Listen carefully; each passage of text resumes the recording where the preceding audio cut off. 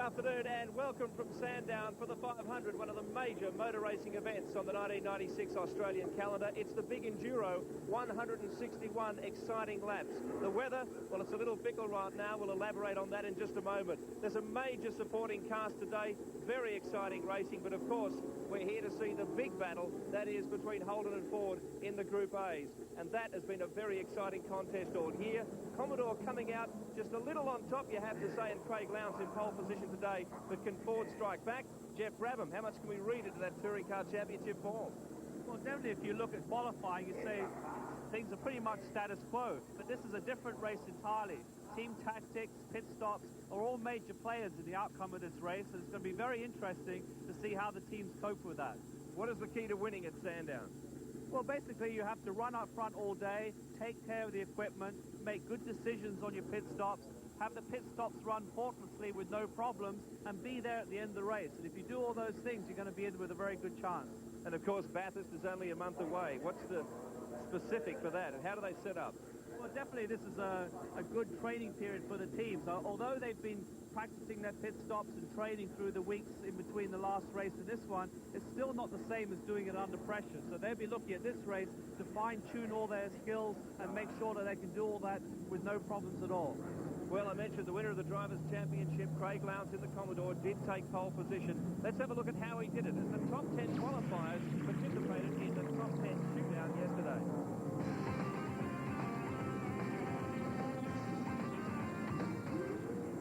This is a brand new race car, having its first race this weekend in the hands of John Bowe and Dick Johnson, defending Sandown winners too, won here last year and the year before. Yeah, and it's interesting, before qualifying started, I thought this team would probably be the least likely to be concerned where they actually start, and there was a rumor that Dick Johnson was going to start and qualify the car, but I see John Bowe's in the car now, so they've obviously thrown that out of the window and they're going for it.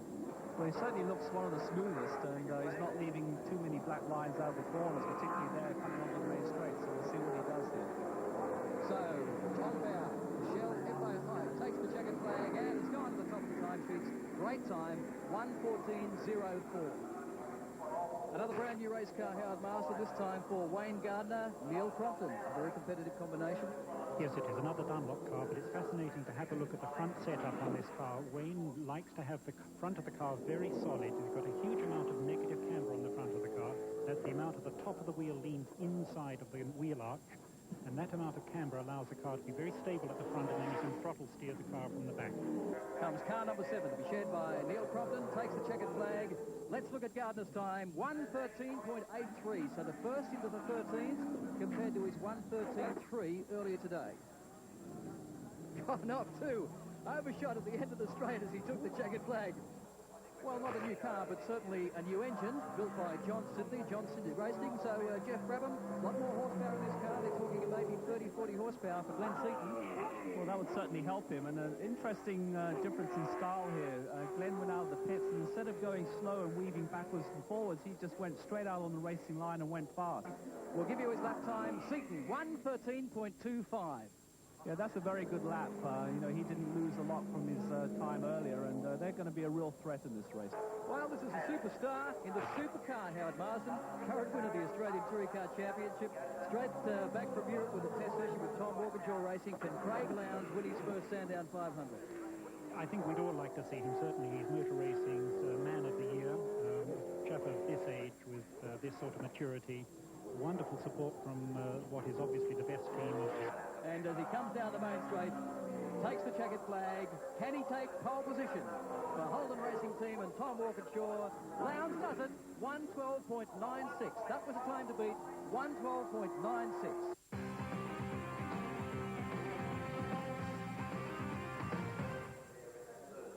Boy wonder, Craig Lowndes does it again. Howard Marsden joins me now. Howard, the factor we haven't talked about yet, but it's going to be very important today, especially in these conditions, tyres. Yes, indeed. Good afternoon. Tyres are going to be very straightforward. If it's dry, all of the experts are saying that it's going to be a Bridgestone race, with Dunlop and Yokohama having some problems, particularly on durability. Now, if we get a wet race, then we've got a situation where we're going to have a choice of tyre rather than the type of tyre. So the choice of tyre is going to be from the pit management, and we're going to watch a very exciting race if it is wet, and I believe it will be wet. Well, tyres are course, a factor when they had that one hot lap yesterday in the shootout. Let's look at the final grid positions. And Howard, any surprises for you? No, at the front of the grid, in fact, with having young Craig Lowndes up there, man of the year, as we've said before, and he and the Holden team are really on a roll this year. Well done to young Seaton, new engine, always works very hard. Interesting, both of these cars are Bridgestone cars. That's the front row there, second, third row now, Perkins and Ingle leading that.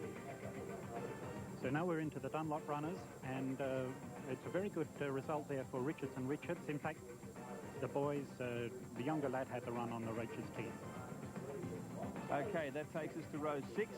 Now, row 7, of course, Brocky had a spin out in qualifying, landed on the beach and did not even make the shootout, but he is still in a strong position there. He is. Peter not so perfect today, but keep out of the rubbish in the first few laps and watch Peter come through and give us all a race. Okay, well, it's warming up here at Sandown. The conditions are good enough for a very big crowd forming up here. We'll be back shortly with some more action for you. Sports Sedans leads the way on the 500 big day.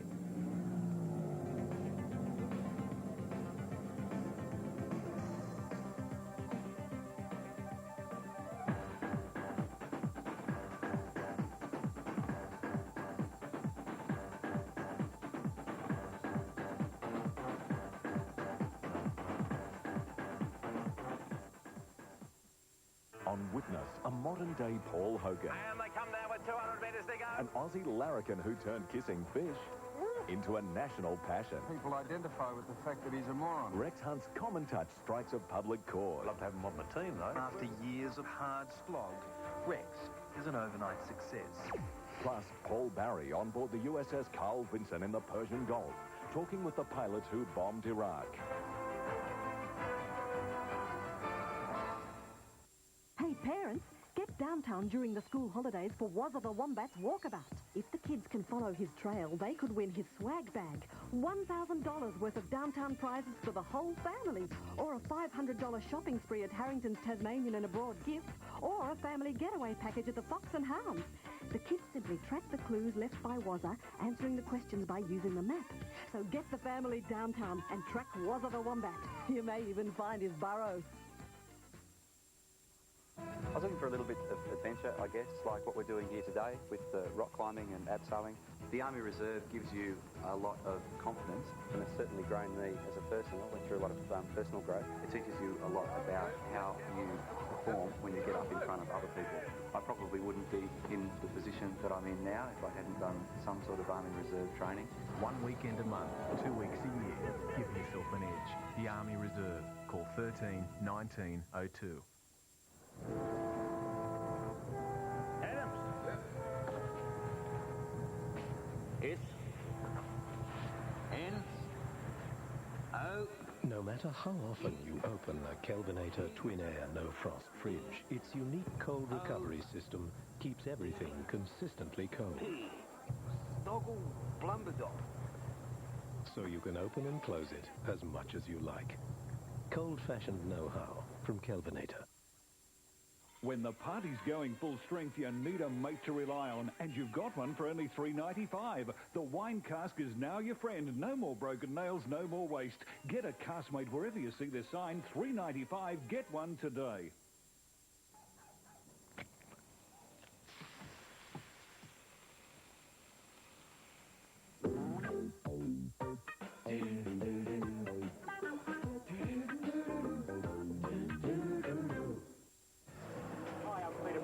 Welcome back to Channel 10's coverage of the Sandown 500. Here's Phil Wood. Thank you, Peter Brock. Of course, a major contender here despite that mishap yesterday in qualifying. It's a big day, of course, the Sandown 500, not just the Group A's. There's Formula 4, the Holden Cup. Sports Sedans is next, though. Let's go to Craig Denyer. Racing in round 3 of the Whitehorse Truck Parts Australian Sports Sedan Championship, and John Briggs with a Honda Prelude well away. Interesting cars in this week's Howard Martin. Yeah, 650 horsepower between 900 and 1100 kilograms, about 2 seconds a lap faster than the Group A boys. Excellent little vehicle. Big brake lock up through there from Danny Osborne as he came down onto the Shell Bridge, but you've got Briggs in the Honda Prelude, leading Kerry Bailey in the Supra, who's running second in the Australian Sports Sedan Championship. Field of 12 cars at this stage. You've got Monterosso in the Ford Escort. Big V8 V8 engine Ford Escort running second, but that's Briggs, the Honda Prelude. A lot of money spent on this car, over 600 horsepower, as you say, and very fast. The size of the cars is now getting important. The Prelude and the Escort smaller cars in the Supras, in the Commodores, these little cars with 650 horsepower seem to be the way to go. Up behind Monte Rosso. An old Ford Escort body, but the brand new engine, it's developing a lot of power, and really has been around a long time, car number 2. We'll follow him around the track. He's been around for a long, long time, Monte Rosso. Comes from South Australia, a mid-mounted Chev 350 engine, top speed of some 290 kilometres per hour, had a Hewland 5-speed transaxle. Body is made up of aluminium, fibre, glass and steel. A car that is struggling to keep Bailey Supra behind him. Yes, that transaxle will just explain. They've got the engine at the front, but the gearbox is at the back across the back axle. That gives better weight transfer between the cars, better balance. Cars are very specialised. Spent around $150,000. And a brake lock up from Monte Rosso. Yes, he's gone off into the stand. Plenty of power trying to drive it out of the standstill. Back on the track. But what happened there, Howard? Came in too deep under brakes. We were mentioning before, the Supra's better under brakes than the Escort, better balance, longer chassis, so Monte Rosso had to push too hard on that occasion. And Monte Rosso now, who unfortunately slid off as we saw earlier, was up to second, now back to third and fighting back. Quick lap time, 1:13.07, so not quite enough, I think, and not enough laps left in this race. And he's only running at about the same speed as the first two runners. He's also having to get through the cars, so I think it's very difficult for him to improve on his third position. 620 horsepower comes from this car. Back with the race winner, John Briggs. 1 lap to go as he crosses the start-finish line here at Sandown. Stopped on the warm-up lap. They had to start the car to get it started, so he had to thread his way through the field, come back to take his position, but didn't miss off the restart. 266 kilometres per hour from the laser technology speed gun down the front straight at Sandown, so they are a very quick motor car now. Yes, that's a police laser unit we're using. Hopefully they don't see those sorts of speeds on the road too often. Well, if they do, you can bet you'd be on a long holiday, courtesy of Her Majesty. But John Briggs now, under the Holden Bridge, back in the Sandown circuit, nice and smooth, threading the car through the S's, comes down towards Dandenong Road corner, turns in nicely, not putting a wheel on. As you said before, the car has been built and around for a long time. Briggs drives it very well. He knows this circuit very well. A good, smooth demonstration of how to win races. So, on their last lap here at Sandown for round 3 of the Whitehorse Truck Class Australian Sports Sedan Championship, if Briggs wins this, he'll continue to lead the series. There's the second place getter, Kerry Bailey in the Supra, as John Briggs takes the checkered flag at Sandown, takes out the Sports Sedan win, does it by some 9 seconds over second place getter Kerry Bailey. Monte Rosso will finish third, Bob Jolly in the Commodore fourth, and Danny Osmond in the little Mazda RX-7 fifth outright. Let's confirm those placings now from the sports sedans. John Briggs first in the number 9, Kerry Bailey, Monte Rosso, Bob Jolly and Chris Clearahan. They were your top 5. After the sedans, of course, we'll have much more action for you from the Sandown 500. The big race day this afternoon, including, after the break, a major announcement for the future of Australian motor racing. Stay with us.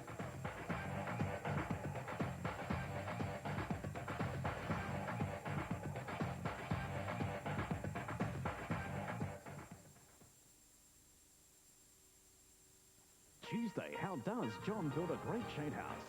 Do you appreciate that? Yeah. Lisa has new renovations to show you. Great, isn't it? Plus, you could win $10,000 worth of prizes in Better Homes and Gardens, 7:30 Tuesday. Just 2 large takeaway pizzas, thanks, Rog. Are they still $13.90, aren't they? Absolutely. Hey, that was quick. They're not yours, but if you phoned ahead, they could have been. Hey, that'll be me now. He's tried diets. 1, 2. He's tried exercise. Now he's about to try a whole new solution. Eddie Murphy is the Nutty Professor.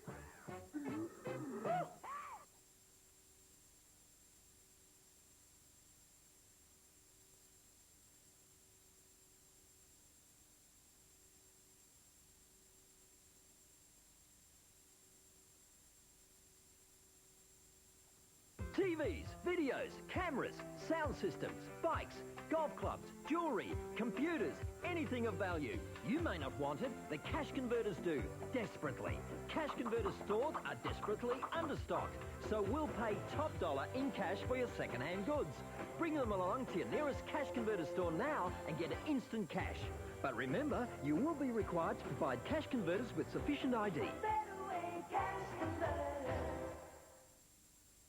Buy tyres, wheels and batteries from Bob Jane T-Marts and pay nothing for not only 1 month or 2 months, 3, 4 or 5 months. You pay absolutely nothing for 6 whole months. No deposit, no charges, no interest at Bob Jane T-Marts. Hurry, offer must end September 28th.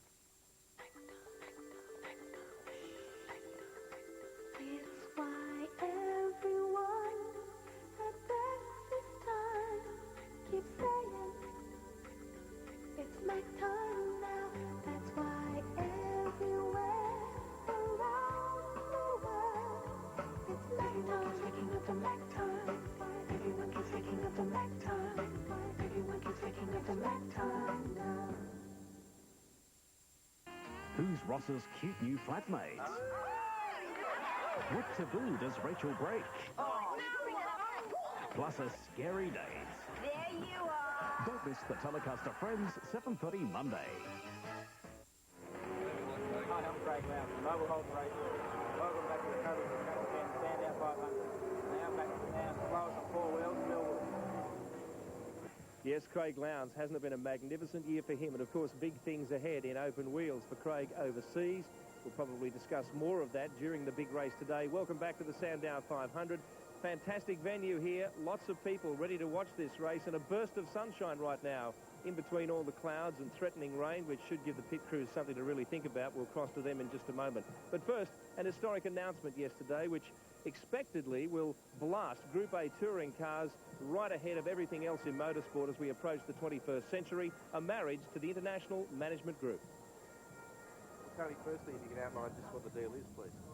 Well, we've formed a joint venture company between the AMSC and TIGA to, and of course IMG, to promote and market Group A touring car racing from the start of the 1997 season. Why IMG involved in touring cars now? Well, we just see it as a natural progression. You know, we've got a lot of motorsport interest throughout the world. We've been very happy with our associationship with the 500cc Bike Grand Prix and, of course, IndyCar Australia. And really, we think Group A is a fantastic product. It's a world-class field of drivers and cars, very well presented. And we always felt the only thing missing was, you know, a complete marketing package for them. And we hope to be able to give them that and take the sport not only throughout Australia, but throughout New Zealand and Asia. What's the first step, Tony? I mean, short-term plans. Short term is to come up with a new look series right across the board for 1997, which will include races in New Zealand and Asia, and a totally revised television arrangement that goes with that. And also, we hope quite a few more marketing dollars for the series.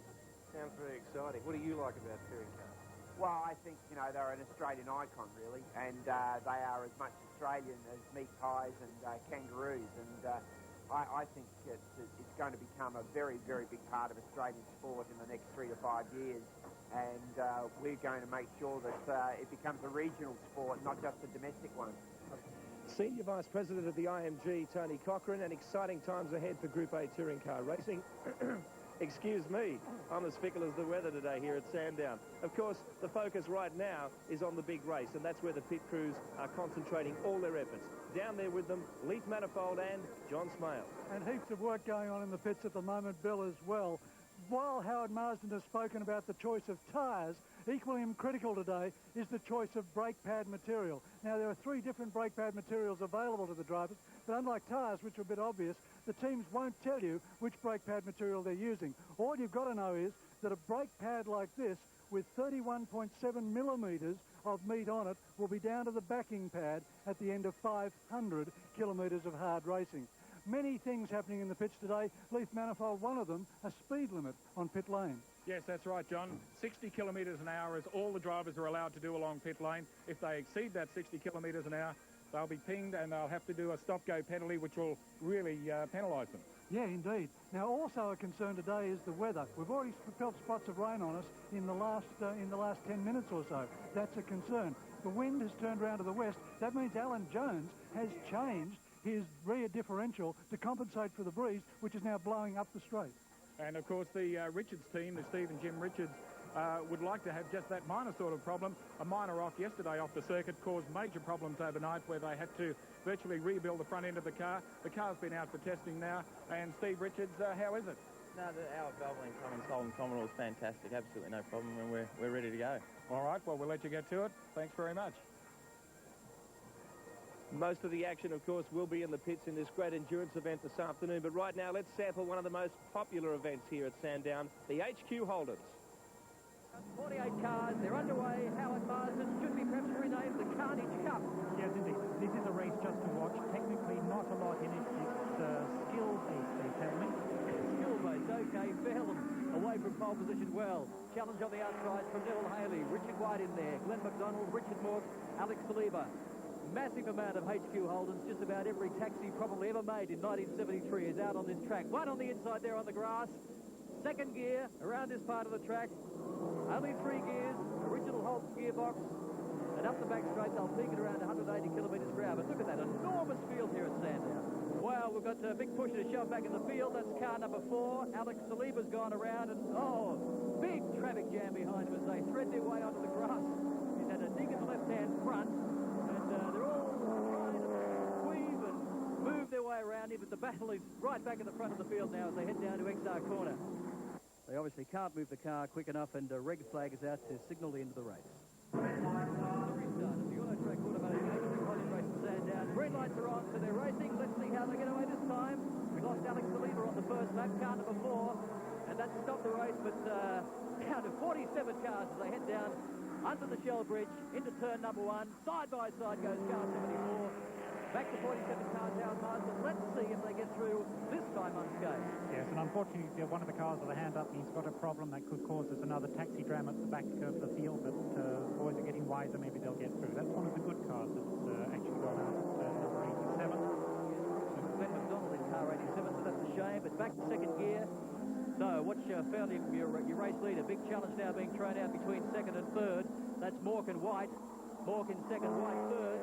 Fairham is the one that's pulled out the gap. He's been leading the club HQ point score. Second in the state series. Been racing HQs for about 6 years. 1, 2, 3, 4, 5, 6. Nothing between certainly second, third, fourth, fifth and sixth as they go through XR. The last lap board now as they cross the start-finish line. Still only 1.2 seconds between Fairham and Mork. Car 77, car 74. The battle for second and third here in the Autotrac Automotive HQ Holden race at Sandown. Really tightening up behind this battle too, Howard. Desperate to try to get in right in the slipstream. Very important. The power's about the same in these cars. If you can get in right behind somebody's boot, then you can maybe pull out and get him just before you get into the braking area at the end of the front straight. Davison leads Fairham in the New South Wales, or I should say the Victorian HQ Championship by 5 points. Preston Haley third and fourth. But Fairham's well and truly got them covered here at Sandown today. Heads up under the Holden sign. This 202 engine screaming at 5,000 revs. A move back further in the field. I think you'll find that's Wood making a challenge on White. And look, down the inside is car number 1. Davison, he's the one we've been saying, watch this man. A great comeback drive. Started in 20th position. Look at him now. Through XR corner they go. Up to 4th position is car number 1, Keith Davidson. Very important to come through this left-hander for them, and we can expect to see them line abreast to try to get across the start-finish line just in one position. So, as they head up towards the main straight for the last time, the Autotrac Automotive HQ Holden race. Full third gear, onto the main straight. They'll rev to just over 6,000 revs, better than 160, 170 Ks, and Fairham takes the checkered flag. Richard Fairham takes the checkered flag from Richard Mork, and it's Wood that's moved into third spot in car 18, David Wood. Davidson, who started back in 20th, moved up to finish 4th outright, and Richard White. And recapping those results there, Fairland from Mork, Wood and Davison, a real crowd favourite here, the HQ Holdens at Sandown. Very, very competitive motorsport. We'll be back after the break. The big 500 is coming up shortly, but soon, the open wheel action. Stay with us.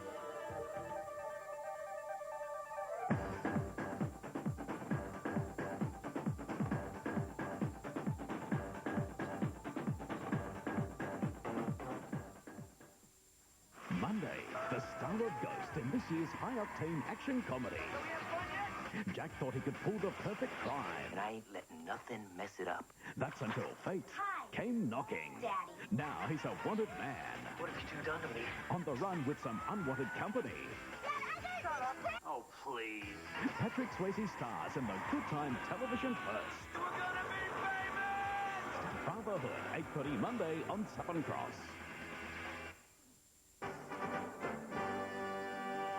Charles I of England was ultimately charged with treason and beheaded, but all his problems started when he disagreed with Parliament about taxation rights.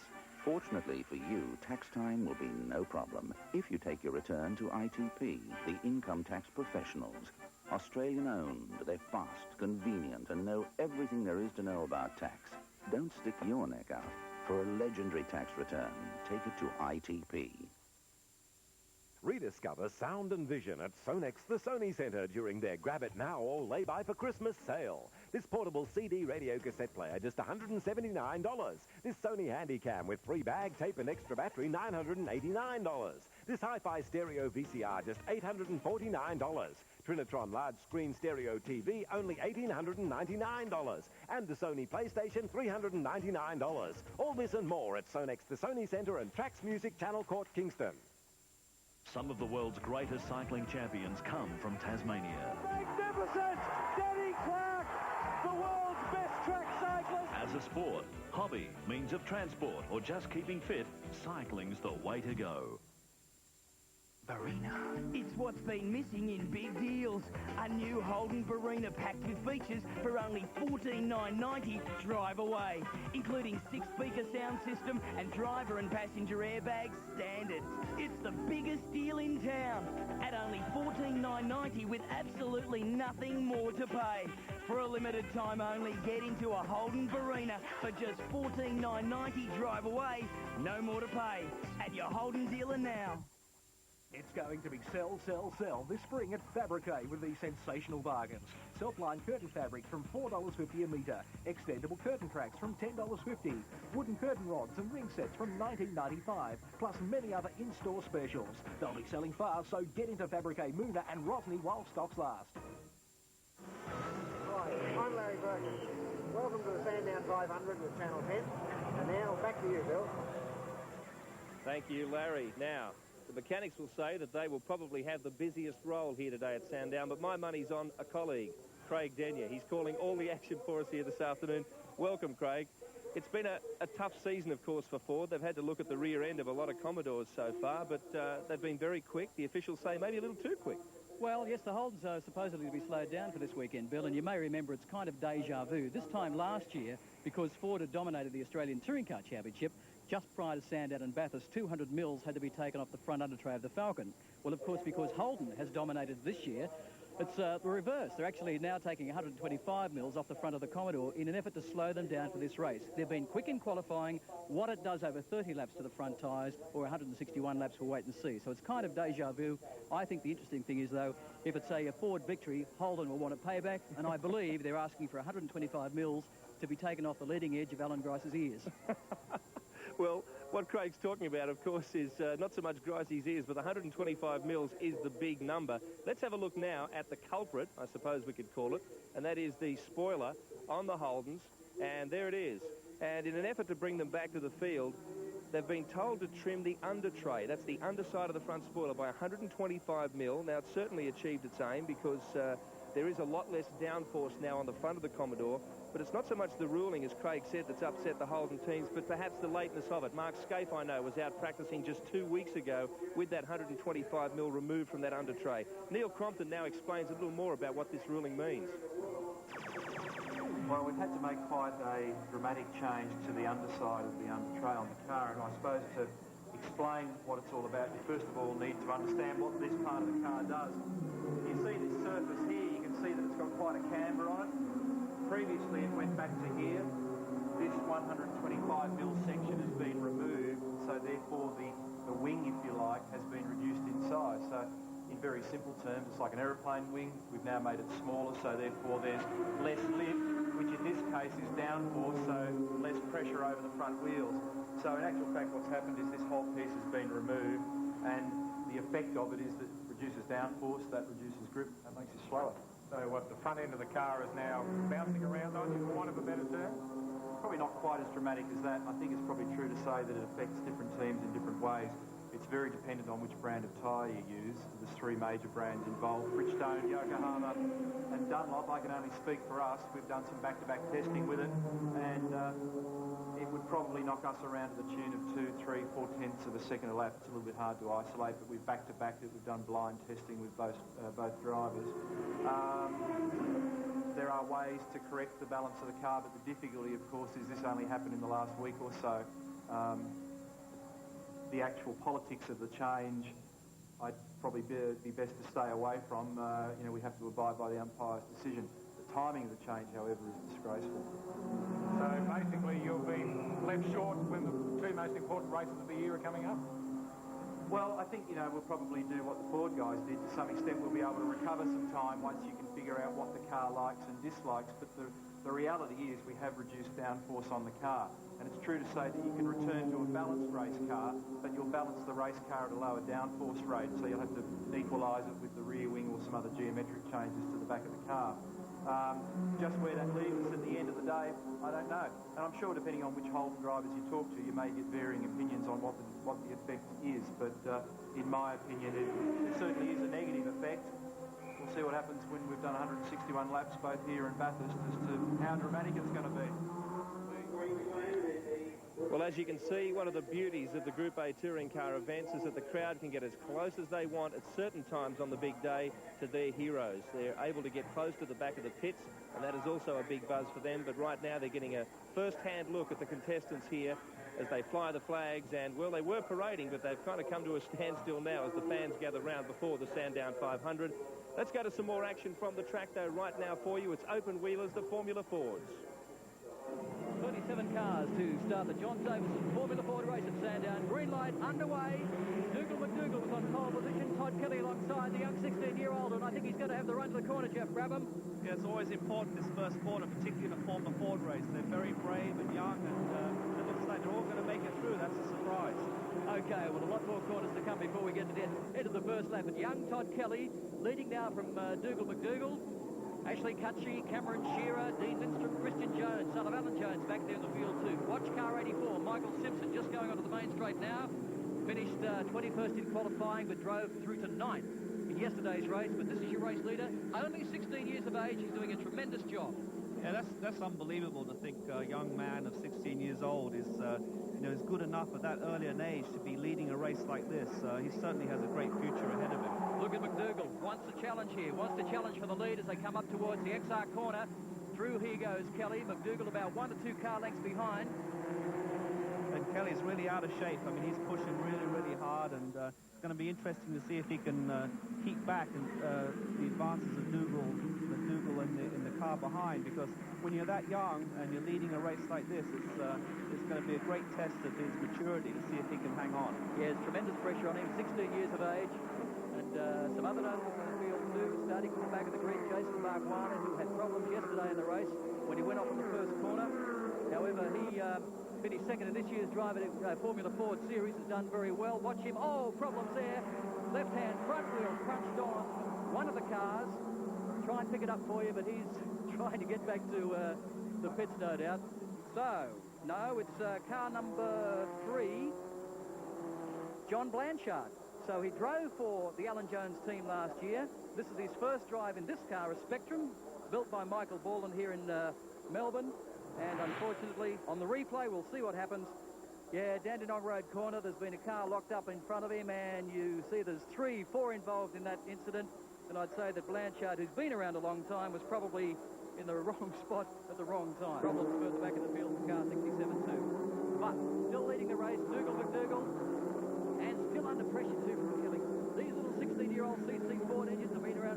time, the original base engines with a Ford Cortina, Ford Escort. They run a 5-speed fuel and transaxle. Can change the gear ratios, but a great category for up-and-comers. And you'll see a lot of Formula One world champions like Ayrton Senna, Nigel Mansell have come out of this category. A great category to progress in from go-kart. So yes, it gives the drivers opportunity to drive a race car that they can change springs, shocks and roll bars, and it starts to give them the learning process that they need as they go on in their careers. And the technical expertise in setting up a race car in the end really makes the difference of whether or not a driver makes a success of his career or not, because if you're fast but you don't have any experience setting up your car, you're always going to be at a disadvantage from somebody who is. So they take the checkered flag here at Sandown for the John Davison Formula Ford Trophy, and McDougall takes the win from Kelly. Cutchy in third spot. Scott Bargwanna, sorry, it's young Greg Ritter who's come through just to take fourth spot. What a great try for him. Bargwanna pushed back to fifth, Macro sixth, Richard seventh, Shearer eighth, Jones ninth, and Zerner rounds out the top 10. Recapping the top 5, McDougall, Kelly, Cutchy, Ritter and Scott Bargwanna, as what's been a very successful Formula Ford series this weekend here at Sandown, and a lot of great talent for the future going on display. We'll be back after the break with the Holden Cup, and stay with us, of course, the big one fast approaching at Sandown.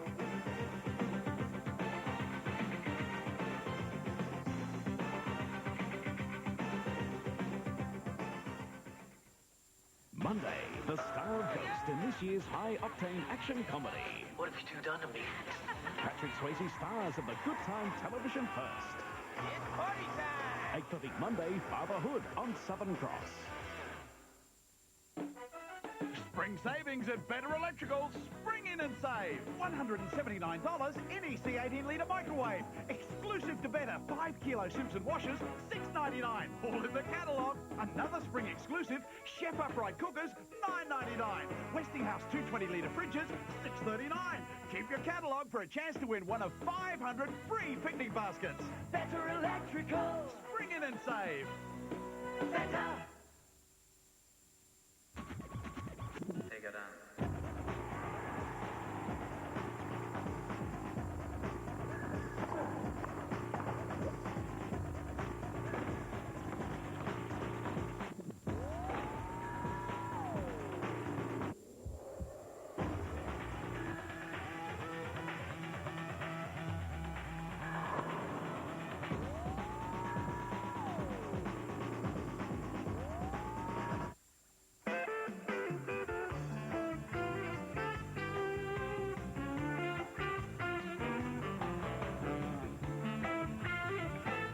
Why should your ears have all the fun? Kahlua, music for your mouth. The Targa Tasmania 1996 official souvenir video is now out. This year's video shows the event from the competitor's viewpoint, a different approach to the one-hour television program. You'll hear what the competitors have to say, see what it's like to compete in Targa Tasmania, the ultimate tarmac rally. 75 minutes of action-packed excitement. This year's video is a must for your collection. Get into Targa Tasmania 1996 and strap yourself in for the ride of your life. Available from these outlets. We've put 30 hot dance hits together to bring you the ultimate mix. Dance Mix 96 with Gloria Estefan and Culture Beat. Corona, Hadaway, Real McCoy. London Beat, Mosaic, Melody MC. The Grid, Angelica, M People. Real to Real, Beverly, Jam and Spoon. Dance Mix 96, the non-stop dance mix, new and only from StarTel. How many times have you seen this around a home? Electricity can kill. These are a real no-no. Use only approved power boards. Install safety switches and keep cords away from curious hands. Don't kid around with electricity.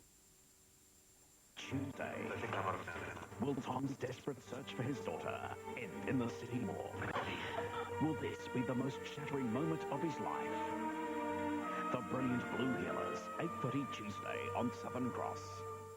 Hi, I'm Tony McLeod from the Castle Fortress. I hope you're enjoying Channel 10's coverage of the Sandown 500. I'll pass you back to Bill Wood.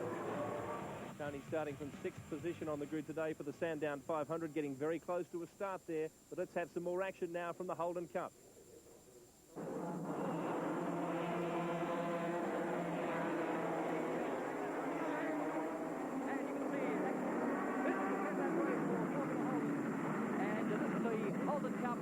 back in the field. As we saw the field get away, but Jeff Brabham looked like plenty of action further back. Yeah, it did. We've had 2 cars come off now already, and we only got round the first corner. But these cars are very difficult when the tyres are cold. 5 laps down now, and again, Bright has a look down the outside of Stokel. Oh, very, very wiggly and wobbly under brakes. Stokel's doing the same, but it's got him covered again. Gee, they're evenly matched. And look now, Bright has a look down the outside of Stokel. Stokel again locks the brake, moves over, forces Bright in behind him. Absolutely. I think what Bright's trying to do is he's just trying to move Stokel out of position, get on the bumps on the inside so he doesn't come off the corner quite as well. He's trying to duck down the inside and get him on the next one. But here's a big challenge here, and I think you might be in a good position here. If he could just get a little bit further up alongside, he'll have the inside running. But I don't think Stokel's going to back off for a minute and doesn't. Once a very impressive performance this weekend, young Paul Stokel, to try and secure a better drive next year in Group A or Super Touring. So it's a very important race to him, even though he won this year's Australian Drivers' Championship for the 3rd time in a row. Mark Scape, of course, also came out of this category and has won this championship 3 times over the years. Very high-tech race cars, carbon fibre. Some of the older cars in the field are running the earlier aluminium chassis. But they'll take the start-finish line now with 4 laps to go. And Bright's got half a car length in front now, so if he can just hold that line. No, he can't quite do it. Stokel's doing a good job under the bumps in the braking area right there and covering his line very well. Gee, how good's Bright. He's really got the car speed, Jeff. He's got the car speed down the straight. Stokel is very defensive in his lines and not giving him an inch. No, that's right, and I'm sure Jason Bright's looking for a good result here to carry that momentum over to the United States when he goes over there. So he's really trying to put on a good show in front of all the fans here, and particularly the 5-litre cars teams, because he doesn't know where his career is going to go right now, and he could easily be back in Australia trying to get a 5-litre ride or a 2-litre ride. So he's really trying to do well right now. Paul Stokel, still your race leader from Jason Bright, hoping to secure an Indy drive at the Gold Coast IndyCar Grand Prix next year is Bright. He's talking to the Derek Walker IndyCar team. Has secured a test in Indy Lights and an IndyCar itself, and hopes, as you mentioned earlier, Jeff, to progress and do very well overseas. Well, his performances, particularly in the oval race, he's on the inside line here. I think he has a very good chance of making the lead here, and here he goes. Yes, look at Jason Bright on the inside of Stokel this time as they cross the start-finish line with 2 laps to go, and Stokel on the outside, right on the inside, and the skill car gets through nicely and worked for that for the last few laps. Stokel comes back at him on the inside. Side by side, they've touched. Yes, both gone. Wow. Well, I think that was a pretty ambitious move by Stokel to try and stick your nose in that particular corner, because there's definitely only one line through there, but certainly a lot of action, and it's a pity that that wasn't the last corner of the race, because we certainly had a good race going there. Well, you wouldn't know they were teammates, would you? I wonder how Malcolm Ramsey, the car owner, feels about this. Well, it's, Bright got a good early move coming down past the start-finish line, was able to get on the inside, got through, but then Stokel came back at him in the next corner. But I think that was a pretty ambitious move, because there certainly wasn't enough room there. Here we go. He just tucks his nose in there, doesn't quite get alongside, and they hook wheels, and around they go. It's like synchronized swimming there. They're both spinning. Well, the interesting thing is that Stokel actually got started again and is still in second spot, but this is your new race leader, Jason Bargwanner, who's done a tremendous job to come through from 3rd to 1st, but Stokel not that far behind him. On the last lap we are. This is Stokel, only 0.7 of a second behind in car number 1. Desperate now to claw back and try and lead this Holden Cup at Sandown. Can he do it? On the last lap. Well, he's probably not quite close enough, so all Bargwanner has to do is cover his line going into the braking areas, and I think he's pretty safe, but Stokel definitely had the fire in his eyes today. He wasn't prepared to lose to anybody, and if he can get close enough, we should see some more action. Down to Ford corner as they go through now. On their last lap, Paul Stokel 2nd, Bargwanner leading, Tate back in 3rd. You can see Adam Kaplan in 4th. Then further back to Stephen Cramp and Darren Edwards. But down towards the Dunlop Bridge for the last time, Bargwanner gets it sideways. Under power as he comes off the main straight one more time. And this will just about be Jason Bargwanner's first Formula Holden win after coming out of Formula Ford, which is really a tremendous achievement. Takes the win from Paul Stokel, Darren Pate 3rd, Adam Kaplan 4th. You'll find Stephen Cramp 5th, Darren Edwards back in 6th spot. Yeah, big day for the Bargwanna brothers, in fact. Stokel there, Bright, Bargwanna third this time, Pate and Cramp. They were your top 5. Of course, the big V8s are revving up and ready for the Sandown 500. We will be too. Join us after the break for the big race.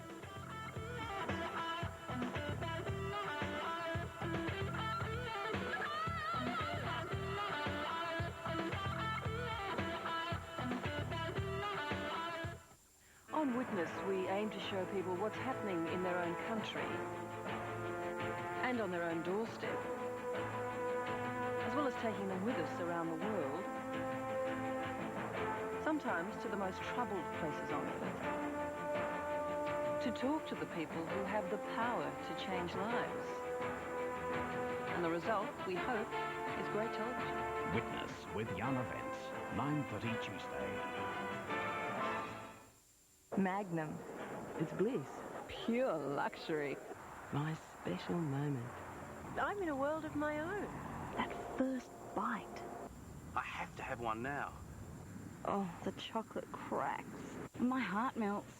Nothing compares to Magnum. Perfection. Ecstasy. Passionate. I felt reckless, really reckless. And now new Honey New Gum Magnum. Yeah, I'm hooked. See Robert Ferguson, your multi-merchant store, for good value and professional service and advice on all your plumbing supplies. Save with the Ram Merino tapware package consisting of bath, basin and shower set. Colour with gold, $379. Colour with chrome, $319. Team them with a stylish Caroma Cameo basin. White, $119. Colour, $139. And a Caroma Sovereign 2000 close couple China compact toilet suite in white, $399. And colour, $499. Robert Ferguson, Darwin Park, Kingston, Launceston, Devonport and Burnie. Introducing the remarkable Fisher-Price Activity Table. Because babies who love to stay busy become toddlers who love to stay busy. The Activity Table from Fisher-Price. When the party's going full strength, you need a mate to rely on, and you've got one for only $3.95. The wine cask is now your friend. No more broken nails, no more waste. Get a caskmate wherever you see the sign. $3.95. Get one today. Another one? Look, I'm really sorry, but I can't serve you. Hey, wait a minute. Yes, this is a bar. Yes, I do sell drinks, but no, listen. You've had enough. And anyway, it's against the law. I could be fined or even lose my license. So no, you can't have another. Sorry, but don't you know? Enough's enough. No more means no more. It's the law. Just remember... Enough's enough! The Responsible Serving of Alcohol program is a Tasmanian Licensing Commission initiative, presented through the Drysdale Institute of TAFE and is made possible with the generous support of these sponsors and Southern Cross Television.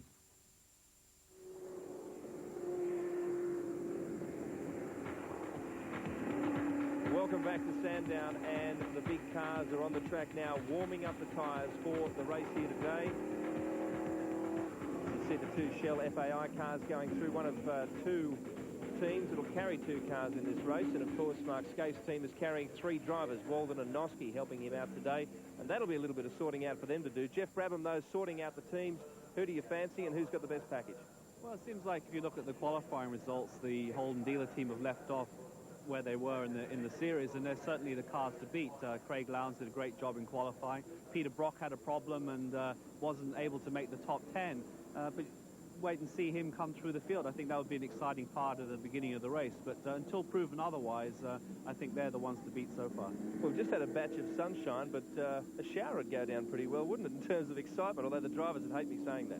Yeah, it's an unusual situation for me. I certainly would be looking at the weather hoping it wouldn't rain, but yes, it would liven it up a lot, and it would make the strategy very difficult for the team managers also, because the difference between this race and some of the other long-distance races is that the main driver is not allowed to do more than 2/3 of the distance. So regardless of where the rain comes in or where the yellows come in, the drivers have to do at least 54 laps to qualify, to make sure that they're not penalized in the race. So if they get out of sync, some of the teams might have to make an unscheduled pit stop right towards the end of the race just to change drivers. In-car camera now, and of course you can tell by the signs on the dash that we're with Peter Brock, and he's just warming up now for the race. And I guess he'd be frustrated by what happened to him yesterday, Jeff, but not too flustered, especially with his experience. Oh, absolutely. I'm sure he's annoyed at himself that, you know, he's been in that position many times before, and he knows he's got a very good car. Thomas Mazira's been driving very well. They've got a very, very strong package. So, you know, all he has to do at the start of the race is make sure he gets through the first corner in one piece, and then slowly pick the guys off up front and haul himself onto the back of the lead group. And we've already had a problem there with someone spinning on the warm-up lap, so maybe caution's been thrown to out the window already. Yeah, well, the second of the pack leader cars there, and well, you've got to hand it to guys like Mazira. I mean, not consistently driving in these Group A cars, coming in for the big endurance races as the second driver, it takes a lot of effort. It does, yeah, but he's been doing quite a bit of testing leading up to this event, and he drove that car last year, so he's very familiar with it. But certainly it is a tough deal because you're not quite as sharp as the guys are running in the car the whole year, and you're expected to be immediately on the pace. And you know, so far he's done a great job, and as I said before, that team's very strong. We just saw going through the Dolman and Cotter team, one of the privateers here, and of course John Faulkner, an outstanding drive to get into the top 10 for this race. That'll be a battle within itself, of course, the privateers. Yeah, it will be, and John Faulkner did a great job. He was consistently in the top 10 throughout the weekend, and if they have a trouble-free run, they could embarrass a lot of the more fancy teams. Inside Mark Larkham's car now. He, of course, is sharing the drive with Cameron McConville. Set up the team in 1994. They had a little bit of problem with the engineering setup at first, but they've rebuilt the car basically and are now growing stronger all the time. So looking forward to a big showing here. There it is, a wide shot of the number 10 car. Presumably Mark Larkham will lead the driving here, although not always guaranteed, I guess, that the lead driver starts the race. Well, pretty much so, because going into the race you have to assume that the guy who's going to start the race is going to finish, so he's going to be doing the bulk of the driving, and you know, everybody's trying to put their best foot forward here, so your best driver mainly would start the race. In some cases, though, it's a pretty close run thing. I mean, you've got Bowen Johnson, you've got some Gardner and Crompton, very experienced teams put together. And those are the ones to watch throughout the race because, you know, as I said before, the middle stint drivers might have to do quite a bit of driving, and the race could easily be won or lost. Inside 2 minutes now before the start of the race. They're settling in on the grid, and I think it's a good time now to go to our commentators, Craig Denyer and Howard Marsden. Thank you, Bill. Well, 31 years tradition in this race at Sandown. Howard Marsden, you pioneered a lot of victories here for Ford. It's a great event and a great spectacle. Yes, it is. And of course, it's the first of the long-distance races, so we're really into gambling now. We're gambling on the skills of the teams, the skills of the driver, the weather, all sorts of other bits and pieces. Let's have a look at how they line up on the grid. Of course, sensational time from young Craig Lowndes and Greg Murphy to put their car on pole position with a 1:12.96. Did go quicker in qualifying, but on pole, and will be certainly the car to beat, the form car at the moment. Second was Glenn Seaton in his new car with the, well, not a new car, but a new engine. Second last year in this race with Alan Grice, another competitive combination. Yeah, and behind that you've then got the Gardner and Crompton Coca-Cola car. They've worked extremely hard from the end of the short distance races to here. They've been out just about every week. Watch these two. Position 5, Larry Perkins, Russell Ingle in the Castrol Commodore, and Tony Longhurst gave his wife Karen a great birthday present yesterday by putting his car in the top 6. Then you got Scape and Walden in the Commodore, Jones and Grice back there in 8th spot. And then we've got Faulkner and Harrington. We've spoken about Faulkner doing such a good job. Harrington, a huge amount of experience, been around for a long time. Romano and Mediki, again, the second of the pack leader team, very strong. The two Richards combinations, son Jim, father Stephen. Watch those two as well. Peter Brock, after bunkering the car in the sand yesterday, back there in 13th spot with Thomas Mazera, Crick and Parsons in the Commodore, Ashby Reid, then Larkham and McConville in the Mitre 10 Ford. Waldock and Park, Playscape Racing, looking strong. Dunsey and Bailey, we're now into the really the second rank of teams now. Some interesting information for them about tyres, which we'll bring you up to date with later on in the race. Dillman and Cotter running for M3 Motorsport in their Commodore, Kendrick and McCarthy all the way from Perth, Steniken and Brown, Conway and Pope, and Pearson Trimboli, of course, two non-starters this weekend. So 22 cars to start this 161-lap race around Sandown. And traditionally, this track has been a car breaker. It certainly has. I think what we should do now is just set the scene. This is really going to be seen as 3 separate races, assuming we get a straight race. Although we've got a problem already with the back end of the Mitre 10 car. Yes, that's the Mark Larkham Cameron McConville car, the Mitre 10 car. We're hoping for a great performance this weekend, and not a pretty sight to see on the warm-up lap. He's looking at the readout that he's got inside the car to try to understand what it is. His kits will be talking to him at the moment. Problems at the back end of the car, we can't help you any more than that at the moment. Might be a blown oil seal, oil line, something like that. Smoke is, yeah, still lightly coming out the back of the car. You can see the cars weaving across to try and warm up the tyres. Cold day in Melbourne. Tyres are critical factor, as we've spoken about so many times. And what about the first 2 or 3 laps, Howard? First 2 or 3 laps, basically the intelligent drivers will be keeping out of trouble. The smart people, like Brock has been saying, it's the last 10 laps that are important, not the first 10 laps. So the blokes right at the front will go hard, get out of the way. People like Brock, who are coming from position 13, got to work cleverly to keep out of trouble. Remember last year on pole position, Craig Lowndes, desperate to lead the race, went off when chasing Glenn Seaton, made a challenge for the lead on lap 7. And again, that shows that perhaps since that time, Craig's matured an enormous amount. Yeah, it's only 1 year in days, but I think it's about 10 years in racing experience. Well, there you go. The Mark Larkin Mitre 10 Falcon into the pits. Sorry sight, and hopefully it's not a major problem, and they'll rejoin, obviously, from the back of the field. If I had to make a guess at the moment, I'd be looking for the transmission or an oil line that's let go and running oil smoke back through the underneath of the vehicle. Leaf Manifold is in the pits with all the action. Yes, they're looking under the bonnet. They're underneath the car. They're under the back of the car. They're looking to find out where the smoke is coming from. It's billowing out from under the front of the car, under the bonnet somewhere, so something's obviously come astray underneath. They'll be working furiously to try and get it ready to get it back on track before the start. Quite a competitive combination too, Mark Larkham. Young Cameron McConville, been doing a great job this year in production car racing, driving a Porsche, and was looking forward to a competitive Group A drive. Drove at Bathurst some years ago with the Dick Johnson team. This is not necessarily the end of the line for these people. They can actually join from the back of the grid off the pit lane if they can find a problem, find it quickly. Okay, stand by for the start. 161 laps around Sandown for the Sandown 500. Lights are green, they're away, and it looks like Lowndes has got the jump. You can see you've got Bow starting in Johnson's car on the outside. Can Lowndes make the run down to turn 1? Gardner's having a look. Lowndes is through. Perkins is second. Gardner, Johnson, back through the field. You can see that Stephen Johnson's there off the edge in his car. But safely through turn 1, coming up to NGK quarter now. It's Craig Lowndes in car number 1, leading Larry Perkins, Gardner, Tony Longhurst. Then you've got Scaife. Further back in the field, the 2 pack leader cars. Privateers coming through there too. But look at this man, the superstar in the supercar. Lowndes is going to have to be passed to have anybody else win this race. He's either got lightning fast reactions or he actually jumped that start. All right, well, watch that, Howard Marsden. Larry Perkins, very happy with his start too. He's come from further back on the grid, qualified, I think, 5th spot. So a great start for Larry Perkins, but car number 1, the car being driven by the man that has won this year's Australian Touring Car Championship, has been the form driver all year, and that form certainly has continued this weekend. Young and confident already. He's bouncing the car off the curbs. He's locking wheels and tyres at the moment. It would seem to me that the instructions from the team is go out and win from the front, hurt the car if you have to. Let's see what's valuable that we have to change between now and Bathurst if necessary. Watch this man. Peter Brock started from grid 13 after putting the car in the sand, and he's following the Altair Commodore of Crick and Parsons, so we'll watch him because no doubt about Brock will have the car speed to thread his way through the field. How quickly he does it remains to be seen. Indeed, and very carefully you'll see that he takes his time and he'll just knock them off one at a time, not get himself into trouble, look after his car and come through to the leading group. So Brock still back in 13th spot, hasn't made up any places yet. You see the 2 pack leader cars come through running 1, 2. And Stephen Johnson with Charlie O'Brien further back in the field.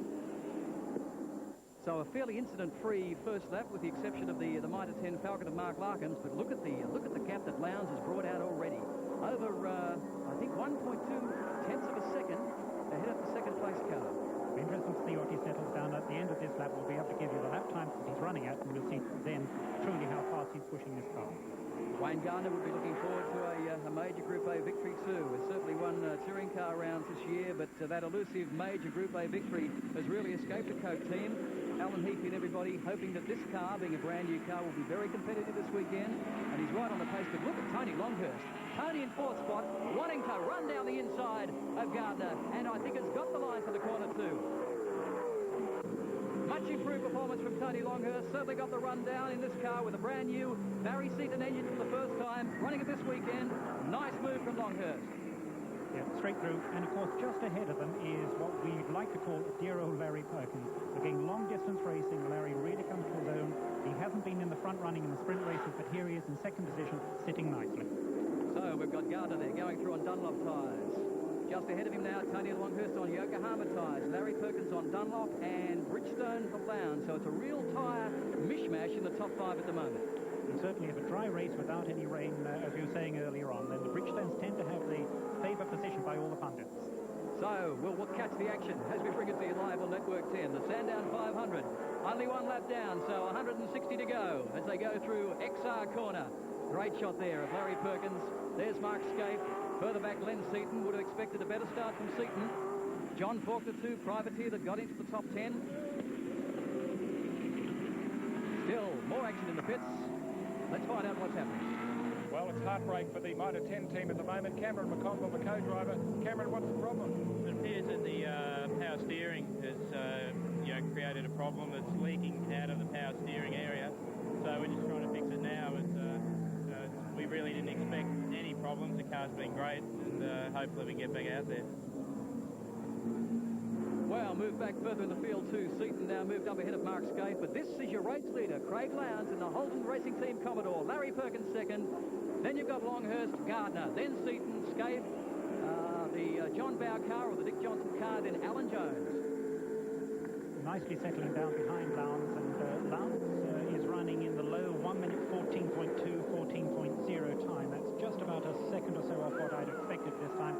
That's certainly very fast for a long-distance race. And of course, they're carrying a full load of fuel, 120 litres in these cars. That obviously must change the handling in the early stages of the race. Yes, it does. And again, lots of instructions. Don't be silly. Push hard by all means, but don't be silly. Keep it within range, let's put it that way. Alan Jones in the pack leader car 301. I think it was Jonesy that actually spun on the warm-up lap, so he's got the bit between the teeth too. And look at Longhurst now in car 25. It's the Castrol Falcon versus Larry Perkins in the Castrol Commodore. Watch these two. Gardner not far behind. And then you'll find it's Glenn Seaton, then Mark Scape, then John Bow, and Alan Jones. Team mate Paul Romano to the Jones team there. Faulkner and Stephen Richards. And Jim also now well and truly up into the top 11. Larry managed to hold out Longhurst there, but I think Longhurst is hungry.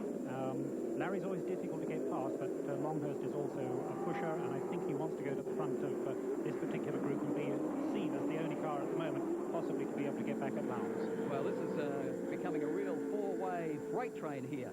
Larry Perkins in car 11. You may remember won Bathurst last year from last to first with Russell Ingall in a tremendous drive. Now, look at Gardner having a look at the outside and the Tony Longhurst as they go up the back part of the circuit. They'll touch 250 Ks up here. Longhurst has got the wheels on the ripple strip on the inside and on the outside. Seaton hard under brakes behind the Commodore of Gardner's. Nothing between these four, Harron. Of course, all this is letting Lowndes get away.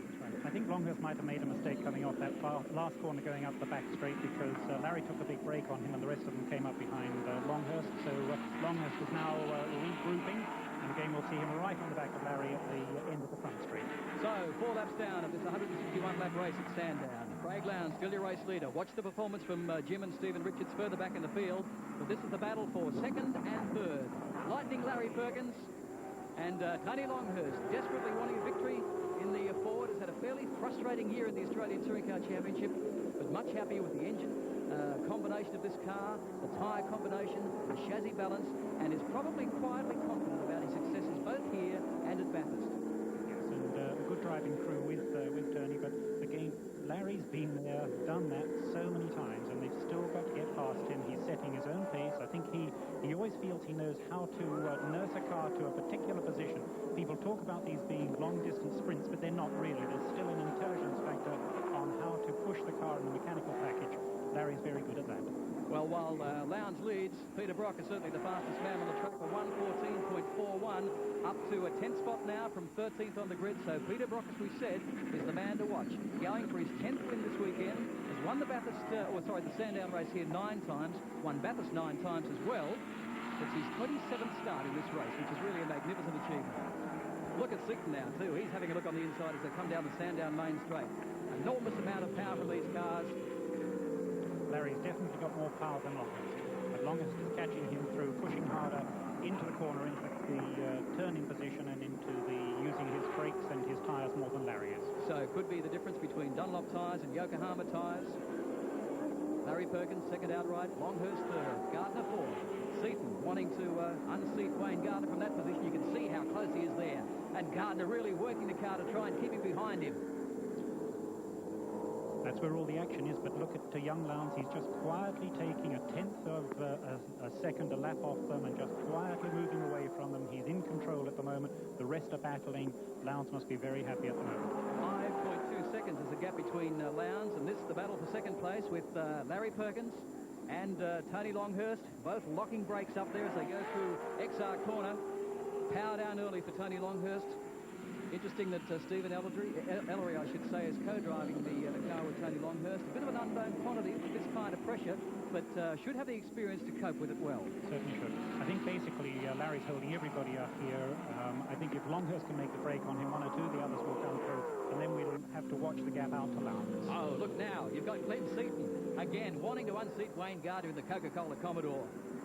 Obviously, Seaton's got more car speed than the Commodore. Has a look down the inside, but Gardner, no, just shuts the door. Forces Seaton up on the ripple strips on the inside and says, no, you've got to wait another lap at least, Glenn. Still a battle for second and third. The two Castrol cars, Commodore versus Ford. Then you go back to Commodore and Ford again, Commodore and Ford again, and then Ford again. So there's nothing wrong with a parity in this mob, Howard Marsden. They've been talking parity over the weekend. We've brought you a little bit of information about that. The cars were unsettled, the Commodores, when they made their change just recently, but they've learned how to overcome it with tuning of the suspension of the car, because they've got slightly less downforce at the front of the vehicle. Therefore, they've changed spring rates to make sure the car balance is better now. And as you can see, the results are very equal. So, there's your race leader. Craig Lowndes, car number one. Will, as he winds up onto the main straight, 600 horsepower out of these cars. They'll pull 240 Ks in front of the grandstand. Enormous speed, enormous power. And we'll try and bring you the speed from the Laser Technology speed gun. Lowndes is doing a very good job. He's 243 kilometres per hour. 243 kilometres per hour, so just under 250 Ks. Apologies for that. Lowndes is sitting on 1 minute 14.2, 1 minute 14.3. Very reliable, very regular. He's doing exactly what he's told. So this is still the battle for second place, but look further back. You can see that Glenn Seaton has taken Wayne Gardner. So first, second, third, and Seaton's moved into fourth spot now. Push Gardner back to fifth. This is the battle for second place. Larry Perkins doing a tremendous job. Russell Ingall, his co-driver, also vastly experienced, ran his own car for the Perkins team in the Touring Car Championship this year. They finished, I think it was 5th and 6th in the title, and were 6th and 7th, so they finished well and truly in the top 10, I should say. Longhurst by now is getting a bit frustrated with Larry, because Larry's got too much power up and down these long straights at Sandown. And I hope that Longhurst doesn't feel that he's getting pressured in turn from Glenn, who'll be more aggressive than Wayne Gardner was behind him, and start to have a bit of metal touching. Hope that doesn't happen, but a bit of frustration in trying to get past Larry. Well, Seaton now climbing up onto the back of Longhurst's car, so we'll watch these over the next few laps as well, because this appears where the race battle is going to be. The battle for second, third, fourth and fifth. Peter Brock has now moved up to 9th spot, 13th on the grid. Joining this fray too is John Bowe in the Dick Johnson car, and Alan Jones right on the back of him. What a tremendous first few laps for a long-distance race. Mitre 10 at last have got their car out and running. Yes, that's the Mark Larkham Cameron McConville car, carrying one of our in-car cameras, so back out on the track after a power steering failure. Bad luck on the warm-up lap for that to happen to this car. Looking forward to a much more competitive run this weekend. Hopefully their luck will be a little better at bats. They've lost about 9 laps now, so all that they can do now, they can't get back into the results of this race, but they can use it to really learn the car fully for Bathurst. See Kevin Waldock's Komatsu Falcon just in front of the Mitre 10 car, but as you say, 9 laps down, big job to do, so they'll probably use this as a test session for Bathurst. 10 laps down of 161 laps, and look at Seaton, the man on the move. He's taken Longhurst, and now up behind the Castrol Commodore of Larry Perkins. So certainly Seaton's got plenty of car speed. 1:14.4 is now the fastest man on the track. He's actually gone 0.2 of a second faster than Lowndes on that last lap. So where Longhurst couldn't take out Larry, it'll be interesting to see if Glenn can get things together and move ahead. And again, as we keep talking, throw a challenge up to Lowndes. who's now out by some 12 seconds. So, this is the battle now for second and third. Larry Perkins and Glenn Seaton. Commodore against Ford. Ford again, Commodore. Two Falcons there. The battle between John Bowe, Alan Jones, also under watch further back. Mark Scape sitting in there quietly in his car. Qualified in the top 10, but very competitive driver, particularly over a long distance. Now, for the first time, starting to get into the back markers. Of course, this can always make a difference to a long-distance race. Very cleanly through there, but you're going to see these slower cars being lapped maybe up to 10 times during the race meeting. Very great pressure on these very clever drivers to be able to put their laps together and also be able to get around those back markers. And you can see there, coming through, that's car 14 being pushed wide. Certainly problems there for Malcolm Steniken, but he moved over, gave them plenty of room as all the fast boys came through. But look how quick Glenn Seaton is. He's right up now on the back of Larry Perkins. A lap or two, and one would expect out. He's got the car speed to make a move. Yes, he's certainly got the air spring now, and what's the power difference between Seaton and Perkins we're about to find out. Still the fastest man on the track, a 1:14.8, and not quite as fast as Peter Brock, who's still working his way through the top 10. Larry's got a very strong engine there. He's still being able to see off young Seaton, even though Seaton was in behind him on a draft. So Larry's a very fast chicane for these people. I did notice that he's starting to slide more than he was earlier on. A combination of having to keep into the car possibly harder than he wants to, plus the tyres already getting just a little bit hot. You can see just further back in the field that Alan Jones has actually taken John Bowe now, so he's moved up into the top 7. But this is still a battle for second, third and fourth. Glenn Seaton running a new John Sidney racing engine, claiming some 630 horsepower. Interestingly enough that Larry Perkins, and look now, Brock down the outside of John Bowe. And Brock moves one spot further up now to 8th spot after 13th on the grid. A man on a mission wants his 10th win, and look at that. Beautiful move on the inside of Miles Pope and Mike Conway's Commodore. I've never seen Brock sit lower in a car than he is in this particular vehicle, and also a great deal of professionalism there from John Bowe. He knew Brock had got him, no trouble, let him through, live to fight another day. So 11 laps down, and Brock has moved in 11 laps from 13 to 8th spot, which is really a tremendous drive, chasing his 10th win here out of 27 starts, and without a doubt has been the most successful touring car driver at Sandown and of course Bathurst, and very competitive. He's certainly got a lot of car speed, while Lowndes may well have won the championship. Now you're riding with Peter Brock. While Lowndes may well have won the championship, Brock has certainly had the speed all year, perhaps not the luck. Second gear through here. They'll hit third on the exit. Fourth. Fifth gear. Sixth up the back of the straight. Car almost on the rev limiter as they come up under Holden Bridge. Hard on brakes. Back to fifth. Nice and bumpy through this section. Hard on the brakes again. Back to second through here. Up to third gear. Fourth gear. Hard on the brakes again. Back to second. 100 kilometres an hour through here. Exits here at 120 k's. Third gear. Fourth gear. Fifth gear.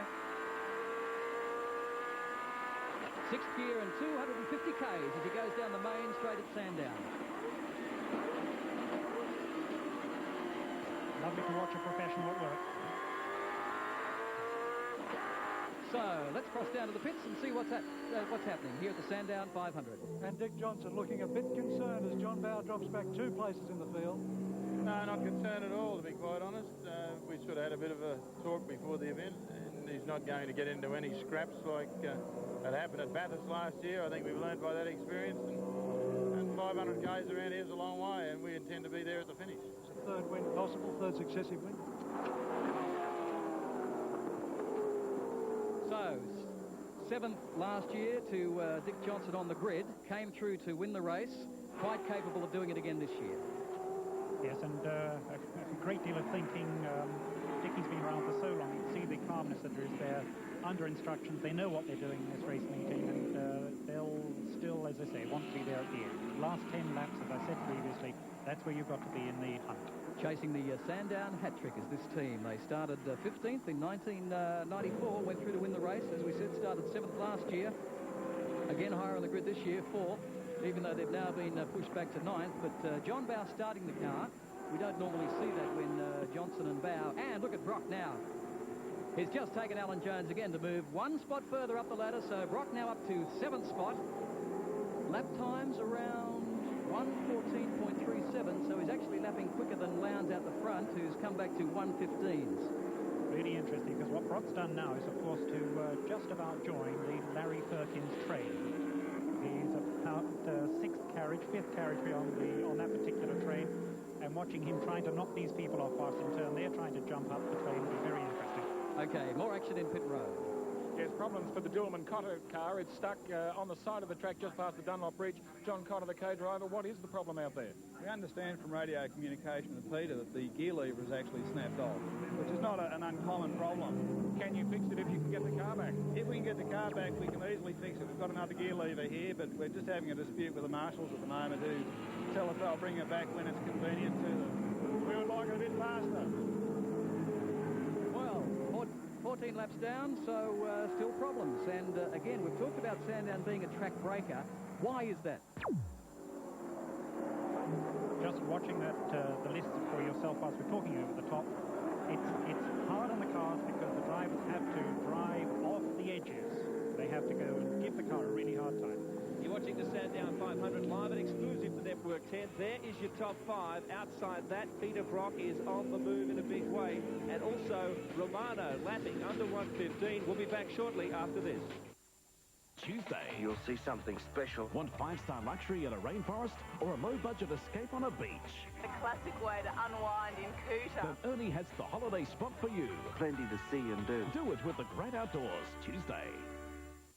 Rediscover sound and vision at Sonex, the Sony Centre, during their Grab It Now or Lay By for Christmas sale. This portable CD radio cassette player, just $179. This Sony Handycam with free bag, tape and extra battery, $989. This hi-fi stereo VCR, just $849. Trinitron large screen stereo TV, only $1,899. And the Sony PlayStation, $399. All this and more at Sonex, the Sony Centre and Trax Music Channel Court, Kingston. The Old Bakery in York Street, Launceston offers superb refurbished colonial city accommodation and delicious restaurant meals for both the business traveller or holiday maker. Special winter and corporate rates now available. Enjoy the best of colonial or en-suite accommodation. The Old Bakery Inn. Some of the world's greatest cycling champions come from Tasmania. Magnificent! Danny Clark, the world's best track cyclist! As a sport, hobby, means of transport, or just keeping fit, cycling's the way to go. Charles I of England was ultimately charged with treason and beheaded, but all his problems started when he disagreed with Parliament about taxation rights. Fortunately for you, tax time will be no problem if you take your return to ITP, the Income Tax Professionals. Australian-owned, they're fast, convenient, and know everything there is to know about tax. Don't stick your neck out. For a legendary tax return, take it to ITP. When I first heard the news, I was terrified. I went down to casualty and we just had to wait. I was frightened we were going to lose him.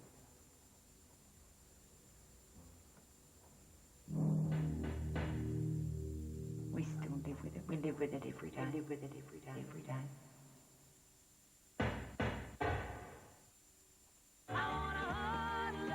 They astonished you with their debut album. Now Vicar and Linda return with their brilliant follow-up album, Princess Taboo.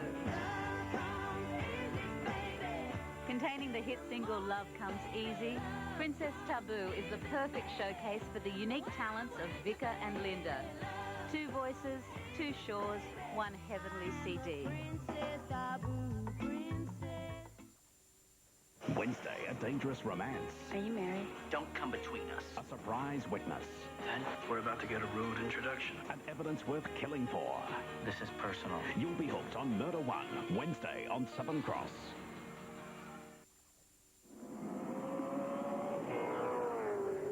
Welcome back. You're watching the Sandown 500 live and exclusive on Network 10. Craig Lowndes, Australian Touring Car Champion. Daylight second. Craig Denyer. Long way to go, however. Yes, and remember, of course, this time last year when Lowndes put it on pole, got through the first 7 laps, making a challenge on Glenn Seaton put it on, we're into the sand. But of course, Howard Marsden, 17 laps down. No sign of this time around. No, he's, as we said before, he's come on a long way. He's running to regulations. The pace has actually dropped a little bit. They're now in the high 14 seconds, whereas before we saw them in the low 14 seconds, settling down the whole race. There's some changes behind Lowndes, though, that's interesting. Yeah, Perkins still running second. Seaton has now moved into third spot. Brock into fourth, Scaife fifth, and Alan Jones into the top six now. So we've still got the battle between two Commodores up the front, then a Ford, then a Commodore, then two Fords. So still a Ford versus Holden battle at Sandown, really alive and well at the 1996 Sandown 500. Here you can see the battle between Seaton and Perkins, second and third. Brock not far behind too. Scaife there, Alan Jones, Tony Longhurst, Gardner in car 7 further back. Then you'll find it's young Paul Romano who's doing a great job too in the pack leader car, the second of the Alan Jones team cars. But this is the battle for second and third, a car length between them. And Peter Brock about another car length back again. And Seaton's very concerned now. He must get past Perkins somehow or other because he can see that Brock has come all the way through. His pits will tell him who it is, and he really does want to stay ahead of Brock. So, still not a new lap record at Sandown. May see that later on the race as the fuel load comes down a little bit. Mark Scaife goes through. Then it's John Bow. That's Paul Romano in car 201. Young guy in his early 20s having his first major Group A drive. Finished sixth last year, of course, in his own privateer Commodore, which was a tremendous effort. It was picked up by Alan Jones at the start of the year and doing very well. Interesting to see that Longhurst, who we saw pushing very hard in the first 10 laps of the race, has decided to settle back and let one or two people through on him. So although Craig Lowndes leads the race by 11 seconds, there's only 16 seconds between the top 10. So there's nothing between them. And this battle for second, third and fourth, what's this doing to tyres, Howard? Well, we'll start to see, we're now into about 19 laps. I would say in about 25 laps, we'll start to see the difference between the various makes of the tyres. And I believe already one of the reasons why Brock's been able to push through so very hard is the Bridgestones work very well. The big difference between the Bridgestone and the other two tyres, Yokohama and Dunlop, is in fact the way in which the car will turn into a corner in that first part of the corner. All checking has found that that's where they've got the particular speed. It works very well on the front of the Holden, and that's one of the reasons why you'll see Brock is able to brake and turn in and possibly pass cars under those conditions. Big battle between horsepower here too. And you can see Brock still closing on Glenn Seaton. Larry Perkins claiming 580. Glenn Seaton claiming 630. Although Larry says, well, at least mine are Clydesdales. These might be Shetland ponies for all I know. I think Larry goes along the lines of Rolls-Royce. Sufficient. Riding with Peter Brock now. 9-time Sandown winner. Desperately wants 10. Is it going to be this year? On his form, it could well be. Coming through the field. Great drive from 13th to 4th. And still lapping in low 15s. Lowndes not that far ahead of him. About probably 6 or 7 seconds now. Working the back of Glenn Seaton's Ford credit car. And there you see what I mean about Brock's car being able to brake and turn into that corner faster than the cars ahead of him. So if they weren't balking, he would have come through far faster than that. Look at Brock now, down the inside of Seaton. Can't quite do it. Seaton chops him off. These two touched here in the wet. And, of course, Brock went off earlier this year. No sign of that time, though. Again up the back straight. They'll reach 7,500 revs. That's what these 5-litre V8 engines are limited to. Very tricky part of the track here. Unsettles the car. You can see the off camber. The track runs off to the right-hand side. Very bumpy. And again, great shots there of Brock coming in underneath the other two on brakes and on turn-in. The car's very crisp at the front end. So this is the battle for second, third, fourth and fifth. Scaife now closing too. Alan Jones not that far behind. John Smales. Howard Marsden's discussion on tyres really holding up with me is Jeff Gretsch from Holden Racing Team. Now, Jeff, the new modifications to the front end of the Holden are causing you problems. Not a major problem. It's just that they have noticed understeer creeping into the cars. So we've just told them to be careful and just ease off a little bit. And hopefully it won't get any worse at this stage. Which of the two cars is giving you the most problem? Well, both the cars, really. They're set up very much the same, and they're both commenting there is slight understeer. So we're just telling them to keep an eye on it, and if it gets any worse, they may have to ease off the pace. All right, back on the main straight. You're riding with Peter Brock. Len Seaton just in front of him. Great in-car shot too of Peter Brock. Looking in the rear vision mirror. Goes back to second gear through here, third gear, I should say. And closes up behind Seaton's car. Short run into third. Back to second through here. Larry Perkins. Then it's Seaton. Then it's Brock. Then it's Scaife. Then it's Jones. Less than 2 seconds between this battle here from second right through to seventh. I think Larry Perkins is doing a grand job for Channel 10. He's keeping all of these cars together and putting on a great spectacle for us. On a big retainer this weekend, no doubt Larry Perkins doing a tremendous job. Look at the car speed of Glenn Seaton, though. Pit stops, we believe, are going to happen from some lap 55 on. That'll be interesting because the co-drivers will then be stepping in the cars. But Larry Perkins, a busy man, eyes on the rear vision mirror all the time, and the road ahead of him. What sort of pressure is he under? Larry's very good under these conditions. In fact, I found he's always better when cars are following him. When he's actually chasing somebody, he has been known to take a few too many risks on occasions and has really been a bit of a pusher. But under these conditions, got the widest car on the track today. It's a long way to get around Larry Perkins to get in and get him off the corners. Great shot of the laser technology speed gun down the main straight here at Sandown. You can see the grandstand on your left. 245 Ks for Larry Perkins. So time still sitting around the mid-15s. No real change, but look at the battle here. Second, third, fourth, fifth, sixth, seventh, and eighth. Lowndes has gone out to a 13-second gap, but less than 2 seconds between just about the rest of the field, right down to Paul Romano. Here's the next chance for the train to be broken up. We're coming up against another back marker. Not everybody's going to take him before the left-hander off the end of the straight. So you've got to watch the rear vision mirror behind, watch the back markers ahead, change gears, keep your eye on the tacho, and stay on the road all at the same time. And Larry Perkins has been doing that now very effectively to hold Seaton behind him. Seaton appears to have the horsepower, as you mentioned before. Perkins appears to have a good chassis balance. And Peter Brock now not being able to take advantage of the great, see there, we're coming up behind one of the slower cars, and he moved over, gave them plenty of room. But Peter Brock now caught up in this battle, can't quite get past. Now, everybody's saying it's a long-distance race and settle down and do it properly, but the adrenaline that's pumping out there means they'd rather get some fresh air, they'd rather get out and have a clean space, as has young Lowndes, so that they can run their own race and look after the car. At the moment, they're all having to hurt their car a little bit more than they'd like to. Peter Brock co-driving with Thomas Mazzera, who of course was one of the lead drivers for the Holden Racing team for many years. Larry Perkins co-driving with Russell Ingall, Glenn Seaton with David Parsons. Seaton, of course, led Bathurst until the final 9 laps last year when a valve spring broke and absolutely devastated him. As a result of that, he's changed his engine builders for this year, and certainly the car has got the grunt. Yes, it has. One of the differences here is that Lowndes is running at 1 minute 15.0 and Perkins is running at 1:15.6, so about half a second a lap between the two. Lowndes just continues to pull away from the Perkins train, and that's where the frustration is to the people behind.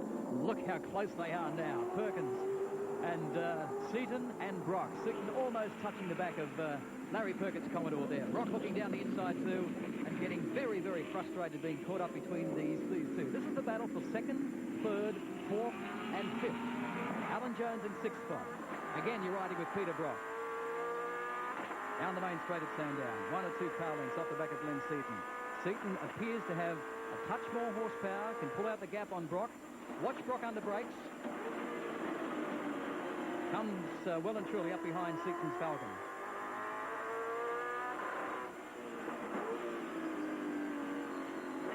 Through here, they either use second or third gear, depending on the fuel load of the cars. Up the back straight again. So you could see there that Brock would love to have gone through that corner a lot quicker. That would have given another 5 kilometres an hour speed at the top end, because he's balked by the combination of the 2 cars ahead of him. So Lowndes has gapped now out to 15 seconds, but this is where the real action is in the Sandown 500. Peter Brock, Seaton in front of him, then Perkins. And Larry's doing a great job. He very rarely locks a brake, keeping the car, I should say, nice and tidy up on the curves there, as most of them do. Scaife now, too, edging closer and closer to Brock. Fascinating battle so early in the race. Look at Seaton. Up on 2 wheels. Oh, Scaife. Alan Jones wants to poke his nose into Tony Longhurst there is moving close to the back of this freight train yet again. Down the main straight they go. Still Seaton. Harries the back of Larry Perkins' Commodore. On the outside, not close enough. Just got a glimpse of your race leader there, Craig Lowndes, going through. Some 15 seconds ahead of this battle. This is getting more like NASCAR racing, where the cars run so closely to one another. In fact, the cars that in that second, third and fourth position can in fact end up with some overheating problems. They haven't got a good airflow through their cars. There's a great shot of the back straight and the gap that Craig Lowndes has. You just caught him heading off into the distance and a long way back into the battle for second, third and fourth. And of course this makes it so much easier for Lowndes because an enormous amount of pressure off the team once they come into make pit stops and things like that. Once they've got a handy barrier in terms of time, it takes a lot of stress off the team. John Smales has all the action in the pits. Speaking of stress on the team, Russell Ingall in the pits. Just can't believe how strong that engine is. Yeah, absolutely unbelievable, isn't it? I mean, it's pulling him, it's keeping him up there pretty well. I mean, he's getting a lot of hassle from Glenn out there, but I mean, he gets on that straight away and she falls away a bit, so it's keeping him ahead. You know, we're probably a little bit slower through the corners than what Glenn is by the looks of it, but like I said, the straight speed pulls him up a little bit, gives him a bit of breathing space, but it looks like he's having a bit of fun out there. Yeah, but how long can he hold off Seaton? I don't know. I mean, the back's starting to look a little bit squirmish, but, you know, I think we knew we had a fairly consistent race pace here beforehand. We couldn't pull a quick lap out of it, which probably put us a little bit down the grid for qualifying, but at a race situation, I think we can cruise on that the whole session. It just depends whether the others will start dropping off a bit, but it looks like Glenn is sort of hanging in there. Your tyre's falling away a bit though, Russell. A little bit on the rear. Just by looking on the TV, it looks like it's getting a little bit squirmish on the rear, but I mean, Larry likes it a bit sideways, so he'll be all right. I can't entirely agree with that. I think that what we've got is Perkins now doing 1 minute 16 dead, and Lowndes is out ahead at 1 minute 14.6. So the Perkins train, as we've been calling it, can't last very much longer. There's a lock-up. He's getting a little bit desperate. The tyres are definitely going off, and I think we're going to find Larry is going to be pushed back in the very near future. So Larry on Dunlops, Seaton on Yokohamas, Brock on Bridgestone. So it will be interesting to see, Seaton on Bridgestone, Brock on Bridgestone. So you've got a Ford and a Commodore there, both on Bridgestones, and the Dunlops on Larry Perkins' car. First of the Yokohama cars there is, of course, Mark Skate. This is the Sandown 500 live and exclusive on Network 10, going through the top 10. Lowndes has cleared out and is lapping well under the remainder. Perkins holding on. Seaton, Brock, then Skate. That's your top 5. Outside we have Jones, Longhurst, Gardner, Romano and Dick Johnson. In fact, it's John Bowe, the Johnson Bowe Shell FAI car. We'll be back with more action from Sandown after this.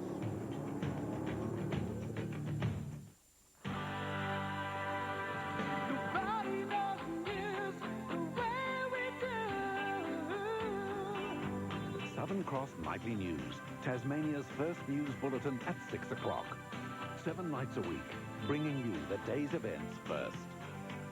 Working for telly for you. We're working for you. Southern Cross is working for you. Well, here are the results of your tests, Miss McFarlane. I'm afraid you're in for a bit of a shock. Let's look at the left-hand side first. As you can see, both front and back are fine, but on the right-hand side, we have a problem. Before we operate on your car's suspension, we put you in the picture. Pedder's full 28-point shocker and suspension check. Well, Mr. McFarlane? She's in your hands, Mr. Pedder.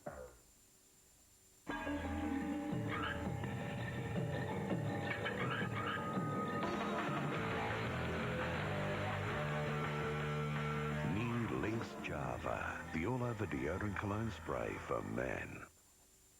Have you ever swung a cricket bat, smashed a mighty six, off over Maiden Nova, or set a blaze of pitch? Well, there's a hard Aussie game that lets you do it all. Every second packed with action, indoor cricket's what it's called. So, have a ball. Have a ball and discover all the fun, fitness and friendship at your local indoor cricket centre. The The best in US drag racing action on 2 great videos. Decade of Thrills, Volumes 1 and 2. The ultimate drag racing experience as the superstars of the NHRA battle head-to-head and against the clock. See them burn up the quarter mile at nearly 300 miles per hour. Plus a festival of smash and crash. Free call 1-800-80-6648 to purchase Decade of Thrills. Each video just $34, including postage and handling. Or buy both for $60. Decade of Thrills. Free call this number now.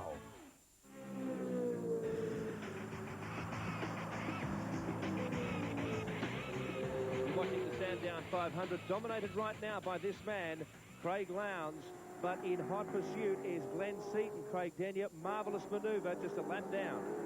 Yes, Seaton has taken Perkins, and of course Brock is right behind Perkins and has taken Scaife. So there's been a lot of changes in the last 2 or 3 laps.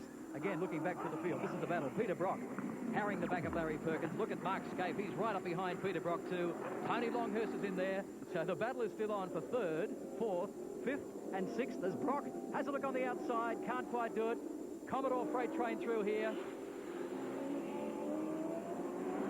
And we'll see now if Brock has got the grunt up the straight, Howard Marsden. And look how far Glenn Seaton's moved away from Larry immediately, straight through, and he'll now start to show us what is the difference in performance truly between Lowndes and Seaton. So, has Brock got the car speed over Larry Perkins? Has a look on the inside? No. Snaps in behind as they run down towards Dandenong Road corner. And cars get very light across there. That's why I have these big aerodynamic wings on them to hold them down on the ground so they get maximum traction. These two have been teammates for many, many years. Won Bathurst a number of times together. And Brock down the inside of Perkins. Nice move. Perkins had to give way to him, so he did that very, very well. Well judged for Peter Brock. And he moves 1 spot further up the ladder from 13th to 3rd. Scaife also now taking a run on Perkins, and will probably do him, I think, Howard.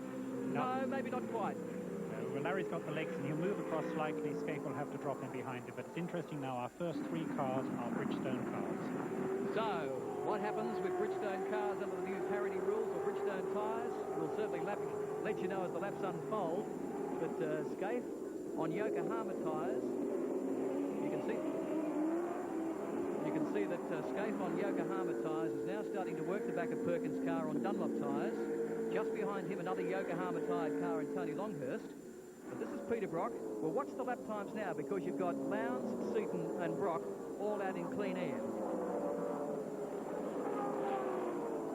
Further back in the field, Paul Romano and Andrew Medicki doing a great job. Of course, the 2 Richards combinations, they crashed heavy in practice yesterday, had to rebuild the car overnight. Stephen Johnson, Charlie O'Brien just in the top 15. Max Dumsey, the Australian sprint car champion, having his first year in Group A driving too. And of course, further back in the field, Conway Steniken and Larkham, unfortunately after losing a number of laps with their pit stop. Mark Scaife still looking for a way past Larry Perkins. Then it's Alan Jones on with the back of Tony Longhurst. Interestingly enough, first time Seaton got a fresh air run, he took 2 to 3 tenths off Lowndes. So maybe there's an opportunity, but he's still got 16, nearly 17 seconds to make up. Be interesting. Here's a problem again for the Mitre 10 car. Well, we just talked about them, and unfortunately, the Mitre 10 car of Mark Larkham again has suffered some kind of problem. Doesn't look like it's a power steering failure this time. It's drivetrain, engine, lack of go. Feel very sorry for this team. They've battled long and hard, and had a frustrating year last year. Total re-engineered the car this year. Huge crash at Malala in the touring car rounds. Had to be rebuilt for this meeting. And again, in the pits, we'll see what happens. Greg Siddle is the team consultant for this car. Larkham, of course, will be very frustrated. Team owner sitting in the car, Sydney-based. And Cameron O'Connell, who would be looking forward, or would have been looking forward to jumping into this car, would be very disappointed to see this. Bonnet's up, so some kind of problem with the drivetrain, Howard? Yes, I think so. They're fiddling about with the pedals. Could be clutch, could be drivetrain. Although he did select a first gear, obviously, to come up that hill to get here. So in the area, not a huge amount of activity, no rushing around, so it's quite a deep problem. Larkham raced in the Australian Drivers' Championship some years ago. But this is back where the battle's on, and you can see Scaife now has also moved past Larry Perkins. So Scaife up to 4th. Man on the move on Yokohama tyres, and so has Longhurst gone through. So you can see that Larry Perkins is really struggling. Longhurst locking brakes up with the car, the Falcon. Much more competitive performance this weekend from Tony Longhurst, which is great to see. We know he's a great driver. He struggled a bit with Yokohama tyres throughout the Touring Car Championship and has been down on horsepower, but is the most relaxed that I've ever seen him, and says this year is his year in these 2 long-distance races. Mind you, Craig Lowndes would probably disagree with that. 16 seconds and out in front. And this is the train that has to catch him. Longhurst, based on the Gold Coast, run a 2-car team this year with Stephen Ellery, who ran the Privateers Cup and finished second in that, and was good enough to get the drive, the co-drive with Longhurst for the 2 long-distance races. The race is now about 35 laps in, and we expect pit stops from lap 55 onwards. So we've got about another 20 laps. We've got Lowndes, Seaton and Brock now in clean air, as we would say, all with an opportunity to run hard. And their lap times last time round were Lowndes at a 1:14.9, Seaton 1:14.5, and Brock 1:14.6. So not a lot of time difference between them. They'll have to decide within the pit area if they're going to really push hard. And our next real triggerway, unless we have a drama or a problem, is going to be that pit stop now after about lap 55 onwards. Mark Scape running with extra backing now from Network Q, the quality care customer program for used cars that GM and Holden have on offer. And interesting, they've got a 3-driver combination for this weekend. They're not running 2 cars. You may remember that Scapey, of course, has always traditionally driven with Jim Richards in these races. Jim is driving with his son Stephen this year, and so Mark is only running 1 car in this race to be co-driven by Gary Walden and Mark Noski. So Scape now up to 4th spot. Some 21 seconds behind the race leader, but on the move.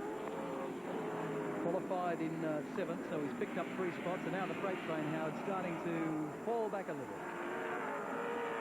Yes, Larry's done his job. Now he'll settle down and to have to run his own race. In fact, he'll now have to run a race to his tyres. He's obviously pushed the Dunlops very hard. He'll have to settle. Shot we just seen showed an awful lot of dark cloud in the background. This can still unfold with rain into this race as we go on, but things are looking pretty good and stable from that side at the moment. We've talked about how important tyres are in the dry, of course even more important in the wet, and again the different compounds and constructions between the different manufacturers have different traditional strengths and weaknesses when the wet weather conditions are under racing. Yes, they've got strict regulations nowadays on the wet weather tyres. They can only have the slick, the untreaded tyre for the dry situation, or they've got to change all the way to what is called a full wet tyre. So the amount of rain that has to come down before they move to the wet weather tyres has got to be really quite heavy. Otherwise, the braver and better drivers, in fact, can make better times on hot slicks, which is literally what they're running on at the moment. If they do go to rain, then there are 2 choices of tyres, one with a wide tread and the other with a narrow tread, depending upon the amount of rain. 1992 was the big year for Mark Scape, taking the Australian Drivers' Championship, the Australian Touring Car Championship, and Bathurst all in the 1 year. This is John Faulkner, the privateer, who's done a great job in car 46, qualified in the top 10, and he's done a tremendous job. Past Wayne Gardner, still running in the top 10, so he's 9th.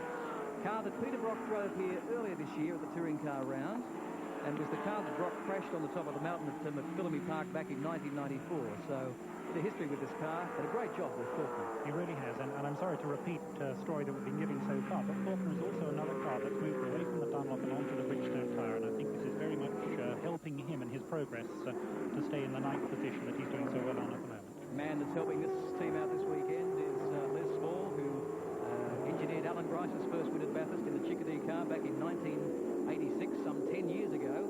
So Small giving this team a hand, and as you said, Howard, on Bridgestone tyres, and one of the good things, of course, they've been able to get all the setup data of the Holden racing team for this particular car on Bridgestone tyres, which has made it immensely more competitive this weekend. Which is a smart way to run a works team. It's not only to run yourself competitively at the front, but to help people back.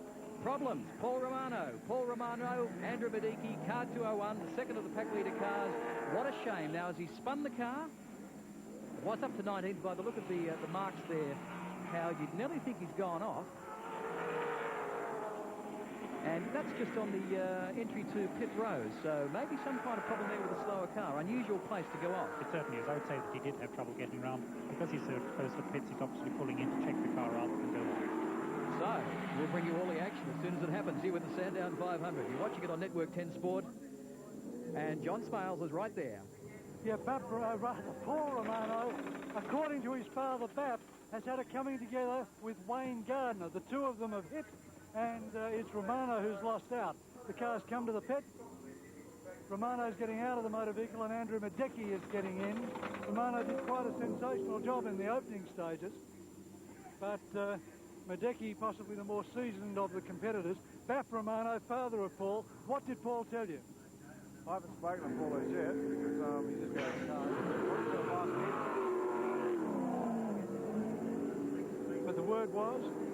Oh, I think you had to come together with Gardner. The guy's been trying to Gardner, and then they both went off. And I think he tried to get back on the circuit and spun the car, tried to get the wheels spinning around and went to the grass. I think that was it.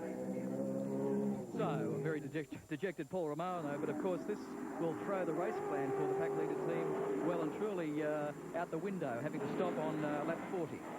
All they can do now, which is exactly what they did, is fresh tyres, full of fuel, and then continue to race through and look at the next 55 of their own laps and see how it works in. Because we still could have yellow flags, we could have pace cars out here, we could have rain. Keep it full, keep it freshly tyred, keep it running, see how it unfolds. So, John Faulkner, Wayne Gardner, battling it out still in the top 10. This is 9th and 10th. Brand new car for Wayne Gardner. He'll be sharing that with Neil Crompton this weekend. Very happy with the car over the past few days. They've done a lot of testing with this car. And, as we said before, running on Dunlop tyres, chasing Faulkner's Commodore, which is running on Bridgestone tyres. Again, Wayne Gardner doing a lot of racing miles, racing in Japan in the All Japan GT Championship, driving a Toyota Supra, and has had a fairly frustrating time over there, and looking forward to perhaps a better weekend here. One of the changes they made is the front end of the car. Wayne loves to have a huge amount of negative camber at the front of the car. That's the amount of angle that the front wheels go in towards the top of the bodywork. Now that's fine from a driver feel, but it's not very good for tyre wear, for suspension durability, and also for braking. Car 32, this is the Stephen Richards of Alvaline Cummins Commodore, run out of Gary Rogers' motorsport complex here in Melbourne. And again, had problems yesterday. Running 11th now, had problems yesterday. They qualified in the top 15, but there was a wet session yesterday afternoon. As you can see, Stephen Richards is in the car there. And unfortunately, he had a moment down the bottom end of the track, put the car heavily into the wall on the left front side, and the car has had to be totally rebuilt on that side overnight. So only out of the paint shop at 5 a.m. this morning. Ran well in the warm-up. Should be a little more competitive, perhaps, than what we're seeing now. Yes, I think so. I think that, again, they've decided that they've had a bad run in. They're going to look after the car. They're running in the middle 1 minute 15s, which is still quite competitive, except for a couple of the front-running people. So I think long-distance thought process is going into the team at this stage. Run their own race and see what comes at the end. Richards having a good look at the Armco on the exit to NGK corner as they head up the back straight.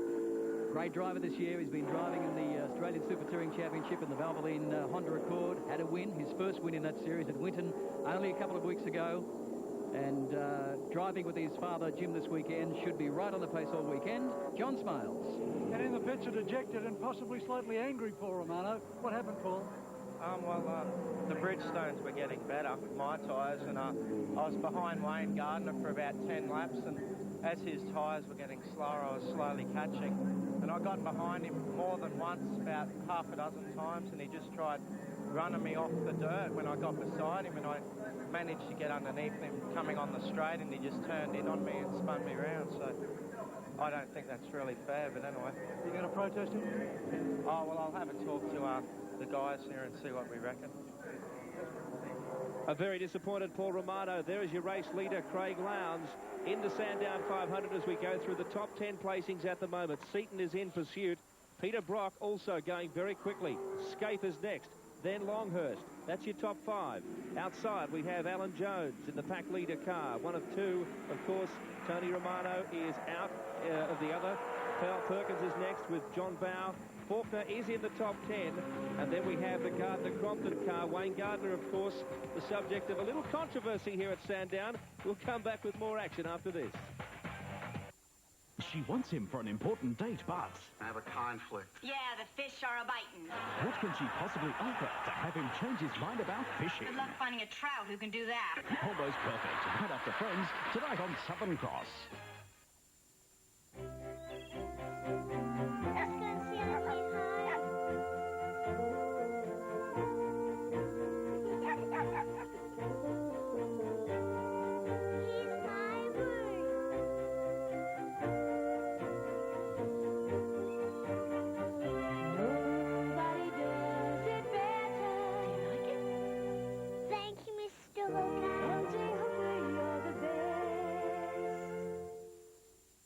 I'm supposed to joyfully try these Vicks Vapor Drops with butter and menthol and believe that something that tastes delicious can actually work. Well, hey, they're paying me. I can be convincing. See? Nothing. Hey, these delicious Vicks Vapor Drops with butter and menthol really do soothe the throat and clear the nose. I mean, it won't happen in a second, but it will happen. It's not a pergola. It's not a veranda. It's the versatile pergola, and its uses are limited only by your imagination. At the flick of a switch, use solar power to light and warm your rooms. The Colorbond steel louvers offer natural insulation. Vertical pergolas give instant privacy and protection. And with a pergola, you're never at the mercy of the elements. The versatile pergola, a million great ideas under the one roof. Exercise is great. I mean, just look at this, we're running up a hill and getting fresh air, and I really think the kids of today should get out a lot more and do a lot more sports, and, you know, even when you're just training by yourself, it's the challenge of beating your own personal best times, aiming your way towards the top, weaving your way through the track and the obstacles going over the hills, and then when you do get to the top, believe me, when you're on top, it's a great view. I've always said, you dream, you believe, you create, you succeed. The best in US drag racing action on two great videos. Decade of Thrills, Volumes 1 and 2. The ultimate drag racing experience as the superstars of the NHRA battle head-to-head and against the clock. See them burn up the quarter mile at nearly 300 miles per hour. Plus a festival of smash and crash. Free call 1-800-80-6648 to purchase Decade of Thrills. Each video just $34, including postage and handling. Or buy both for $60. Decade of Thrills. Free call this number now. 8 o'clock Wednesday, how about living in a bubble house?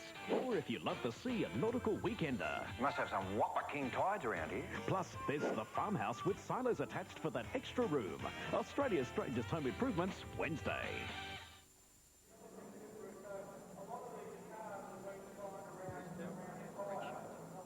Welcome back to Sandown, and here is an incident. Peter Brock has just spun off as he was in hot pursuit of Glenn Seaton. That was the battle for second. He's now lost 2 placings, Peter Brock.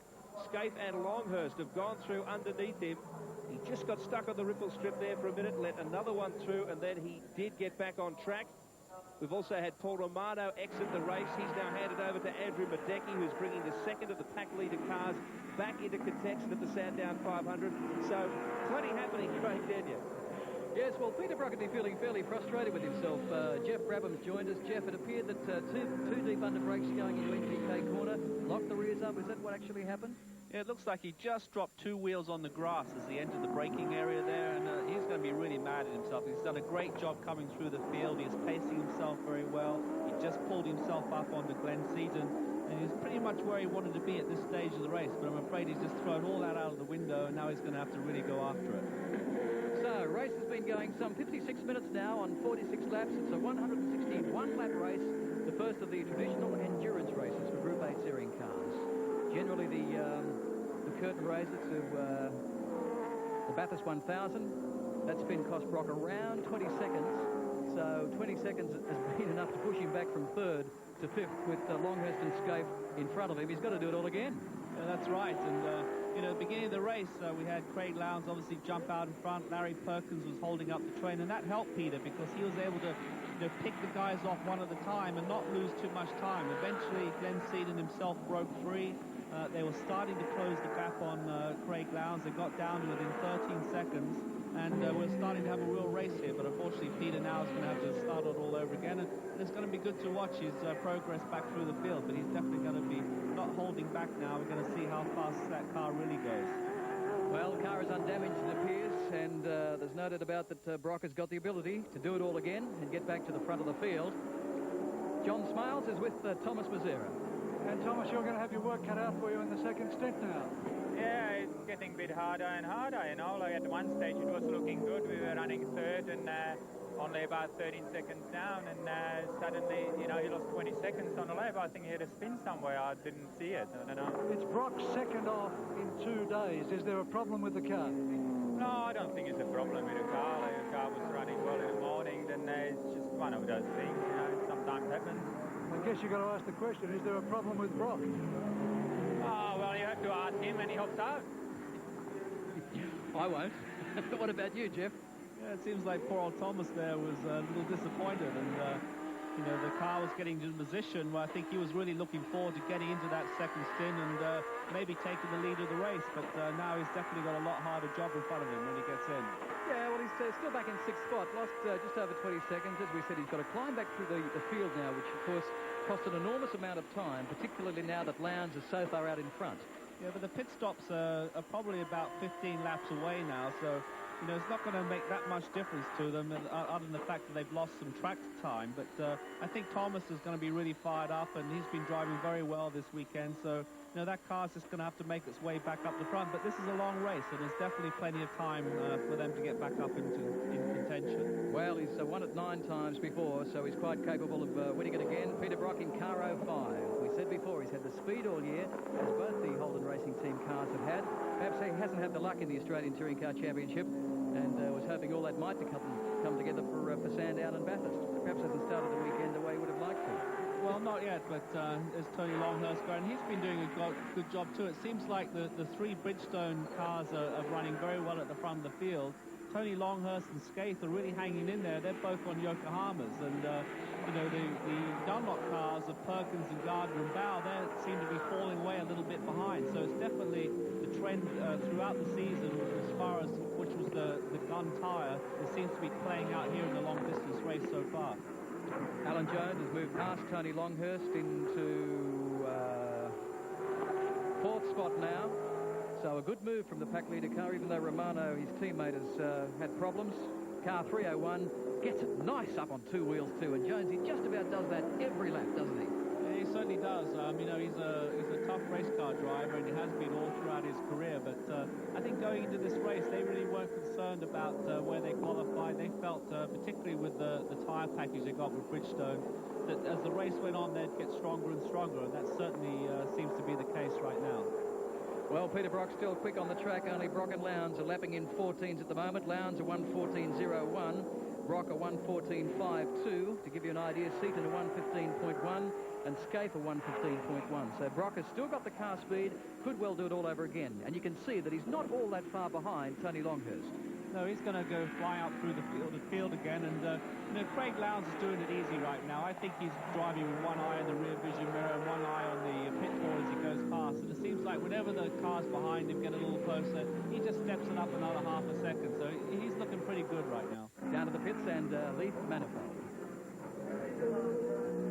For the Alcare Commodore at the moment, it's in the pits, there's work being done on it. Greg Crick, you were in the car at the time, what's the problem?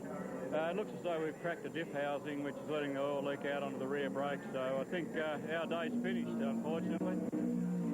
I was passing a slower car down into Dandenong Road, and he gave me a bit of a squeeze, and I hit a curb fairly hard, and I think that's probably what broke it at the time. Well, it's a shame for that team, because they've battled hard. Greg Crick and David Parsons, car owned by John Alcorn, so bad luck for them if they're out. And it shows, you know, what long-distance racing is all about, too, because you've got to keep up a very fast pace, you've got to thread your way through traffic, but you can't afford to make any mistakes. Now, this is the man on the move. Look at Alan Jones in car 301, right up behind Mark Skaith in car 2. So Jones has got the bit between his teeth, moves over on the inside, Jones on Bridgestones, Skaith on Yokohama tyres. Hard-charging Alan Jones. Won a couple of Group A races when he was driving for the Peter Jackson team, but desperately wants a big win for the pack leader team this year. Oh, definitely, because you know, that team's a little bit unsure where their future lies, and a good result here in Bathurst will go a long way for them. And oh, here he goes, downhill, all on the dirt, over the bumps, and he's still under control and makes a very good pass. What a move! You can see that Mark Skaith move over on him, forced Jonesy right in onto the inside of the track where there was a lot of dirt, rubble, and Skaith pushes him back again, says, Jonesy, don't do that to me. I've been around here too many times. But Jonesy kept it all together. You can see the car was sliding and moving around, just got through. And I guess that shows the experience of a Formula One world champ. Well, it certainly does. I thought he got himself in a little bit of trouble there when all that dirt was flying off the tyres, but he managed to get back on a little bit of the road where it wasn't quite so dirty, and in the end it was quite a nice, safe, clean pass. You can see that Scaife didn't want him there, though. Moved over heavily to make it as hard as he could for Alan Jones, but Jones took the bit between the teeth, as we said, and nothing will stop this man when he's on a charge. No, definitely, and I think you're starting to see the Bridgestone tyres, you know, showing their strength right now. You know, they're in the first 3 positions. You know, if Brock hadn't spun, he would have been up there, so that would have been the first 4. So they're definitely going to be strong as the race goes on, and you know, the other cars, they're keeping up, but they're just struggling a little bit more as the race goes along. 52 laps down in the Sandown 500 from the laser technology speed gun. We'll try and check Alan Jones' speed for you. 242 kilometres per hour, so probably 2 or 3 k's slower now than what we saw earlier.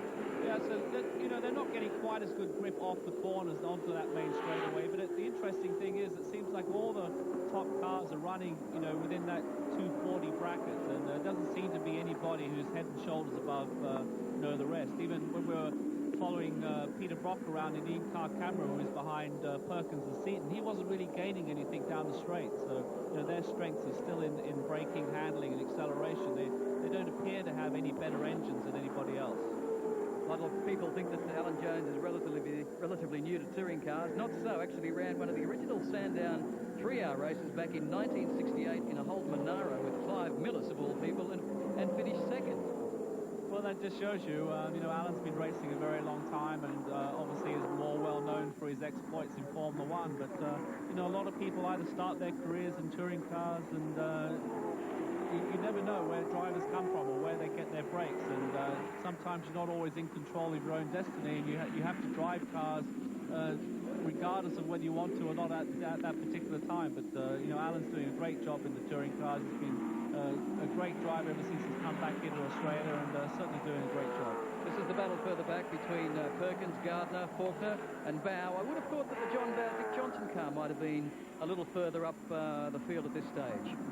That's an interesting. It'd be interesting to go down the pits and see if we can get some feedback on that, because I thought they'd be stronger this race, and they started off at a pace, and it seems like they're just sticking to it and are not really taking any notice of what the cars are doing around them, which is good, but you don't want to fall too far back, and you particularly don't want to get a lap behind. So it'll be interesting to see whether they can pick the pace up when they need to.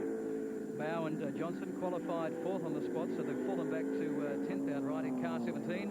But this is Wayne Gardner, still sitting in the top 10, 8th spot. Larry Perkins just in front of him. You can see John Faulkner, first of the privateers really, just behind Gardner. And then it's Bow on the back of Faulkner. Stephen Richards too moving up behind John Bow. You can see that as Faulkner goes through in car 46, that Richards in the second of the Dick Johnson cars has also closed up significantly. Faulkner going through. First year in Group A. And pit stop for Tony Longhurst, Leaf Manifold. Longhurst is now out of the car. Steve Ellery is in the car. Tony's helping him to buckle up while tyres are being changed. I'm not sure if this is a scheduled stop or their times were slowing only slowly. So I'll check with Tony in just a moment. Final instructions going through to Steve Ellery. Tyres are all done. The car is going down. Fuel is in. Car is going down, and the car is out of the pits very quickly. We'll go and see if we can get a grab with Tony Longhurst and just see how things were going.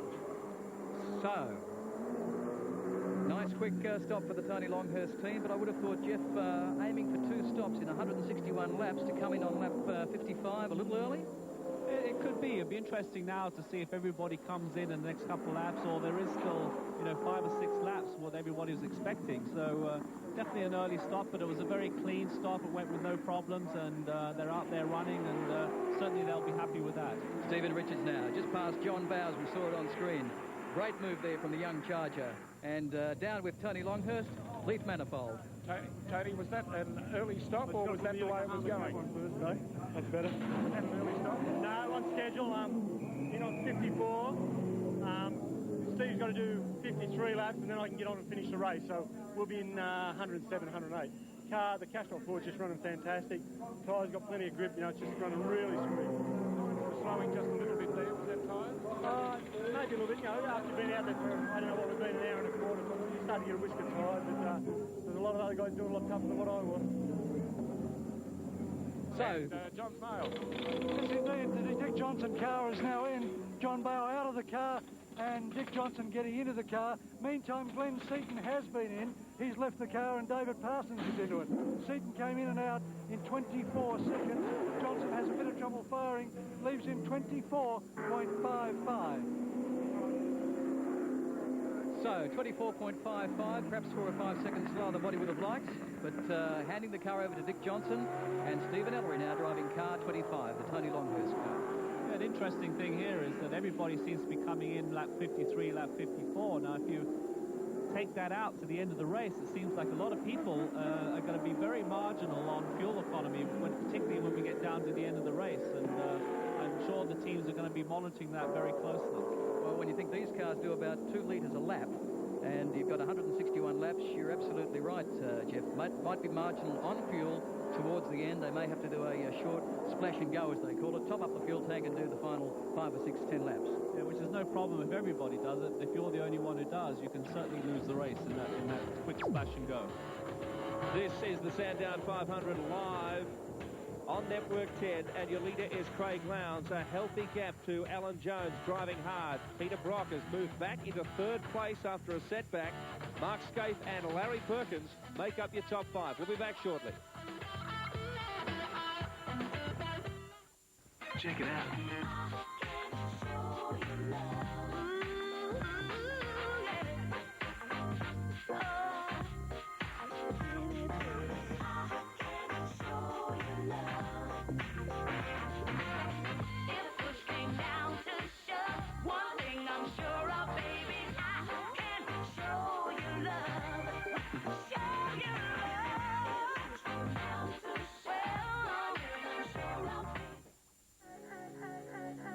I've always sort of run pretty well. I mean, I was a good middle distance runner at high school.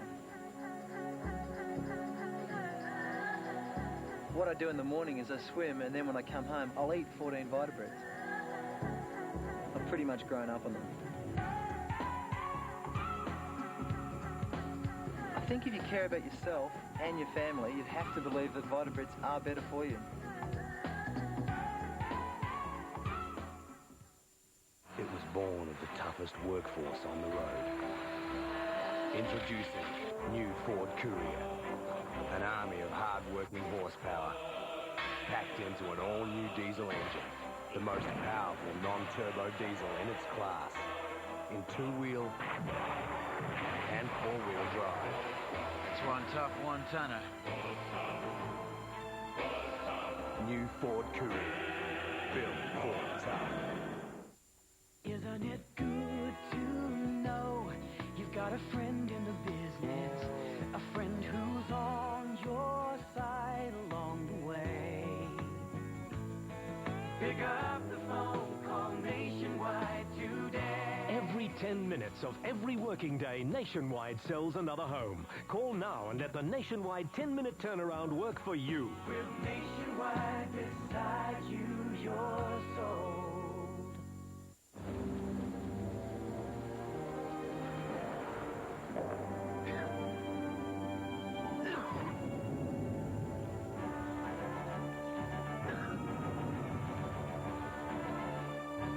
When your throat's on fire, try Allen's Anticol with a cold-relieving center containing menthol, thymol, eucalyptus, and vitamin C to help put out the fire in your throat.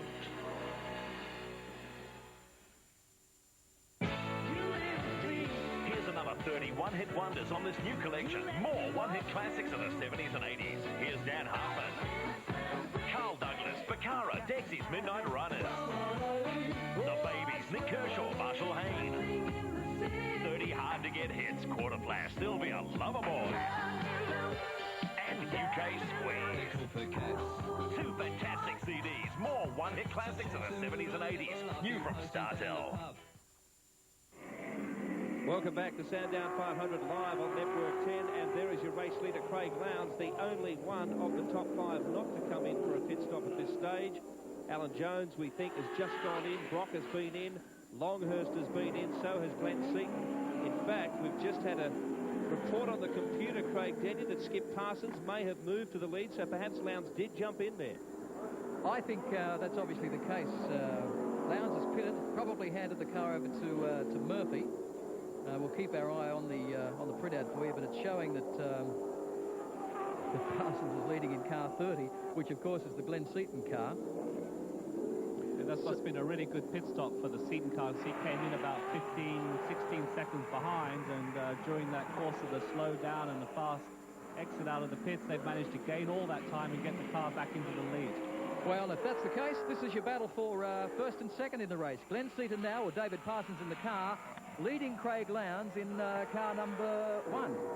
Yeah, probably Greg Murphy's driving the car right now. If they made the pit stops, it would have been logical to think that they changed drivers at that time. So now we go into stage 2 of this race. So it's going to have probably a totally different complexion from the first time, because all the drivers have changed, and we'll see how it all pans out now.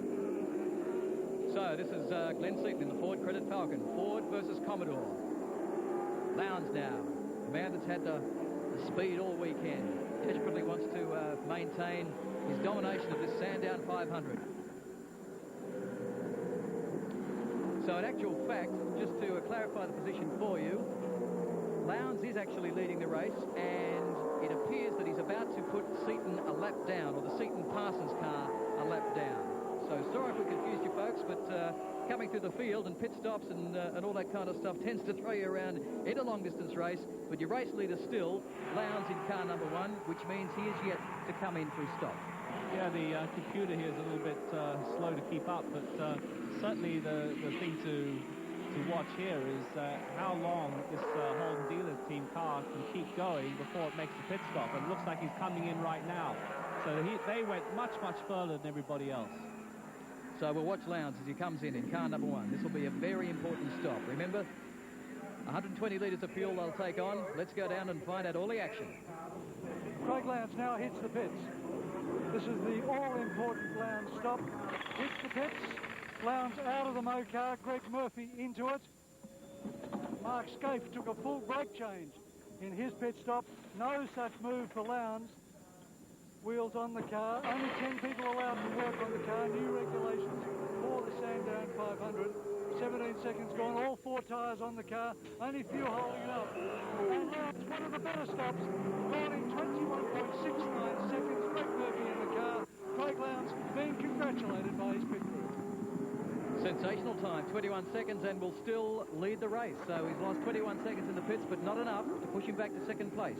Yes, you can always tell when the pit stop goes well, when everybody's finished, the driver's buckled in, and everybody's just waiting for the fuel to get topped up. And if you're in that situation, you know everybody's done a good job. And certainly as soon as the fuel can was pulled out, they dropped the car and off he went.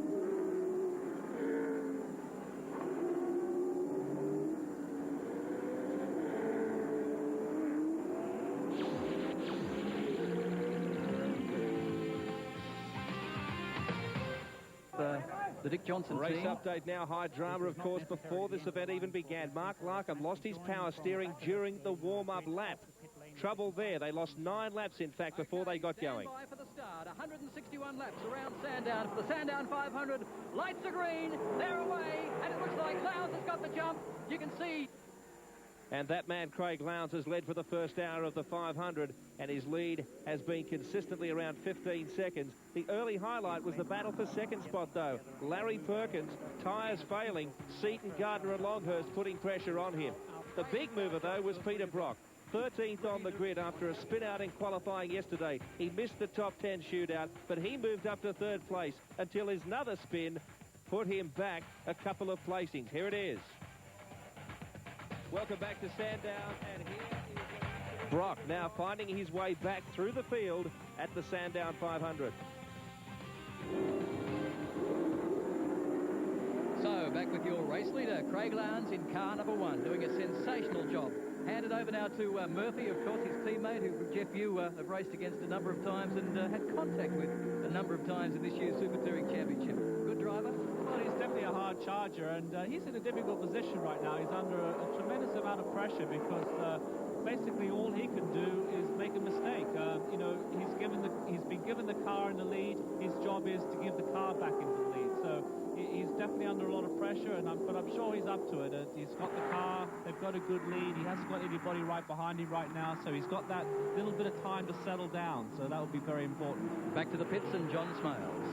And with me is Craig Lowndes. Craig, other drivers get out, they sweat, they look like they've had a hard time. You look like you've enjoyed yourself. I have. It's you know, all this year I've thoroughly got a car that's fantastic, got a crew that's 100% behind us. You know, in the car, it's so easy to drive at the moment. We just sort of can predict what it's going to do. We can do changes to it and make it actually respond. And just love it. Trick of yours is sprinting away from them at the start. Now, why doesn't someone go with you? I don't know. I can't answer that. I didn't get a terrific start, but I got a better one than Glenn, and Larry was right up behind me, and you know, very tough for the first couple of laps. I knew it would be, and you know, it's easier to race from the front than it is behind, and you know, we were able to pull a gap and now hopefully hold it. I'm not sure exactly where we are, but you know, the car's still circulating. How relaxed does he look, Jeff Brabham? I mean, when you see some of these guys, they get out of cars after 1 hour stint, they have the face of a red tomato. Lowndes looks like he's just got out of bed. Well, he certainly does, but sometimes when you're in that situation where you've got a nice, comfortable lead, you can just relax, make sure you take your lines correctly. You're not really fighting the car, whereas I'm sure if you talk to Larry, you know, his face is going to be pretty red because he's been fighting that car ever since the flag dropped. So a lot of training for Lowndes this year, but this is Murphy now, his co-driver. These two will share this car at Bathurst in a couple of weeks' time. Murphy has got plenty of experience in open wheelers and touring cars. If you're wondering why they haven't put Peter Brock and Murphy in the one car, it's because that Lowndes and Murphy both come from an open wheeler background, so they like car setups very much the same. They're both about the same size too, which saves, of course, changing belt and seat position significantly during a pit stop. There's definitely a lot of factors to take into consideration when you're pairing drivers, and it depends really on what the team's goals are.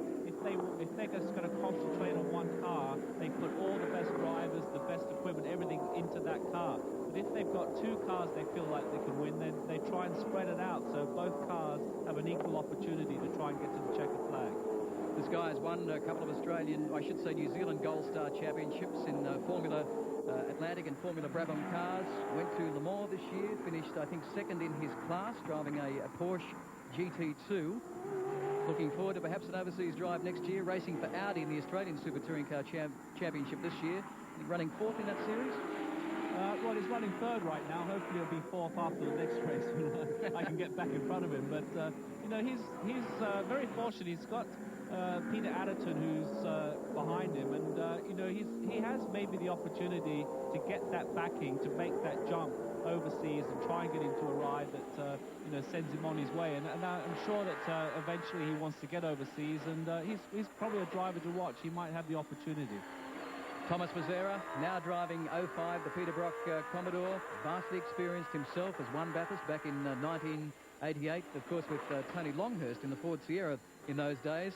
Hasn't been in a regular touring car drive, but done a lot of testing for the Holden Racing team. He has, and as I said before, he's been fast all weekend, and he's now cutting the fastest laps of the race by quite a long margin. He's into the 13s, where the lead car's only running 15s, and Parsons in the mid-14s. So he's about 43 seconds behind the leader right now, but he's, as I said, the fastest car on the racetrack, and this middle section of the race is going to be interesting to watch as Mazzera pulls that car back into contention.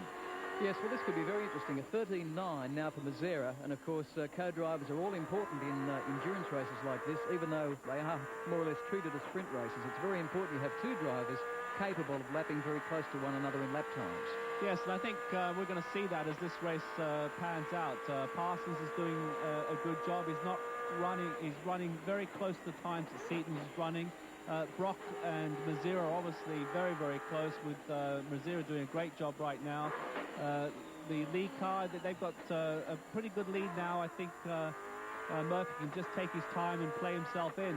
So it's going to be, that's going to be the key of the race. The guys who can run fast now, the guys who have the best co-drivers, I think are going to be in the best shape when it comes to the sprint to the flag. Let's get down to Larry Perkins and Leith Manifold. Larry, it looked like you had some hard work down there. Well, yeah, it was hard work too, and but no, it's going along nicely. we can't run with the leaders at the moment, but yeah, we just got to run at our best pace, and that's what we're doing. You weren't running with the leaders, but you had quite a freight train behind you at one stage. Yeah, I don't mind at all.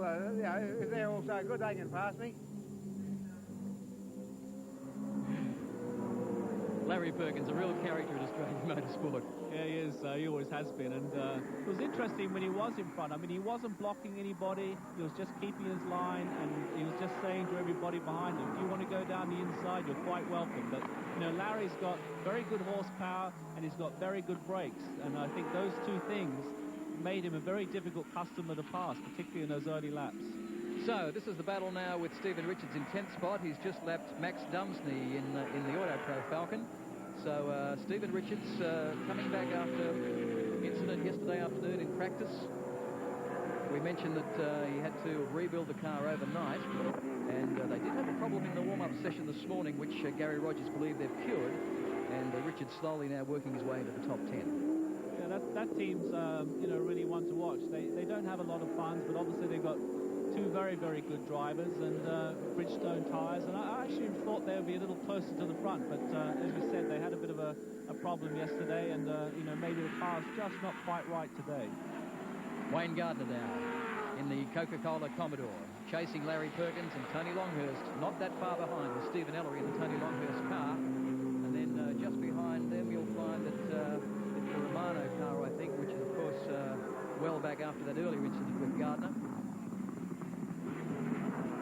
Russell Ingall in car 11. Oh, there's an off too. That's one of the Dillman Cotter Commodore, the car that earlier broke its gear stick, and I think it's going to be a while before he gets out of there, Jeff Brabham. Yeah, certainly. That's not a good place to be at all, and with all the recent showers that we've had over the last couple of days, if you get off like that, you're going to get bogged, and that's what's happened to him. Now, it'll be interesting to see whether it's in a dangerous place or not, whether they bring out the pace car, because if they do, that's going to change the race completely.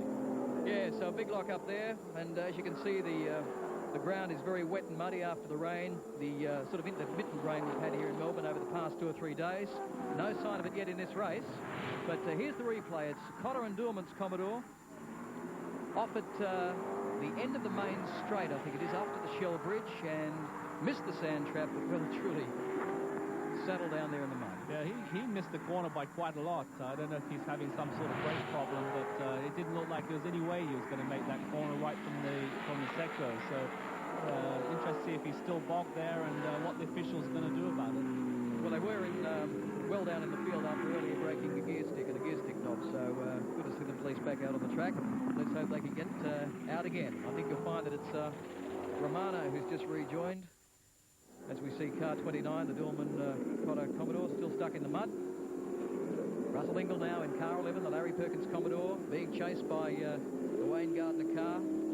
I'd imagine Crompton at the wheel of the Gardner car, a brand new car, having its first race this weekend at Sandown. And Russell Ingall, every bit as competitive and as talented as Larry Perkins.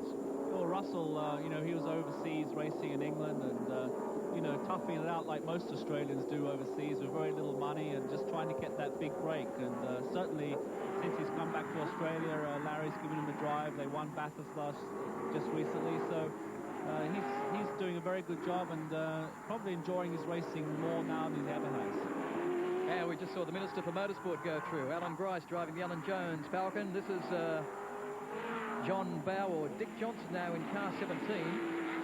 And about to be lapped by Craig Lowndes. Long time since we've seen Dick being lapped by somebody like Lowndes. Yeah, definitely. And as I was saying before, you know, they've taken a pretty conservative approach to the race, but I don't think they want to go a lap down at this stage, because this type of race is extremely difficult to get your lap back and catch up the speed. So I'd be interested to know whether they have a little bit of a problem with that car. This is the Sandown 500 exclusive to Network 10. We'll be back after this with more action.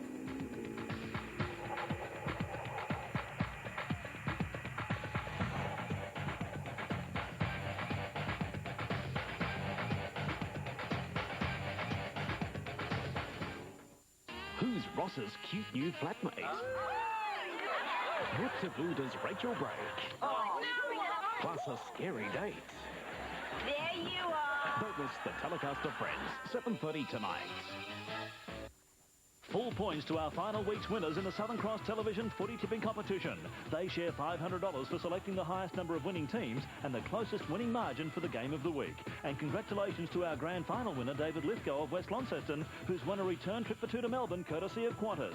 2 nights accommodation at the beautiful Stamford Plaza. Also, grand final tickets, transfers and $1,000 spending money. Congratulations to all our winners throughout the year. And thanks for playing the Southern Cross Football Tipping Competition. Fighting a sore throat with most medicated lozenges can be like fighting with one arm tied behind your back. Their ingredients will kill the germs. Oh, yes, but they can't relieve the pain as well. Unless you use Cepacol. Cepacol also contains an anesthetic. So on one hand, it kills the pain. And on the other, the germs. Double action Cepacol. Beats a sore throat painlessly. It's not a pergola. It's not a veranda. It's the versatile pergola, and its uses are limited only by your imagination. At the flick of a switch, use solar power to light and warm your rooms. The ColourBond steel louvers offer natural insulation. Vertical pergolas give instant privacy and protection. And with a pergola, you're never at the mercy of the elements. The versatile pergola, a million great ideas under the one roof. Glove, mask, cleaner. If you want a powerful bathroom cleaner without the overpowering burning smell, then use new Ajax liquid gel with its unique gel form that effectively cuts through mold and bathroom scum. New Ajax liquid gel. Now you can get a powerful clean without the overpowering smell. Ajax, serious cleaning made easy. I've got you under my skin. I've got you deep in the heart of me. Introducing a new form of luxury. The new Honda Legend. Designed to human specifications. I've got you under my skin. Witness the big events, the people, the stories, the investigations, the program that broke the news. And the result, we hope, is great television. Witness Withian Events, 9:30 Tuesday. Welcome back to Network 10's exclusive coverage of the Sandown 500. 72 laps down, and Greg Murphy, the change driver, taking over from Craig Lowndes, leads the race. 26 seconds in front of the Glenn Seaton car. And then, that of course has been driven by Skip Parsons right now, and Thomas Mazira is going very quickly, Craig Denyer, in third place in Peter Brock's 05, lapping better than everyone else. Yeah, definitely the fastest man on the track, 1:13.7 for Thomas Mazira, so it's a battle of the co-drivers so far. Lowndes, Seaton, Brock, Perkins all have put their co-drivers in. And as you said, you've got Murphy with Skip Parsons, David Parsons from Tasmania, then Thomas Mazira and Russell Ingle peddling car number 11. Battle here between, I think it's Ingle in car 11, chasing one of the pack leader cars.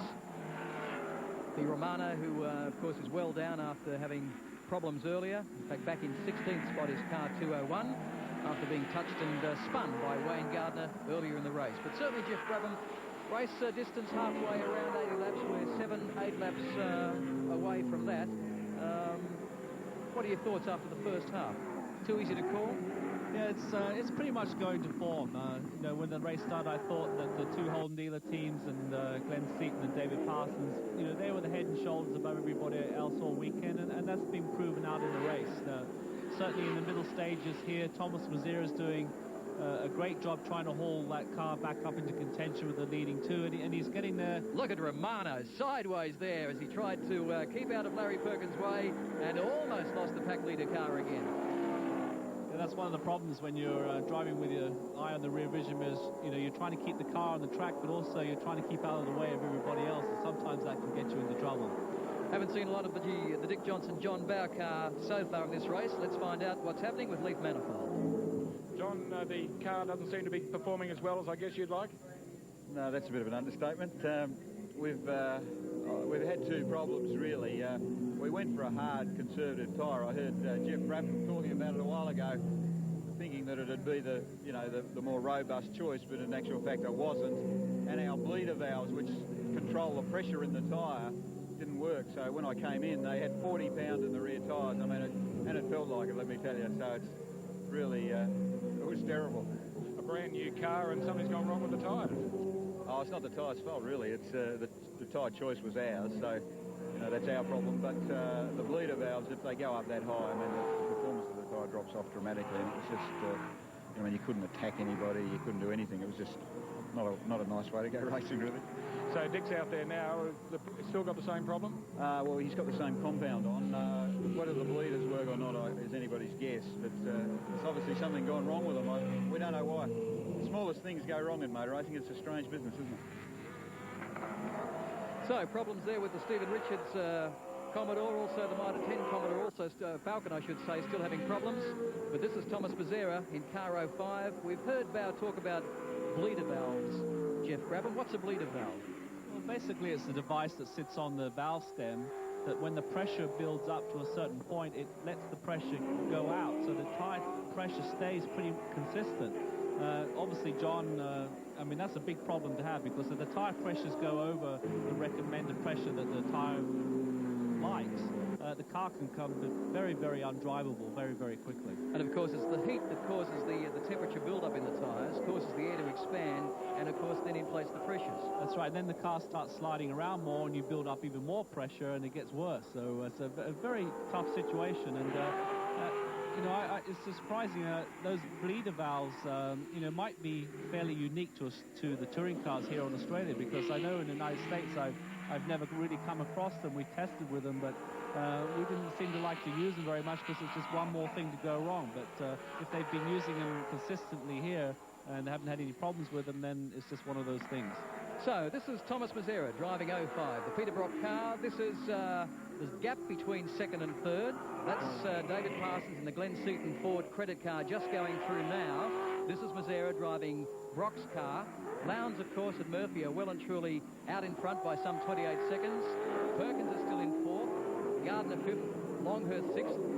Alan Jones seventh. And look at the lap times that Thomas Mazzera's turning. 13.4. So he's nearly a second faster than Murphy in Lowndes' car. Yeah, he's doing a good job, and he's consistent too. He's been just about every lap's in the 13s. But Murphy's settled down now. He's got into the low 14s. And I think he's doing just what the team needs right now. He's got a 30-second lead. He doesn't need to get that extra couple of tenths out of it. All he has to do is bring the car back to Craig Lowndes and let him finish the job off. But certainly it's going to be interesting to watch Peter Brock and Mazzera as they claw their way back. We're watching Mazzera now as he goes under the Dunlop Bridge here at Sandown. Brand new car, first run, finished only 3 weeks ago. Run for the first time at Calder last week. Thomas Mazzera, as we mentioned, has done plenty of testing. Same driver pairing as last year with Brock and Mazzera. And times pretty equal between everybody, but we can certainly see that Mazzera's the man on the move now. Brock in this race last year broke an exhaust pipe and unfortunately didn't finish the race. And we all know that Lowndes spun while challenging for the lead. Down the main straight, you can see the laser technology speed gun has picked up at 243 kilometres per hour, and that's about the speed they've been doing since pretty much the start of this race. Maybe 2 or 3 seconds variance, depending on whether they get the right kind of run onto the main straight. Yeah, the engine wars between all the teams seems to have evened out, really, because certainly everybody's very secretive about, no one looking in the engine compartment and seeing how they do the induction and the things that are visible. But when it gets down to it, everybody seems to be running between 240 and 243 Ks down the straightaway. What about engine development, Jeff? Group A, you're allowed to, obviously, you have to run a 5-litre engine, but there are limits. Limited compression ratio, limited revs you can run. Well, I think the biggest thing that limits them more than anything else is they're limited to a 7,500 RPM, and I think we're about to read out the Yes, we'll give you the top 5. Lowndes, Murphy driving, Parsons, Mazzera, Ingle. Crompton in Gardner's car, running 5th outright. Then you've got Stephen Ellery driving for Tony Longhurst, Alan Grice in the Alan Jones car. Johnson has taken over from Bow, they're running 8th. Tonight, the star of Ghost in this year's high-octane action comedy. Jack thought he could pull the perfect crime. And I ain't letting nothing mess it up. That's until fate came knocking. Daddy. Now he's a wanted man. What have you two done to me?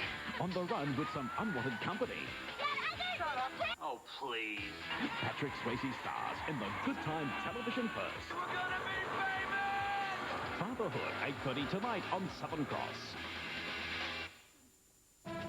I enjoy going to the Army Reserve. I look forward to it, that you're actually doing something that's worthwhile. And I've become a better person. I've realised a lot more about myself. I've learned, different things about loading aircraft, dispatching from aircraft. In the Army Reserve, it's made me more disciplined. And I feel discipline is very important as a pilot. 1 weekend a month, 2 weeks a year. Give yourself an edge. The Army Reserve. Call 13 19 02. It was born of the toughest workforce on the road. Introducing new Ford Courier. An army of hard-working horsepower. Packed into an all-new diesel engine. The most powerful non-turbo diesel in its class. In two-wheel and four-wheel drive. It's one tough one-tonner. New Ford Courier. Built for the tough. Charles I of England was ultimately charged with treason and beheaded, but all his problems started when he disagreed with Parliament about taxation rights. Fortunately for you, tax time will be no problem if you take your return to ITP, the income tax professionals. Australian-owned, they're fast, convenient, and know everything there is to know about tax. Don't stick your neck out. For a legendary tax return, take it to ITP. Well, it's one for my... Direct from America, the Legends of Rock. Only the lonely. Don't miss the Legends of Rock, proudly presented by Mario Maiolo Promotions.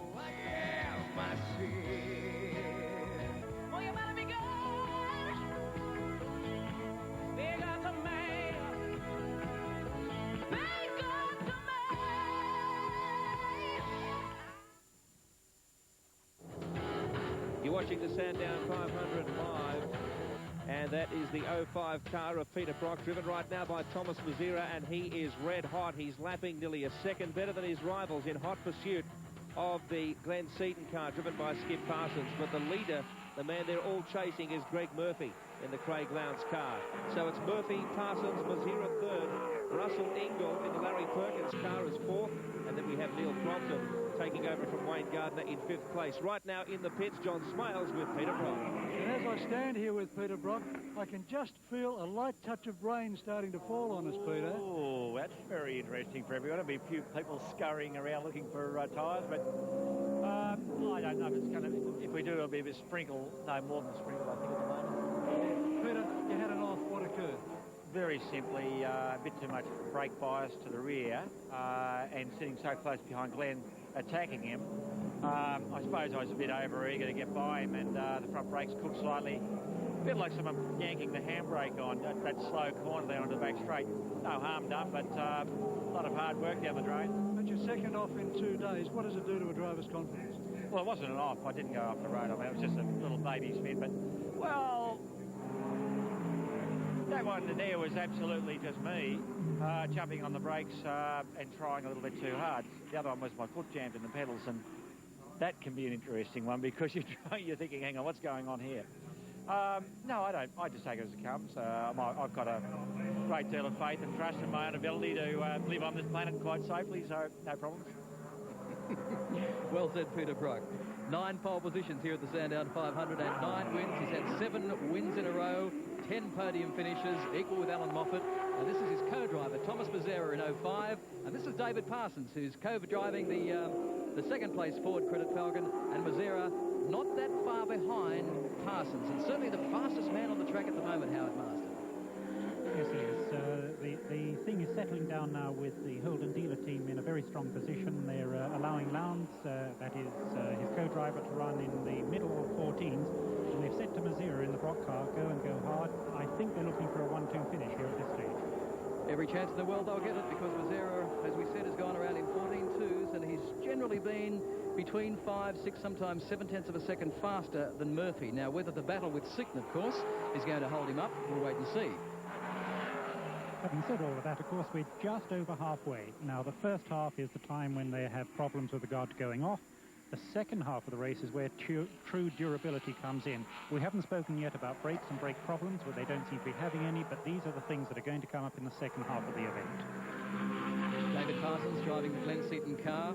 This car was third in the Australian Touring Car Championship this year behind Lowndes and Bauer. Second at last year's Sandown race with Alan Grice driving, of course.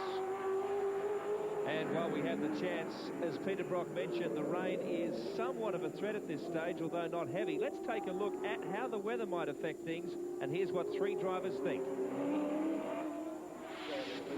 Play a big factor because when it rains here, it's a very, very slippery circuit.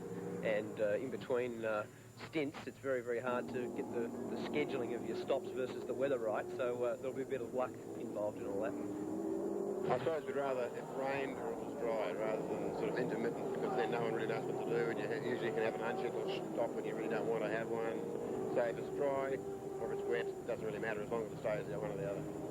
Obviously, from the driver's point of view, we all would like to see nice hot weather, and also from the spectator's point of view, but if it's raining, you've got to get in and do your best. We're all in the same suit then. Just got to go out and keep it on the track and try and bring it home. So, will it rain or won't it rain, Jeff? And if it does, what is that? Sorry, Howard, you've slipped into the chair there. Jeff slipped down. It's almost as busy in the commentary box as it is in the pits at the moment. But Howard, rain, of course, plays a significant part in a result such as this, particularly in a long-distance race. And we just saw there a wipe of the windscreen of Thomas Mazera's car. So obviously it is starting to sprinkle on the track. Light rain here, in fact, will allow the cars, as they're running at the moment, they're on hot, slick tyres. In other words, the tyres are working at their proper temperature. They can hold that temperature as long as the rain doesn't get too heavy. They'll stay out on the slicks as long as they can. If they do get a downpour, then stand back and watch the pits. It'll be very amusing from there on. What kind of tyres will they have on standby? They've got wet weather tyres. It's quite a restrictive regulation on wet weather tyres. They do, in fact, have to have a certain size of block on the wet weather tyre. Remember, the wet weather tyre is a tyre which has got a tread on it so it can drain away the water and allow grip to go from the rubber down to the tarmac. They are restricted, but they'll go straight to those, but only with flood water. Well, with more news on what's happening in the pits, John Smiles. And as Howard said, they do have to go to a full wet weather tyre. Your time was when you could use an intermediate tyre, which was a cross between a slick and a full wet. Now the rules prohibit that from happening. Graham Brown from Bridgestone, why did they cut out the intermediate tyre, which would be perfect for conditions that look like they're upcoming? John, the main reason for cutting it out was a cost issue, mainly to help look after the lesser funded teams, and also to probably regulate that everyone that was out there was basically on a tyre that was cut very similar. So how wet has it got to be before you can use this tyre you've got here? The track would have to be fully covered with water for this tyre to work totally efficiently.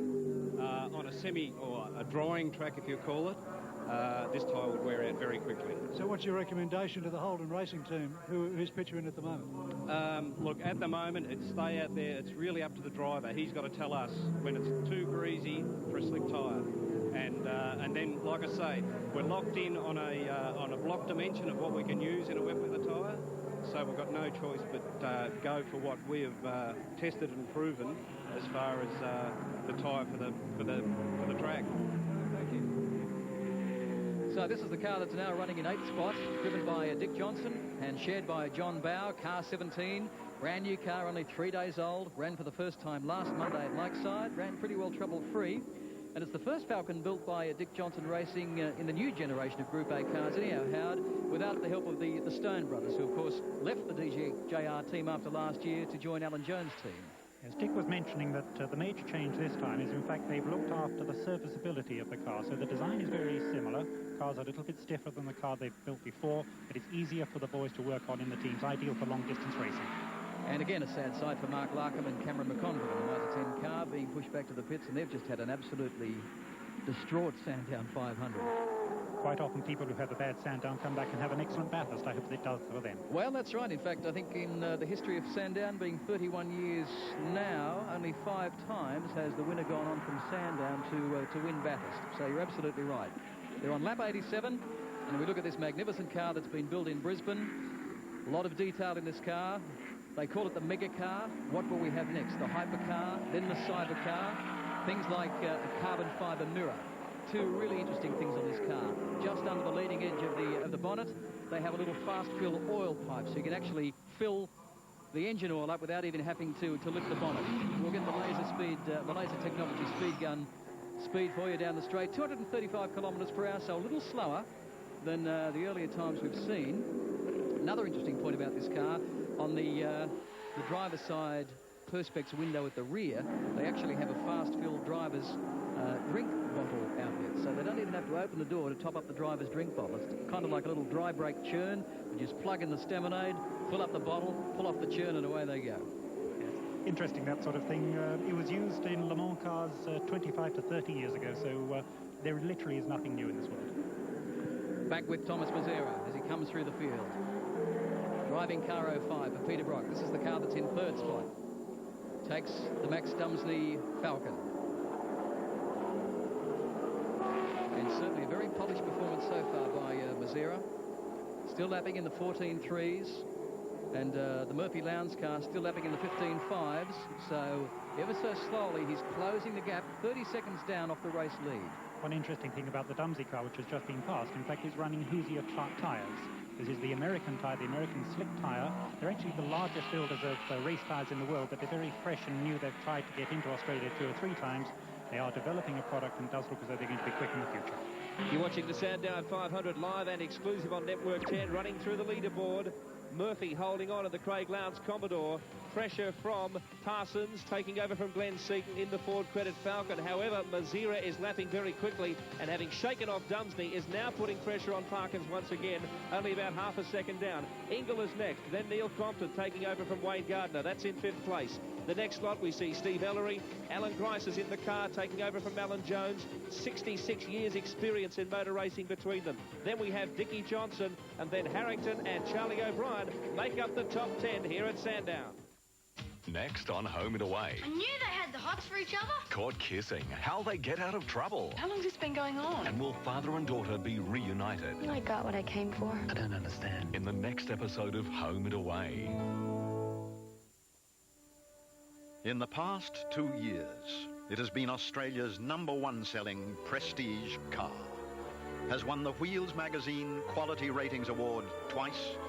Has been Car of the Year in 7 overseas countries, and now, for a limited time, is available in a special edition 20th anniversary model, complete with over $2,700 worth of fitted extras. The Honda Accord.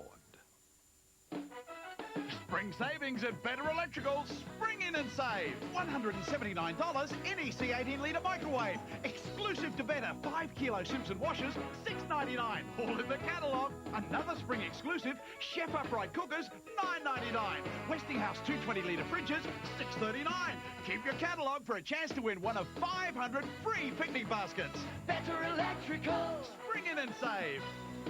Better. He's never around anymore. He doesn't even come home now. No, I just don't get any attention. He's not even affectionate with me. You know what they say? What's that? The way to a man's heart? Oh, it's through his stomach. Please. You need to feed your man some meat. Whiskers tender chunks. 100% meat pieces in a delicious meaty jelly. It's got everything he needs. New Whiskers tender chunks. So, you decided to spend the night in? Good morning, Bassin Equitable. How may I help you? Your new cashback home loan, how does it work? Simple. You make extra payments on your loan whenever you can, but if you ever need cash, you can withdraw it from the extra amount you've paid in. Oh, that's simple. I can just withdraw any extra money. Yes, sir. Any amount from $200 to use for whatever you want, whenever you want. Well, that sounds like a great home loan. It is, and you'll be enjoying interest rates amongst the lowest on the market. Come into Bassin Equitable for your cashback home loan, with cash back if ever you need it. Well, it's one for my... Direct from America, the Legends of Rock. Only the lonely. Don't miss the Legends of Rock, proudly presented by Mario Maiolo Promotions. Oh, you better be good. We got to make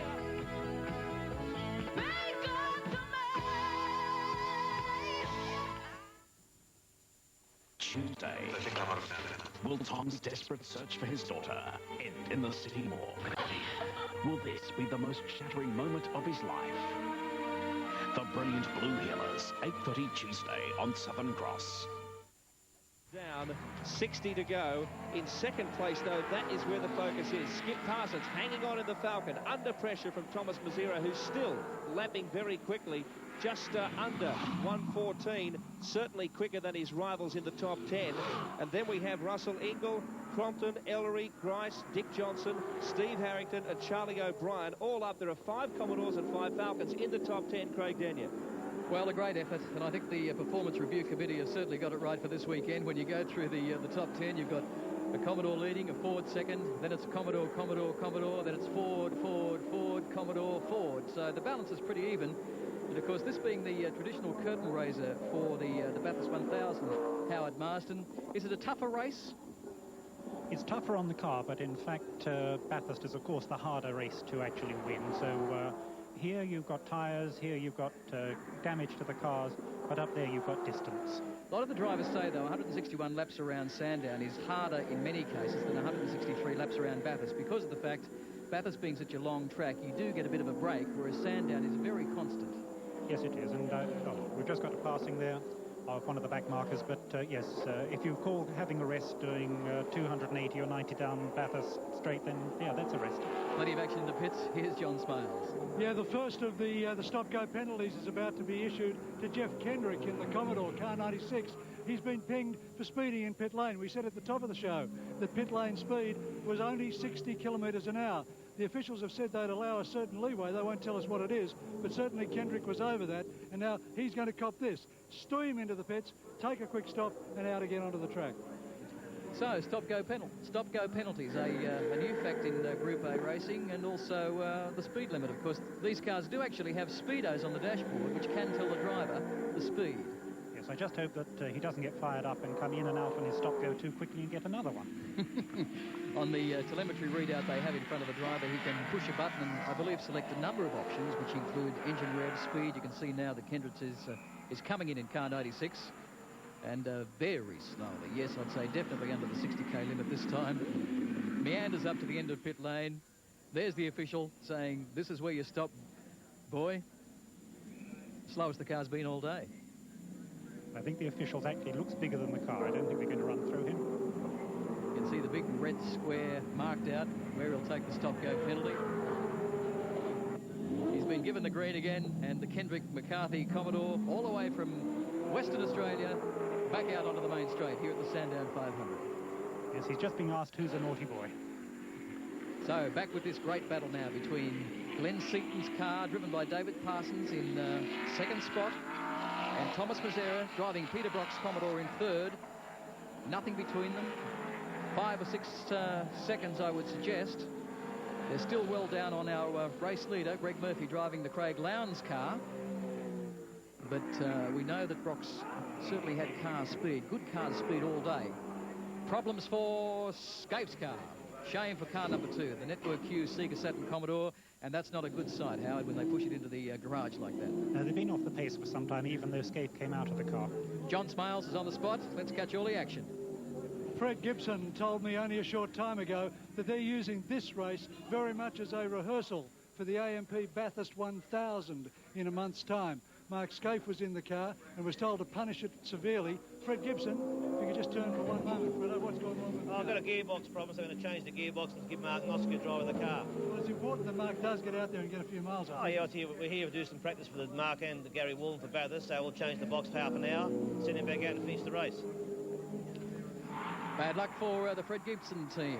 Mark Noske, Gary Walden just stepping out of the car, and of course Mark Scaife, who put in a fairly quick early stint, but just not on the pace, Howard, so a bit of work for this team to be done before Bathurst.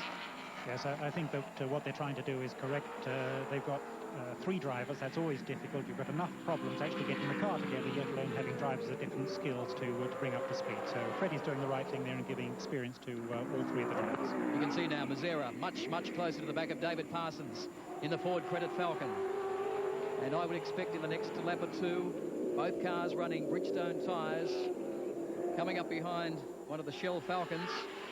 But every lap, Mazera's been working the back of this car, getting closer and closer and closer. This will be the battle to watch. And once, of course, if he gets past Parsons' car, can he catch teammate Murphy out in Lowndes' car? Passing, I think that's car 17. I think that's Dick's Falcon. Dick in the car, moving over to take his line through the corner, making Mazera sit back a little bit. So the Dick Johnson Falcon, one lap down, and Johnson almost takes the nose off the front of Mazera's car. I think he's been watching John Bowe. He's picked up a few hints. Remember, Johnson has now been lapped by Lowndes, but back in 8th spot still. We're on their 97th lap. One thing to watch for is you get the close-ups from the television camera and have a look at the front end, particularly of most of these cars. You'll see they're starting to bounce around a lot more now. The shock absorbers are starting to go off a little bit, getting a little bit overheated. Cars become more difficult to drive, and yet the demands are higher because we're now starting to get what is known as a clean line through the corners. These cars are wearing out tyres very rapidly, and they're moving that tyre rubbish to the outside of the corners, the inside of the corners. So the cars have got to be very accurately driven. But as I say, they're getting a bit tired now. Just watch for yourself. You can see them starting to bounce and not be quite as crisp and clean as they were early in the race. So Mazera now making a run down the outside of Johnson. And remember, Johnson further back in the field. So passes him cleanly up the back straight. Oh, and a big lock up too, and he's off. Yes, this is the Brock Mazera car. Off into the dirt, caught it well. Oh, almost a nasty instant. This car's had more trips to the sandpit this weekend than you and I have had to the beach, Howard. I must say that I think that Dickie was just a little bit unfair. He was being lapped there. I know it was a Holden, and I know the red mist does come down, but the overtaking was there, was clean, and really he should have let Thomas back in, I think. Yes, okay, so now Mazera's got to do it all over again. Let's watch. He came in there just a little too quick, locked up the left-hand front, and you can see Johnson bouncing all over the place, trying to stay on the inside and stay out of trouble. Luckily, Mazera caught it and didn't lose a lot of time, but it could have been nasty. Yes, hopefully he hasn't done too much damage to the front of his tyres, Mazera, so I think he'll be okay from that. Fairly big lock-up, though, with a chance that he may have flat-spotted a front tyre. Possibility. We might learn some new European swear words there. So, not too far away from the second round of pit stops with 98 laps. Let's cross to John Smales. You talk about swear words in the pits. There have been more than a few swear words going on between the pack leader team and the Holden racing team. Jeff Gretsch, what's been happening? Well, Andrew Mediki apparently was holding young Greg up, and we just politely went down to ask if he could indicate the pass, and we were unpolitely pushed away. So what have you done about it? I mean, when you say unpolitely pushed away, you're saying that Alan Jones, actually pushed one of your guys away, yeah? Yes, he got a bit abrupt, and there was no need for that. We're only, like, they are a fair way behind us. We don't want an incident. I'm sure they don't, and there was really no need for that action. But then again, they're drivers, aren't they? You've spoken to CAMS, haven't you? No, I haven't at this stage, not officially. But a CAMS official, in fact, David Tate, the former president of CAMS, was up here discussing the incident only a moment ago. Oh, well, I didn't see that. I was actually talking to Greg on the microphone, so I've got no knowledge of that at all. But I'm sure they'll look at the incident. Yeah, okay, thank you. Well, they say this race is won and lost in the pits. Well, apparently so are the fights. We're approaching the 100th lap in the Sandown 500 here. Let's have a look at the leaderboard as we go to a break. There we go. The race time just over 2 hours. And your leader is still Greg Murphy in the Craig Lowndes Commodore. Second place, David Parsons in the Falcon.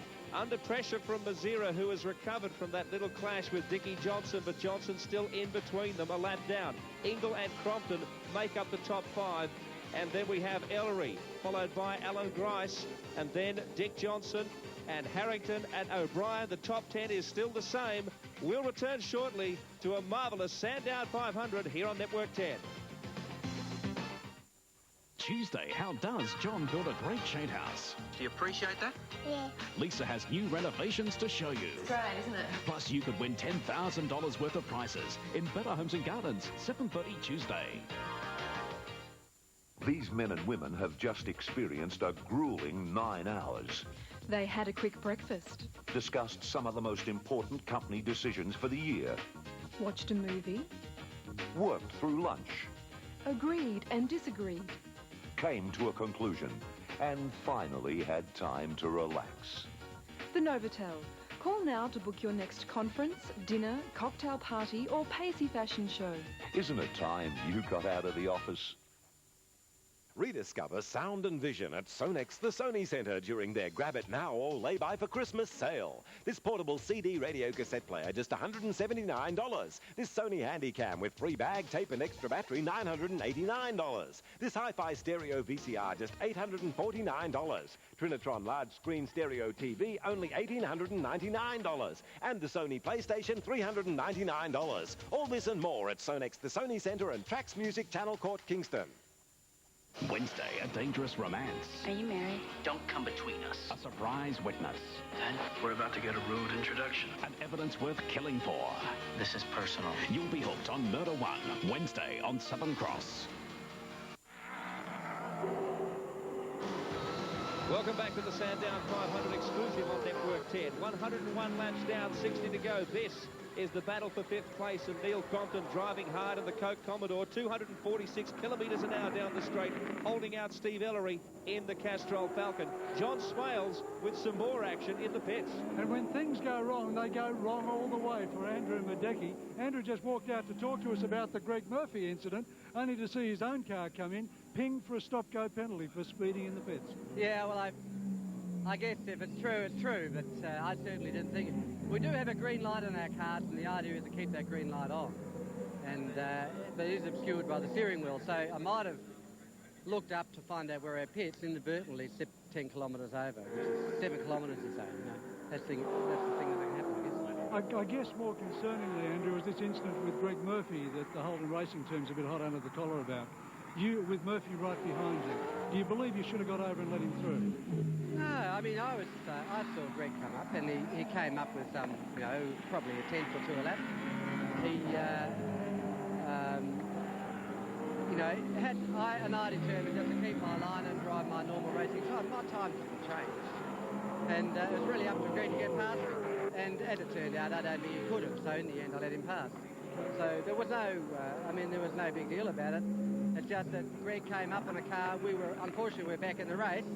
But what that shows is that our car is really, you know, very, very competitive. And I mean, what would you do in that situation? I don't know whether I should have moved over.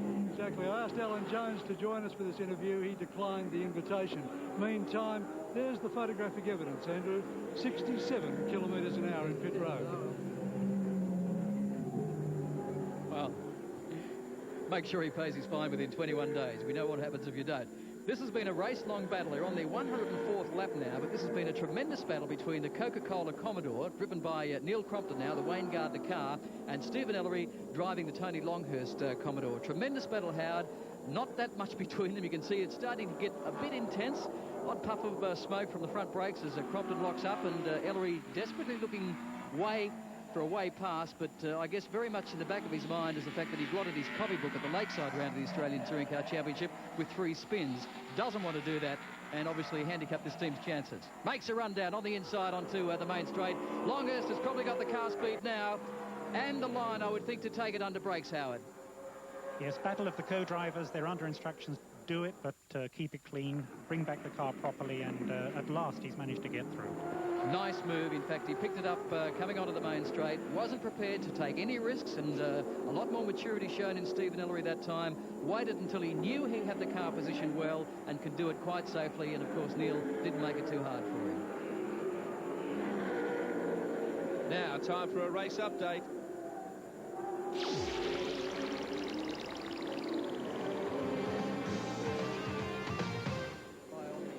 The Commodore of Craig Lowndes and Greg Murphy still have a commanding lead in the Sandown 500. Murphy in the seat right now. Lowndes handed the wheel over in lap 59 after a sensational pit stop of just 21 seconds. They did not lose any of their lead.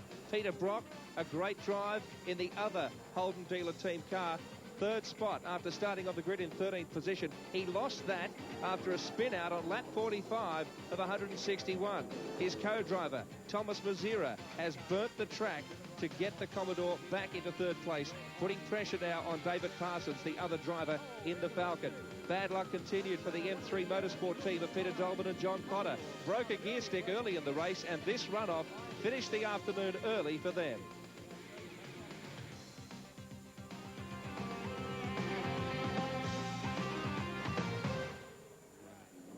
Alan Jones, not looking a happy man in the pack leader jacket, having a good talk to Larry Perkins. So Jones storming the pits at the moment. Bit of a smile on his face. But you wouldn't want to tangle with Alan Jones on a dark night if he was on the wrong side of you, would you? Back now with this battle between Parsons in the Seaton car and Mazzera in the Brock car. Again, this has been a fairly intense battle for the last 10 or 12 laps here at Sandown. Riding now with Thomas Mazzera, and they are catching the leaders. The gap between now Murphy's car and these two is 19 seconds. It was out to 29 seconds. So as the race progresses, it's quite clear that both Parsons and Mazzera are catching these two. So I should say Murphy and Lowndes' car anyhow. Murphy being held up by a slower car at the moment. But you're riding with Thomas Mazzera, doing a sensational job, and nothing between the Falcons and the Commodores through this part of the track, Howard. No, and you can't expect it in this particular area. They're very similar packages, and provided they've all got good tyres, they're okay. The laser technology speed gun mounted on the main straight just in front of the grandstand here at Sandown. We'll try and give you a speed on Mazzera and Seaton. 249 k's. Now that's up a bit too on what we've seen before. So as they are catching Murphy, you can see that not only, of course, are their lap times coming down, but naturally their speed coming up. Yeah, it is interesting now. They're running nearly a second a lap faster than Murphy and the Lowndes car, so we don't really know that there's a reason for that, but obviously we'll keep an eye on it. Well, remember, fuel load too would be getting lighter because they're almost, time, I guess, in the next 5 or 10 laps it will start to see the second wave of pit stops, so they'll be getting down to their last 20, 30 litres of fuel.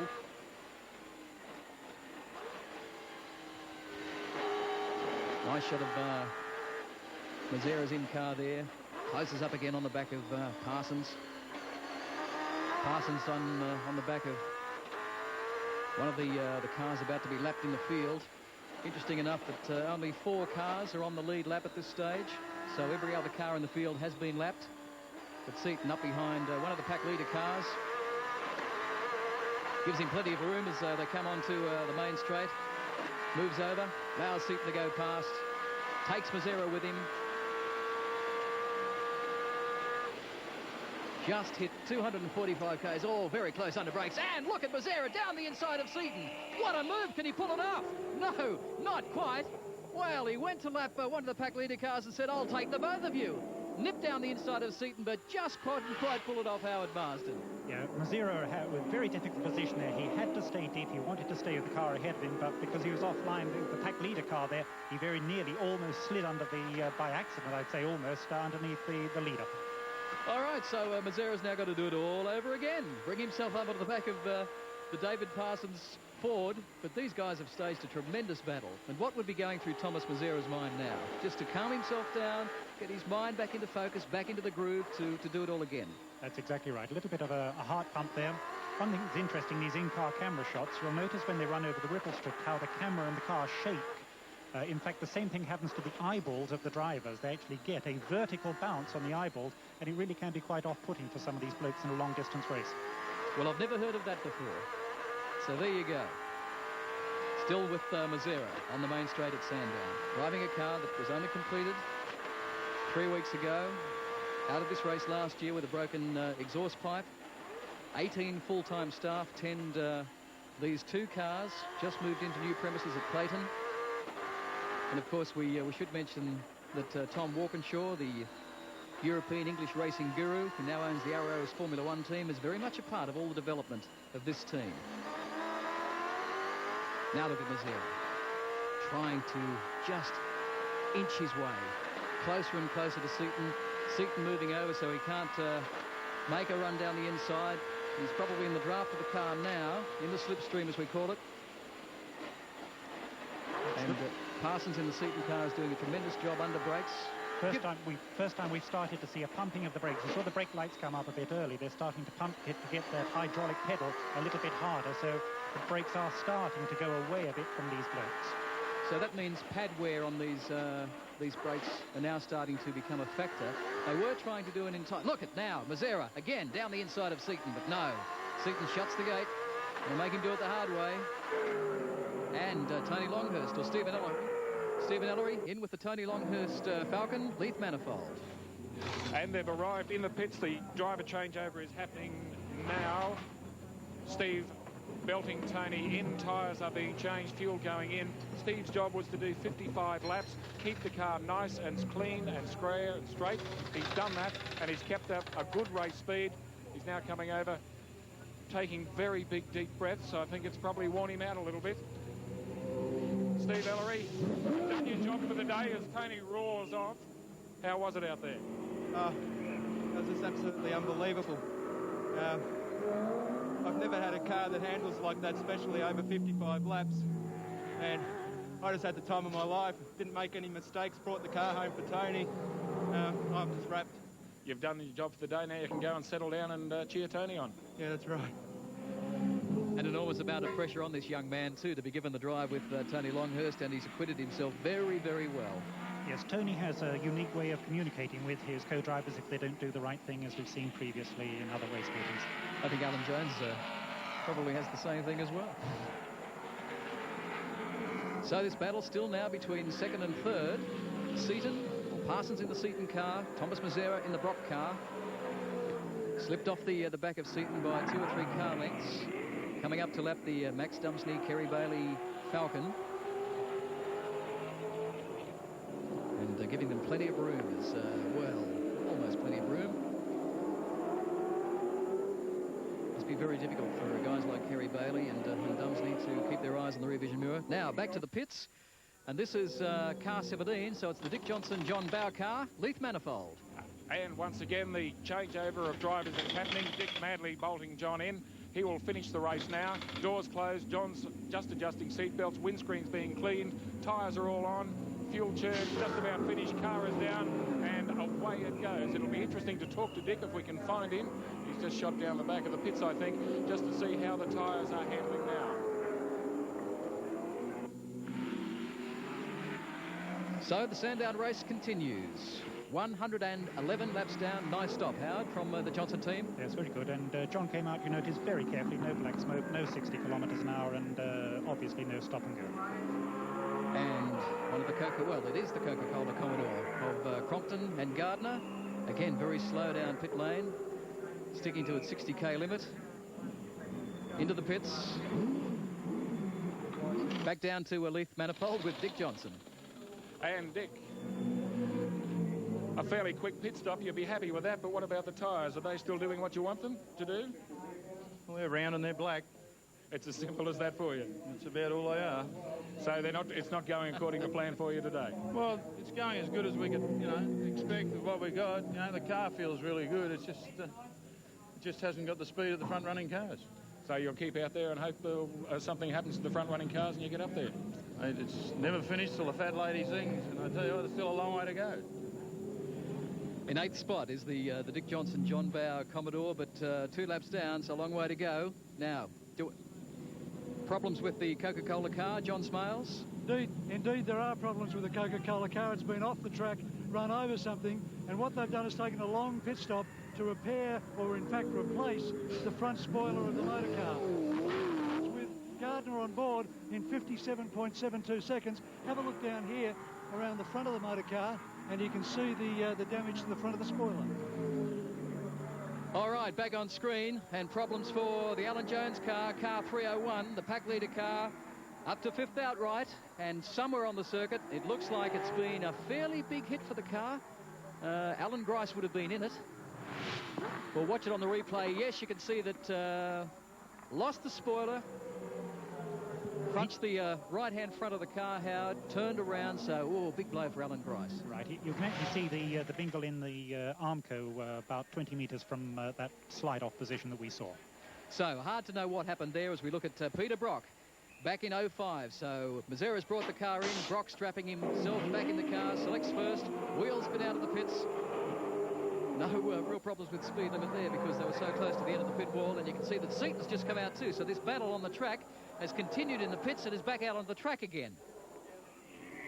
So we can look forward to a race between the number 1 drivers, having been very well entertained by the number 2 drivers. So Brock now back in the car, Seaton back in his car.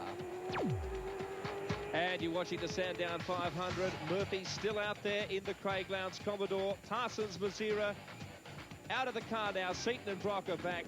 So is Larry Perkins, and we'll be back shortly. Who's Ross's cute new flatmate? What taboo does Rachel break? Plus a scary date. There you are. Don't miss the telecast of Friends, 7:30 tonight. See Robert Ferguson, your multi-merchant store, for good value and professional service and advice on all your plumbing supplies. The Fowler Trio Dual Flush Toilet Suite saves water and looks great at just $149. Complement the Fowler look with the Tasman hand basin at $95. Purchase $100 or more worth of Fowler bathroom products and you could win a trip for 2 to magical Hamilton Island with 5 nights accommodation and return airfares. Fowler makes your bathroom. Robert Ferguson, Darwin Park, Kingston, Launceston, Devonport and Burnie. I'm supposed to joyfully try these Vicks Vapor Drops with butter and menthol and believe that something that tastes delicious can actually work. Well, hey, they're paying me. I can be convincing. See? Nothing. Hey, these delicious Vicks Vapor Drops with butter and menthol really do soothe the throat and clear the nose. I mean, it won't happen in a second, but it will happen. When I first heard the news, I was terrified. I went down to casualty and we just had to wait. I was frightened we were going to lose him.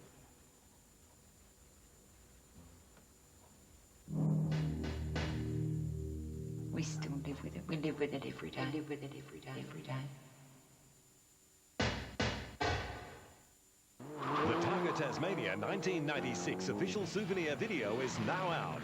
This year's video shows the event from the competitor's viewpoint, a different approach to the 1-hour television program.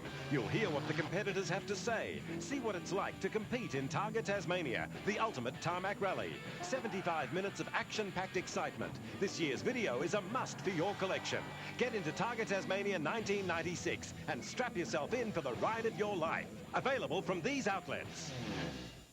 It's the greatest hits album in the world, with 2 CDs of the best hits, with Take That, Charles and Eddie, Corona, Fine Young Cannibals, M-People, Eternal, Taylor Day, Cut and Move, Diesel, Real McCoy, Jam and Spoon, Vic Reeves, The Womacs, The Beach Boys' #1 hit. The greatest hits album in the world, with 28 chart-topping #1 hits. Let's go with Sure. Radiohead, Richard Marx, Tears for Fears. Culture Beat, Johnny Gill, Kim Wilde. Hocus Pocus, B-52's, Nikki French. Take That, Taylor Dane, 24/7. D-Ream, Jazzy Jets, London Beat. 2 CDs full of #1 hits. The greatest hits album in the world. New from StarTel. They share a passion for justice, Oh my God. What we'd like to do is set up here in your apartment. a commitment to the job, You touch Mom again, you're gonna get locked up. and a need for each other. I've had 2 beers, and I'm gonna stop. NYPD Blue, Wednesday.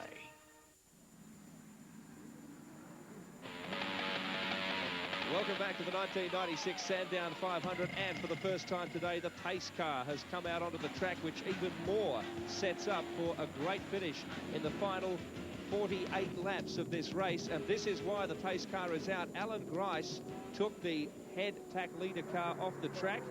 Alan Jones, of course, was to change any tick of the clock. Of course, he won't be back in the race now because that car, as you can see, is well and truly gone for the day.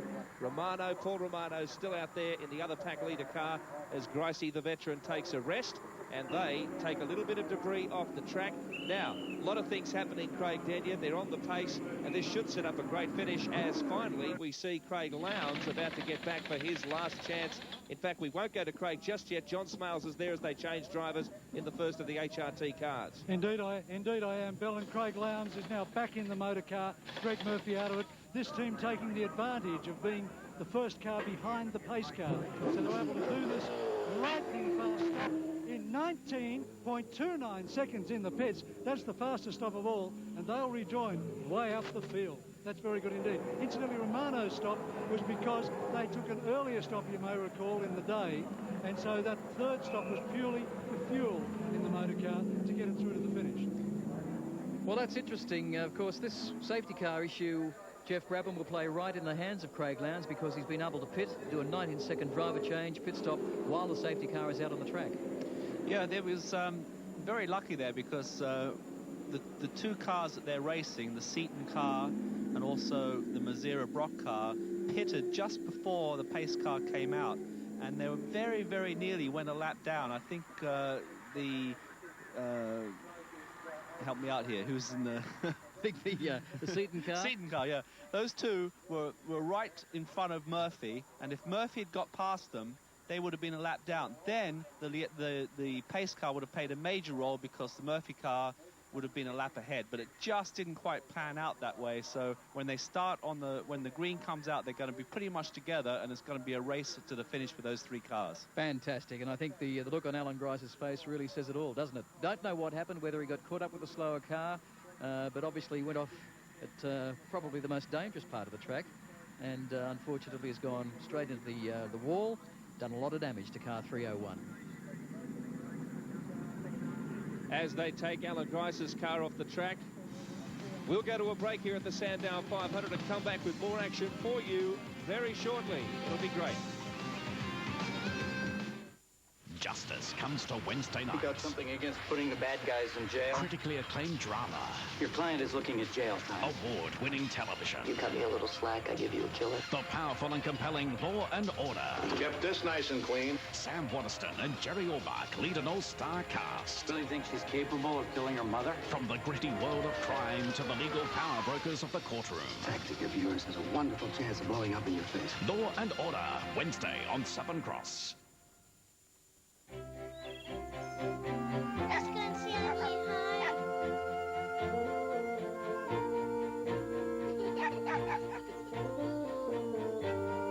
Here's my room.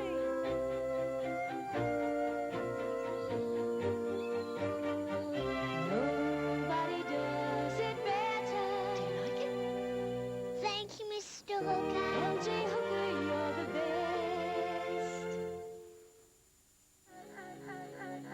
I've always sort of run pretty well. I mean, I was a good middle distance runner at high school. What I do in the morning is I swim, and then when I come home, I'll eat 14 Vita-Breads. I've pretty much grown up on them. I think if you care about yourself and your family, you'd have to believe that Vita-Breads are better for you. It was born of the toughest workforce on the road. Introducing new Ford Courier, an army of hard-working horsepower, packed into an all-new diesel engine, the most powerful non-turbo diesel in its class, in two-wheel and four-wheel drive. It's one tough one-tonner. New Ford Courier, built Ford tough.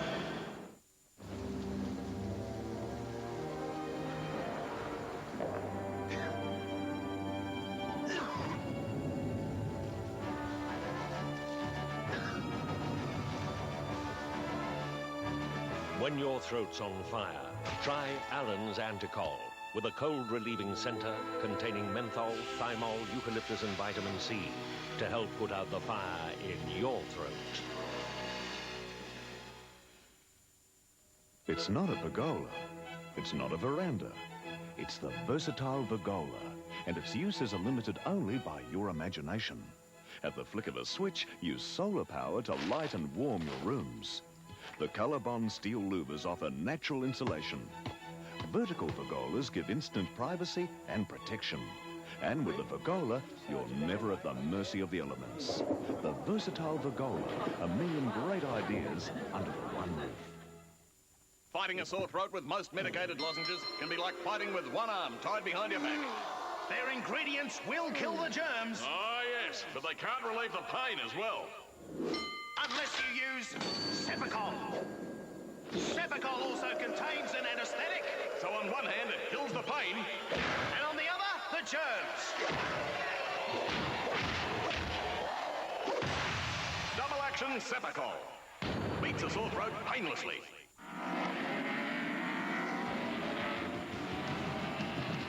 A great finish set up here at the Sandown 500 of 1996. The pace car has squeezed the leaders together. Loud, Seaton, Brock, Longhurst, Perkins, all restarting the race now. Let's go back to the pits.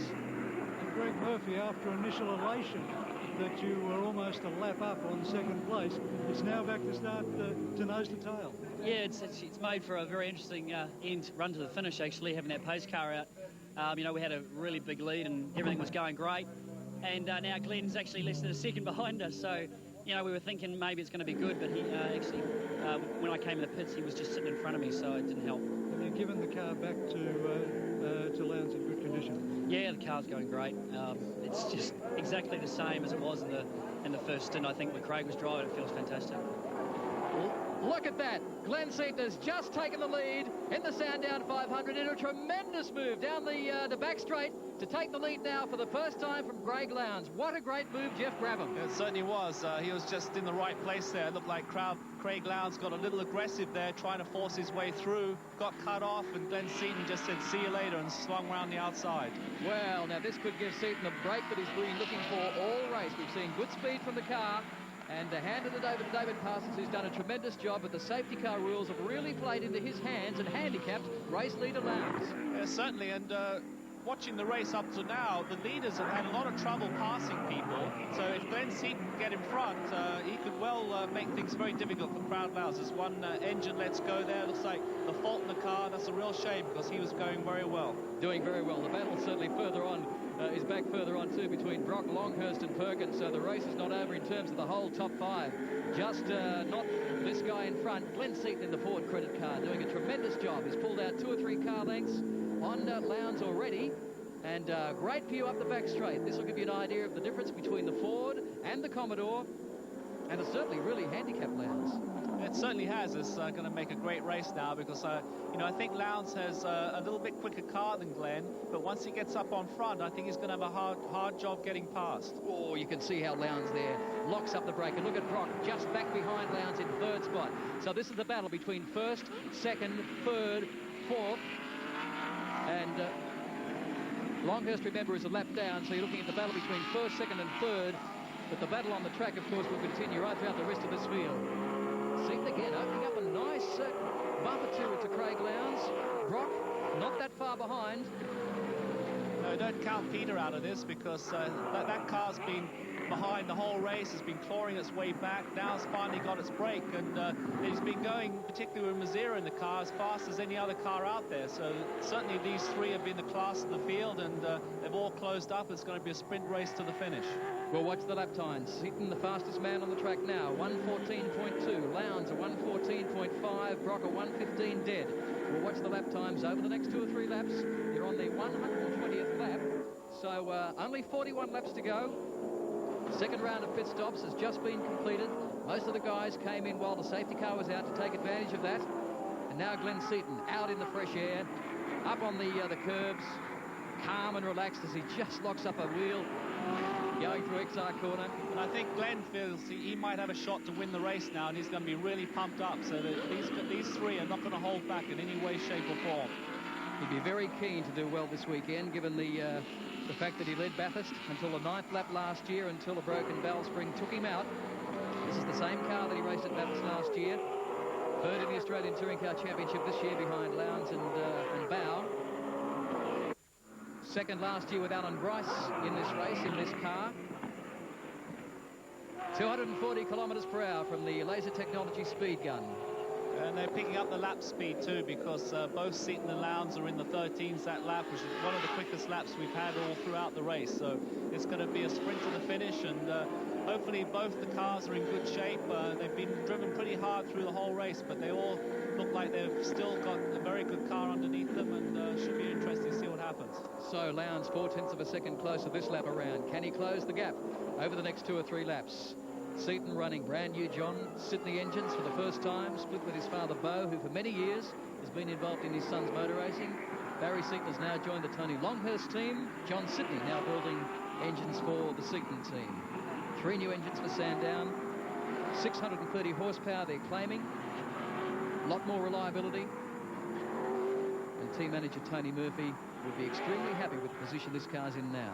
Oh, absolutely, and you know, I think this team's done a very good job. They've shown that they're the only ones already that can run with the Holden dealer team, and they're in very good shape for Bathurst, and that's the race that they dearly want to win. Good effort too from Ashby and Reed to be in the top 10, 9th spot in the Landsville Smash Repairs Commodore. They'd nearly be the best of the privateers actually, because Faulkner had an engine problem, although Stephen Johnson is well up there too in 7th spot. But this is your race leader, the Sandown 500, as we wind down the last 40-odd laps. And Lowndes again closer this time. Yeah, Lowndes going very fast. He just did a 12.9, which I think must be the quickest lap of the race. So he's definitely still the fastest guy out there.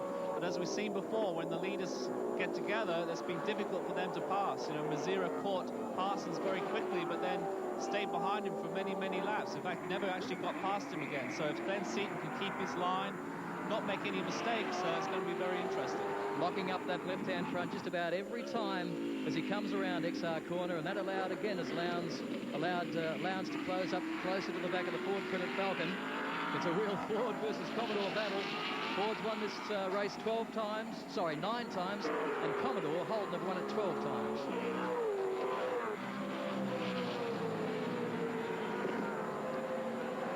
Down the main straight they go, 240 k's plus, down to John Smiles. That was in fact the fastest of the race. Before that, the fastest lap laid at Thomas Mazera, but it appears that the penalty for that lap might be that your brakes have started to really go off, Thomas. Well, it was a problem as soon as I got in. Unfortunately, we got a pad knock-off somewhere, and every time before I go on the brakes, I have to pump the pedal with the left foot. Then it's getting a bit hard. Like if you're driving by yourself, no one around, it's okay. But in a race situation with other car, it's getting a bit difficult. So Brock's chances of challenging for the lead? I don't think so. No. I think I think we should settle where we are at the moment. Well, I don't know that Peter Brock would agree with you, Thomas, because he's not one to give up. He's 4 seconds off the lead, and we're in the last hours of this Sandown 500. And what would you do, Jeff? Well, it's not much you can do, because if you've got a brake problem, you're going to have to drive around that. And that explains why Mazira caught Parsons so easily, but then was unable really to make a move on him. And when you've got a brake problem like that, when you've got this many laps to go, you've really just got to cool it, you know, consolidate your position and make sure you try and bring the car home. They've got a lap up on the rest of the field, so you know, Peter can take it fairly easily from now and come home in 3rd place. Now look at Lowndes, how close he is to Seaton. This is almost a replay of last year. Remember, Lowndes passed Seaton on the 7th lap and ended up in the sand. We're now 124 laps down almost, and the battle for 1st and 2nd in this race is well and truly happening at the front of this field. Lowndes close to Seaton now in the Ford Credit Falcon. Expect to see a move this lap or next. Up the back straight they go. Yeah, I think Lowndes has definitely got the quicker car, and there's plenty of laps to go yet. He doesn't have to do it straight away, and if he just plays it cool, just picks his moments, slips on by and get on and try and win the race, that would be the best thing. But things get a bit excited out there, and sometimes it doesn't always go to plan, so we'll see. We'll see what happens. And Brock's gone off, so he's definitely got a brake problem. You can just see in the back there, Brock has gone off, ran straight off at XR corner, didn't quite make the sand trap. And obviously the brakes that Thomas was talking about are really causing Brock problems. That's right. I think Peter would be glad to get out of town from this weekend. He's certainly had a few problems. Stalled the car. Starts it up again, selects first gear. And now that'll push, of course, Brock further down. Whether he can maintain his 3rd spot, Longhurst being 4th and a lap down, we'll let you know. But this is still a battle for 1st and 2nd. Seaton still holding out Lowndes. Lowndes a lot more mature after going overseas in a test session with Tom Walkinshaw Racing in England in the last 2 or 3 weeks, only just back. Goes back again to Europe after Bathurst and hopefully to secure a Formula 3000 drive next year. And no doubt, Jeff, that experience that he's had overseas will no doubt even make him more mature after the Touring Car Championship and coming up to these long distance races. Well, you know, Craig's on a roll right now. He's got himself into a fantastic situation. He cleaned up, and there's Peter Brock, picture of him going off into the sand trap. Not nearly as far as he did yesterday, but still, it's going to cause him a problem for the rest of the race, because he has got a good lead, but if you've got brakes failing, believe me, it's not a nice place to be. So, back with the race leaders as they come up to lap Dick Johnson and John Bowe in their Falcon. This is Ford versus Commodore at its best here at Sandown. We've seen some tremendous battles over the years, and look at Lowndes now. Looking down the inside, looking down the outside. The lap car, of course, could well come into play here. Lowndes pushing the Commodore hard, bouncing through the corner there. Absolutely. I'm sure Glenn wants to get past the Falcon in front as quickly as possible without letting Lowndes through, but it doesn't appear that Bowe's going to just pull over and let him by. If they get up alongside, fine, but see the lights come on there, and you know, Glenn's got a problem. He's got to get past the car in front, but he doesn't want to give up the lead doing it. Tremendous job by David Parsons as a co-driver in this car. Comes out once a year, races Sandown and Bathurst. Has really worked on his fitness this year and is a lot fitter, and has really put this car in the position where it's in now. Taken over by Glenn Seaton after the pit stop, and now leads this race. And again, Lowndes behind him. Just a slight lock-up of brake, not to cause him any loss of time there. And they're chasing John Bowe, who's well down in 6th spot in the Shell FAI Falcon. It's an intriguing battle, this race, isn't it? Yeah, it certainly is. You know, these long-distance races, you think, oh, well, everything's pretty set right now. Then all of a sudden, something happens, and the complexion of the race totally changes. So a safety car following the off by Alan Grice in the Alan Jones car has really caused this situation. Seaton now threading his way through the slower cars. Lowndes still slotting in behind him. Bowe in the Johnson car. Laps down, but just in front of them. Yeah, it's a pity Bowe had that problem with the tyres early in the race, because that really moved him a lap down when they least could afford it. But right now it seems like he can really run a good pace. So, as I say, it's a shame they had that problem, because they could have been a factor right now. But now we might have a challenge for the lead. This is up the back straight. Difficult way to do it around the outside. Seaton moves across, so he can't take advantage of the line. But Lowndes certainly tested him out across that back part of the circuit. They touch 253 kilometres per hour along there, so it's brave stuff. Yeah, I thought Lowndes is just fishing around. He's just trying to find out where Glenn's a little weaker, where he can position his car to try and make the pass. And you can see that Seaton's moved over, not to allow him any advantage in any of the exits, where the lines, corners and all that are going to make him a quick lap around Sandown. But, you know, I'm sure Glenn's going to try and make him go around the outside, but here we go. Let's see what happens here. Down the inside now. Can Craig Lowndes do it? They're on the main straight at Sandown. No, can't do it this time. Had a look down the inside, but Seaton still has got the power to match the HRT car. Both now pushing the dust on the outside. Again, another brake lock-up from Seaton. And with them behind Bowe like this, they've really slowed down. So, you know, as I say, Glenn is trying to really position the car so Craig can't get past, but at the same time, he's not being able to get past John Bowe. So it's kind of a stalemate, and Craig's having another look up the outside, but I think that's going to be a hard manoeuvre to take off that one. Obviously, Lowndes gets out of NG corner a little better than Seaton, so gets the speed onto the straight, up the back straight, and now down to XR corner, and Johnson still, of course, leading this trio, which would be frustrating Seaton, because being the race leader, wants the clean air, wants to stay out in front and not be frustrated by someone who's laps down. Yeah, that's right. But you know, John's just keeping his racing line here, and I just feel that he feels like his car's pretty fast right now, and if the leaders are fast enough to go up the inside, so be it. If they're not, well, that's their tough luck. Well, you're right, because Bowe's still lapping in 1:14.8, so he's still in the 14, so he's got every right to be where he is. Seaton 15.2, Lowndes 15 dead that time around, and Peter Brock a 14.1. So even though he may have a brake problem in 05, he's still quick.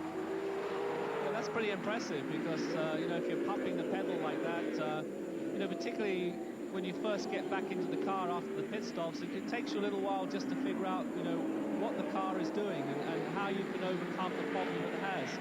When you're racing for the lead like Peter was when he first came out, it's very easy to get yourself into trouble, but probably now he's settled down, realized he's not going to win the race, and is able to drive around the problem and then do consistent laps again. So it's still Glenn Seaton leading this race as he comes up behind John Bowe and Dick Johnson's car. And And Craig Lowndes, the superstar in the supercar, the car they called the supercar when it was first built at the start of this year's Touring Car Championship. And he's certainly done it justice this weekend. Again, more lap traffic in front of them. Dillman, Cotter, Commodore. Then it's Bow. 14.5 that time for Seaton. 14.6 that time for Lowndes. 15.4 for Brock. Perkins still quick too with a 14.9 lap time. Onto the main straight. Again, they'll touch better than 240 Ks. They'll hit sixth gear just in front of the grandstand. Then hard on the brakes for that big left-hand turn, turn one, which brought Lowndes undone last year. Yes, well, it's very bumpy on the inside as you go into there, and even though you want to stick your nose down there and try and pass the car in front, you've got to compensate for the fact the car's jumping around a lot, and the car isn't going to stop as well as you really like, and you know, that can cause the cars a lot of problems. It's probably one of the reasons you don't see as much passing there as you would think. Glenn Seaton doing a tremendous job under enormous pressure from Craig Lowndes in car number 1. Although didn't finish quite as high up in the Touring Car Championship as Seaton wanted to, had a reasonably competitive season, but was really looking forward to getting this new John Sidney engine in for these long-distance races. And you've seen what 630 horsepower can now do to this Ford Credit Falcon. Well, they seem pretty evenly matched down the straight, so I don't think Lowndes is going to be able to just pull out and pass him. He's going to have to get a better run off the corner, get up, use the slipstream, get up alongside and outbrake him into the next corner. Looking back through the field, you can see Longhurst still running in 4th spot, Larry Perkins 5th, Dick Johnson with Bow behind the wheel in 6th spot. So they're chasing the 6th spot car now. Stephen Johnson, Charlie O'Brien 7th, Gardner and Crompton 8th, Ashby and Reed, who'd now be your top privateers, next to Stephen Johnson anyhow, so running 2nd in the privateers Cup here at Sandown. Faulkner and Harrington, Jones and Bryce, of course, problems, and also the Scope Longer car went out earlier with gearbox failure, but it's now back out on the track. I'm sure Glenn sighed a great relief there, because John decided to move over and let the guys go past and battle it out on themselves. Yes, good move from John Bow, very courteous, because he knew that ultimately he didn't have the lap speed, and let them catch up and move over, not to cause them too many dramas as they go through. So now that Seaton's got clean air ahead of him, can he maintain that 14.8, 14.9 lap time and keep Lowndes behind him? Through XR6 corner. Ford versus Commodore. Two young guns. Seaton running his own team, so enormous responsibility that he has. And of course, Lowndes having the backing of the Holden Racing team and all the technology and experience that they have to offer. We'll give you the time from the laser technology speed gun as they cross the start-finish line with 30 laps to go in this 161-lap race. 242 kilometres per hour for Glenn Seaton. Yeah, they're both on the same tyre, so I don't think Lowndes has got the luxury of just sitting there and wait for Seaton's tyres to go off, because they've got the same Bridgestone tyres on. So this is going to be a definite race to the finish. Now, we saw how in the earlier session, after a number of laps, perhaps the shortened undertray situation on the Commodore came into play, and they started to lose some front downforce and understeer. Will that happen in this session, Jeff? No, I don't think so. I think everybody was put in quite a difficult situation, because the Holden dealer team was so much quicker than everybody else. There was a move to try and slow them down, but you can't just pick a team out and penalise them for doing a very good job. So all the Holdens had to cop, this 125mm shortening of the front spoiler. But in reality, because the Holden dealer team are running Bridgestone tyres, they're probably least effective of all the Holden teams for that rule change. So I'm not sure that ultimately the effect that everybody was trying to get happened. So, if you've just joined us for the Sandown 500 on Network 10 Sport, this is the battle, first and second after 132 laps. You've got Glenn Seaton leading Craig Lowndes. Ford versus Commodore. Through here in second or third gear, depending on the fuel load. Back to a second as they come up to NGK corner. Now let's sit this at around 110 kilometres per hour. They'll pull third, fourth, fifth. Ultimately, sixth gear up the back straight. Peak at around 253 Ks. It's actually the fastest part of the track across here. Faster than the main straight at Sandown. And again, Seaton moves over to cover his line, so Lowndes can't get the advantage and tackle him under brakes. That's a very difficult place to pass anyway, and I'm sure Glenn feels like as long as he doesn't let Craig get down the inside, he's pretty much got that section of the racetrack covered. Sprint race distance around Sandown is some 18 laps, and this has really been a 161, or will be a 161 sprint race by the time they get to the finish. Both these drivers fresh. They've just come back into the cars after their final pit stop, or what we think will be their final pit stop, on their 133rd lap. And these cars and drivers are so evenly matched. You can hardly pick up, when you watch a lap, Jeff Brabham, any advantage from either car. You just get the feeling that Craig is just a little bit quicker. If he got in front, he could probably just draw away. As you come out of the straight there, notice he pulls to his left, and I think that's more just to get the air to the brakes and to the radiator, so he's not stuck up behind Glenn's exhaust pipe the whole time and getting the car too hot. 18 laps to go, and what would John Crennan, head of HRT Racing, be telling Lowndes now? Well, I think he'd be saying, you know, call it, you've got the best car, just look for your opportunity. You know, we don't need to go crashing down and take both of you out. There's still quite a few laps to go.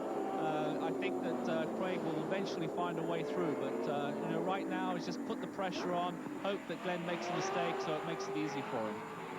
Very mature drive from Lowndes, as we've seen all year, and has come back from a big crash in the Australian Touring Car Championship at Phillip Island to continue to dominate the series, to be the youngest ever driver to take the crown, and of course the youngest ever, or the only driver to take it in his first year of touring car racing. Yes, as I was explaining before, you know, he's a young driver. He certainly was in the right place at the right time with the Holden dealer team, and with Tom Walkinshaw, you know, involved with this team, plus many teams overseas. He's got a fantastic opportunity to take his career overseas and be successful at it. And you know, there hasn't been too many Australians lately who've had that opportunity, and I hope that he takes it, because it'd be great to see. 600-odd horsepower in these cars. They run through a 6-speed Hollinger gearbox with controlled ratios. They can change the diff ratios. Lowndes, I think, a little closer to Seaton this time around. Yes, but you know, Glenn's just going up the left-hand side of the track there. He knows now that Lowndes isn't going to be able to make a move on him. So I think the areas there where Glenn would probably be the most concerned would be at the end of the pit straight going into the first turn, because you know, Lowndes seems to get out onto the straight fairly well there. There's definitely a hole there on the inside if he's brave enough to take it. Well, I guess we'll see that as the laps unfold here at Sandown. But it's still Seaton in car 30. Co-driver David Parsons did a great job, but Seaton back in the car, and nothing between these two. They're on their 135th lap as Lowndes again has a look down the inside on the main straight. Has he got the grunt to do it? No, slots in behind Seaton. Gap maintains about the same. Yeah, I think Craig's just moving around in Glenn's rear vision mirror there. He's not really close enough to make an attempt to a pass, but he's just moving around, you know, trying to make Glenn a little uneasy, hoping that he might make a mistake. Both of them up on the ripple strips there. Flings the car up onto two wheels. Settles down nicely. Both nicely balanced in the suspension, these cars. Yeah, they seem to be. They seem to be able to ride the bumps and particularly the curves very well. And you know, that's quite an art to try and make a race car not only to go around the corners but not get too upset when it hits the curve. 26 laps to go in the Sandown 500. We're going to a break with a check of the top 5 placings. There is your great battle. Lowndes and Seaton, the pressure is on. They are a lap ahead of Peter Brock, who's working hard to stay involved. Then Longhurst and Perkins. Nobody knows this the way we do. And that's why we're working for you. We're working for you. Southern Cross is working for you. Working for you. We're working for you. Southern Cross is working for you. Gloves? Mask? Cleaner?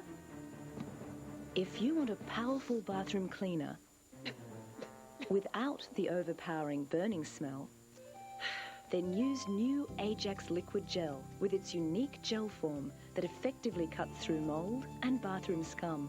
New Ajax liquid gel. Now you can get a powerful clean without the overpowering smell. Ajax serious cleaning made easy. I enjoy going to Yarmouth if I look forward to it, but you're actually doing something that's worthwhile. And I've become a better person. I've realised a lot more about myself. I've learnt, different things about loading aircraft, dispatching from aircraft. In the Army Reserve, it's made me more disciplined, and I feel discipline is very important as a pilot. 1 weekend a month, 2 weeks a year. Give yourself an edge. The Army Reserve. Call 13 19 02. It was born of the toughest workforce on the road.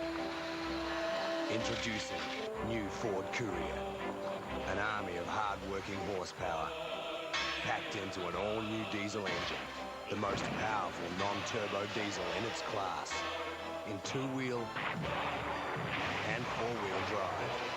It's one tough one-tonner.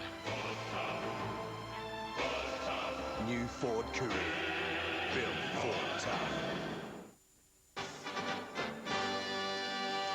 Charles I of England was ultimately charged with treason and beheaded, but all his problems started when he disagreed with Parliament about taxation rights. Fortunately for you, tax time will be no problem if you take your return to ITP, the income tax professionals.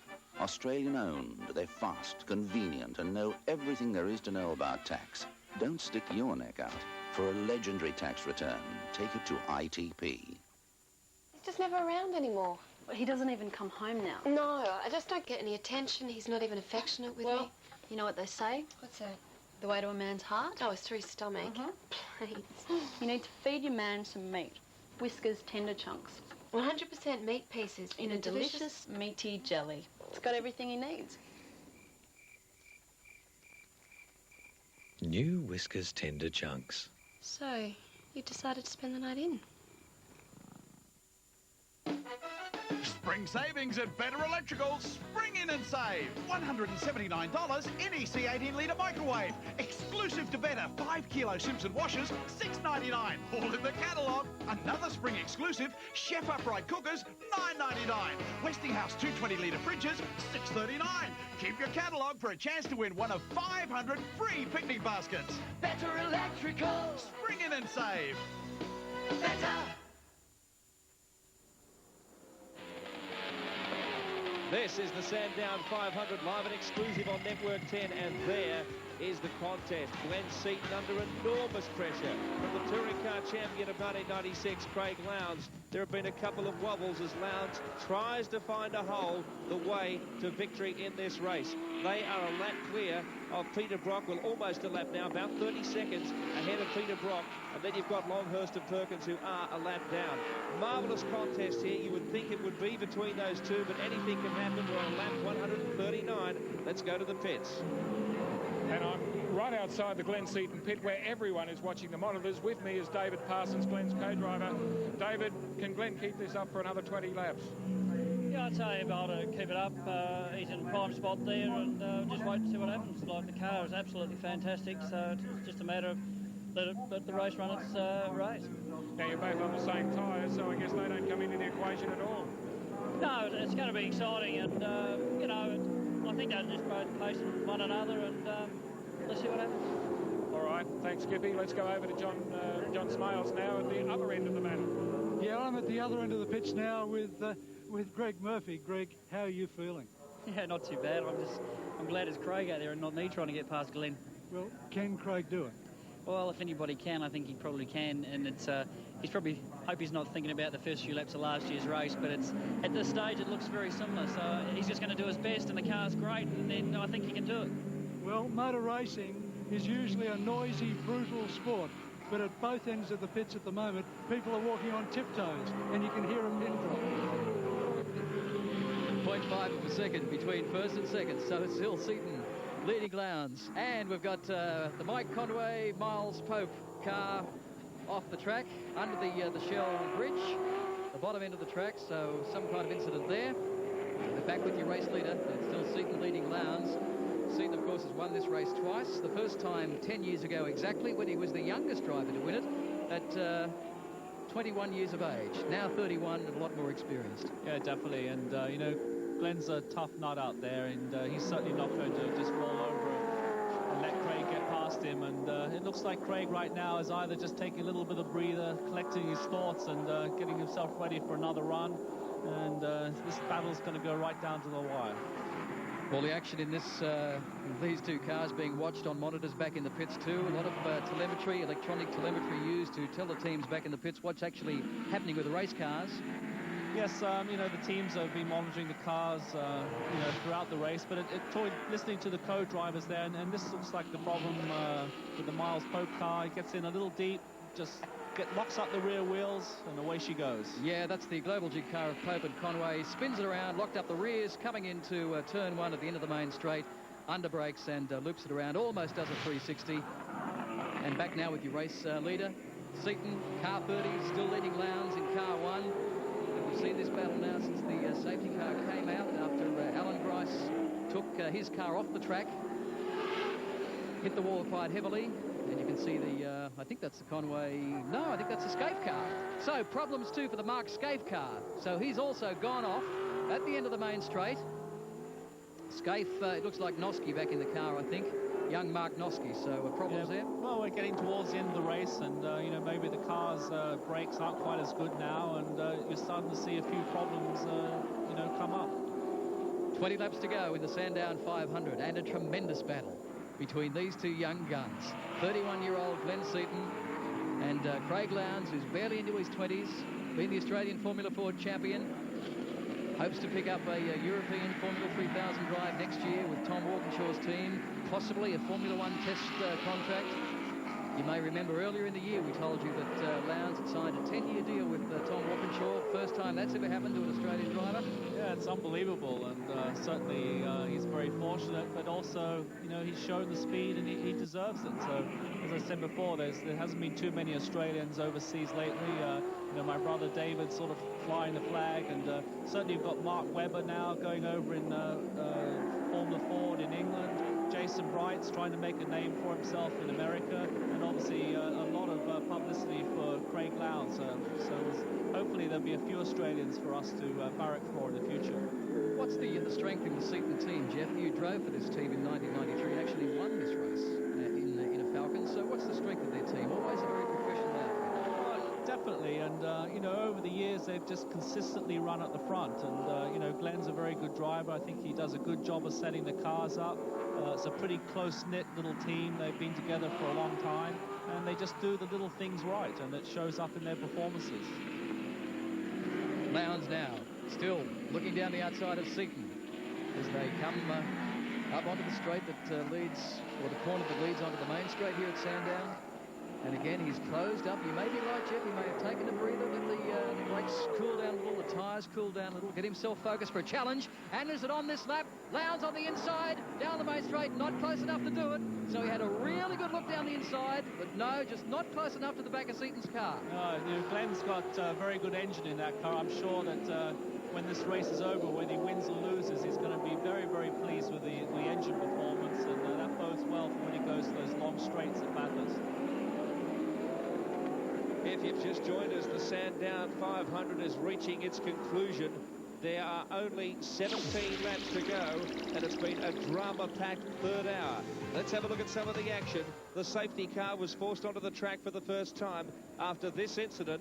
A spin out by Alan Grice, taking his turn in the Alan Jones pack leader car. There it is, off the track in the Ford.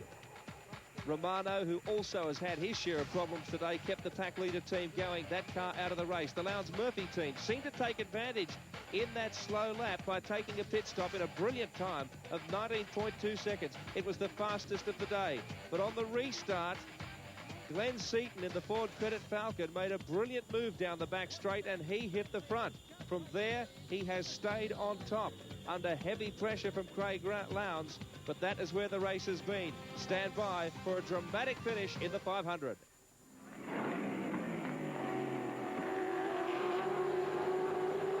So, still this tremendous battle up front between Glenn Seaton as he comes up to lap the Ashby Reed Commodore and Lowndes. And these two have really been at it hammer and tongs over the past 10 or 15 laps, and Seaton withstanding a lot of pressure from Lowndes. I think the last 10 laps of this race is really going to be something. Yeah, it certainly is, because that's money time, and I'm sure that you know, if Craig Lowndes sees any sort of a hole in the last couple of laps, he's going to go for it. It appears that Seaton has his speed, though. You mentioned before, Jeff, about how much horsepower this car's turning out. Around 630 horsepower, they're saying, from this new John Sidley engine. What sort of power to the Holden racing team Commodore? Well, that's difficult to say. I mean, everybody's very secretive about, you know, their performances. If they tell you a figure, it's not necessarily the correct one. But you can see the whole dealer team, I don't know, I think they'd be a little concerned about their horsepower because looking at it throughout the day, they've never seemed to be the quickest car down the straightaway. And, of course, that comes into play significantly at Bathurst. Well, certainly, definitely. And, you know, they've obviously got the best handling car. They've got good driver combinations. But you need everything to win. And right now, when unforeseen things happen, like the pace car comes out, you lose the lead, and you get stuck behind a car that's very nearly up to your performance, but a little quicker down the straight, you can get stuck behind it and end up losing the race. You can still see that Seaton's under pressure. I mean, there's a little wiggle of the tail there as he came up to NGK, a little puff of smoke from both the left and front coming into the S's there, so he's actually on the limit. I mean, he can't be pushed much further. No, definitely not. He's driving that car as hard as he possibly can, and, you know, the only time that he can sort of take a little bit of a breather is like right now when he's got about 3 or 4 car lengths, so he knows that this particular lap he's under no real threat, so he can just take a breather and get ready for the onslaught, because I'm sure it's about to happen. Both these cars have done stops without a brake pad change. A lot of the cars, the quick ones particularly, are running Japanese pads that are worth $4,000 each if you want to put them on the front of your car, or $4,000 to equip the front of the car. So enormous amount of money in this business, but to get from start to finish without a pad stop over 161 laps, you've got to pay the money. Well, that's true, and you know, these guys are definitely not saving them right now. You know, the Peter Brock's car apparently has a little bit of a problem, but these two definitely don't have any problems, and that bodes well for them for Bathurst, because they do try and set up the brakes so they can get through even Bathurst without a pit stop to change brakes. So hopefully this race will show them how much pad wear they've got, and but right now it seems like there's no problem for brakes. So you've got Peter Brock back in 3rd spot, Longhurst in the 4th, a good run to be 4th, Perkins 5th, Dick Johnson and John Bow hanging in there, in 6th spot in there, Falcon, Gardner and Crompton 7th, Stephen Johnson with Charlie O'Brien back in 8th spot, then it's the Trevor Ashby, Stephen Reed car, good effort from them too to be the first privateers in the top 10, Romano and Madecki still travelling around, so is Dumsey and Bailey, and Kendrick and McCarthy well down. On their 147th lap of 161 laps around Sandown. Ford have won this event 9 times, Commodore 12 times. Peter Brock certainly has been the most successful driver here, won it 9 times, 7 times in succession, which is really an unbelievable feat. Well, it is when you're talking about long-distance races. You know, there's so many things that can go wrong, and particularly back when Peter ran it, I think the cars today in the 90s are a lot more reliable than they were in the 70s and beginning of the 80s, so that's a tremendous feat. 14 laps to go, so this race really winding down. But the battle has really been from start to finish between Ford and Commodore, and although this car number 1, led the early stages, the second round of pit stops and the safety car has really changed the total complexity of this race, and Seaton is still under enormous pressure from Lowndes, but just doing a great job. What goes through a driver's mind, Jeff? I mean, you've obviously been in this situation. Well, I think you just try and calm yourself down. You know what you've got to do to try and stay in front. Your biggest problem is not making a mistake, and if you can just, when you're going around, you sort of in your mind, you know where he's stronger than you are, you know where you can beat him out of the corner, so you've just got to take care of business, because if eventually it gets past you, well, there's nothing you can do about it, but you certainly don't make it easy for him. Let's watch the run onto the main straight this time around. You saw that Lowndes was a lot closer going through XR corner, and much closer this time too. So onto the main straight. Again, will Seaton have enough grunt to hold him out? Lowndes certainly quicker through the twisty bits. In the slipstream now. See, this time Lowndes staying right behind him. He isn't moving out early, and he's trying to... No, it doesn't look like he's going to do it. That Seaton car definitely has a lot of horsepower and is very fast down the straight. And Lowndes went to the outside there. Has now looked down the inside. Can I work Seaton over from this side of the track? But Seaton, no, moves across to cover him. What a fantastic motor race. Both cars up on 2 wheels as they clip the curves there, placing enormous strength on these cars too. They don't break. 15 laps to go, and again Lowndes quicker up the back straight. We've seen before he's been quicker over this part of the track. Yeah, and he's definitely in attack mode now. I think he's decided that you know, there's 15 laps to go. He's had enough. He wants to get to the front. Lowndes right up on the back of Seaton again. Quicker through this part of the track than the Ford Credit Falcon, but forced to slot in behind again under brakes as they go down through the XR corner, back to second gear through here. But putting more and more pressure on Seaton as these laps wind down here at Sandown. Neither will give in, and I would imagine if they're still in this situation on the last lap, Jeff, it'll be one hell of a lap to watch. It certainly will, and hopefully that's the situation, because you know, it's all coming down to the end, and if we're like calling this race, this is happening on the last 5 or 6 laps, I think it's going to be very entertaining. Great racing here at Sandown in the 500. Craig Lowndes trying every tactic he can think of to get past Glenn Seaton, and time is running out. Brock, Longhurst and Perkins make up the top 5, but it's between those two. Seaton and Lowndes will be back. On witness, a modern-day Paul Hogan. And they come down with 200 metres to go. An Aussie larrikin who turned kissing fish into a national passion. People identify with the fact that he's a moron. Rex Hunt's common touch strikes a public chord. I'd love to have him on the team, though. After years of hard slog, Rex is an overnight success. Plus, Paul Barry on board the USS Carl Vinson in the Persian Gulf, talking with the pilots who bombed Iraq.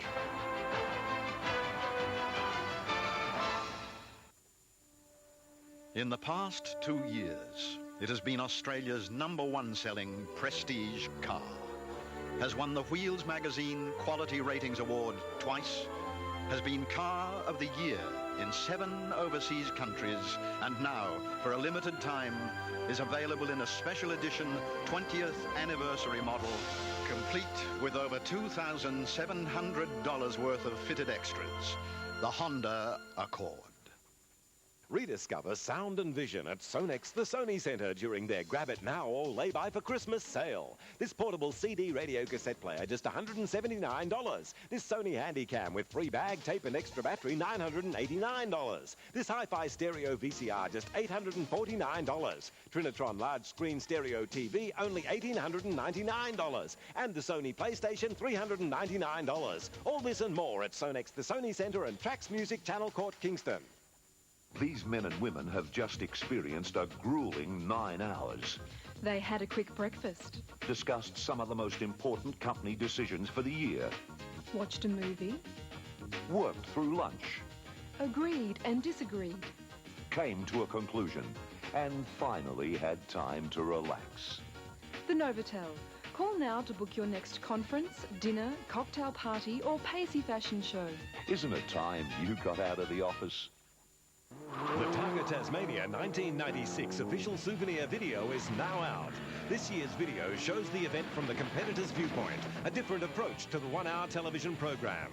You'll hear what the competitors have to say, see what it's like to compete in Targa Tasmania, the ultimate tarmac rally. 75 minutes of action-packed excitement. This year's video is a must for your collection. Get into Targa Tasmania 1996 and strap yourself in for the ride of your life. Available from these outlets. I'm supposed to joyfully try these Vicks Vapor Drops with butter and menthol and believe that something that tastes delicious can actually work. Well, hey, they're paying me. I can be convincing. See? Nothing. Hey, these delicious Vicks Vapor Drops with butter and menthol really do soothe the throat and clear the nose. I mean, it won't happen in a second, but it will happen.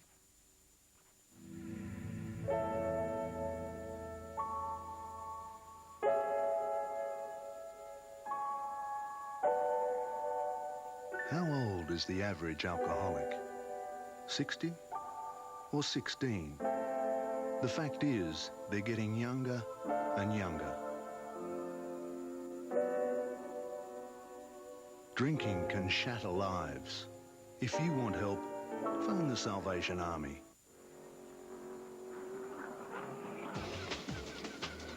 Welcome back to a big finish here at Sandown. 9 laps to go, and Craig Lowndes is running out of ideas as well. Craig Denyer, what a contest. What a contest, almost 3 hours, 15 minutes down too, so they've been hard at it. And Jeff Brabham winding down to this race. We talked about what would be going through Glenn Seaton's mind. What would be going through Craig Lowndes' mind now? Well, I don't know. I mean, I think he's starting to run out of ideas. He's tried left, he's tried right.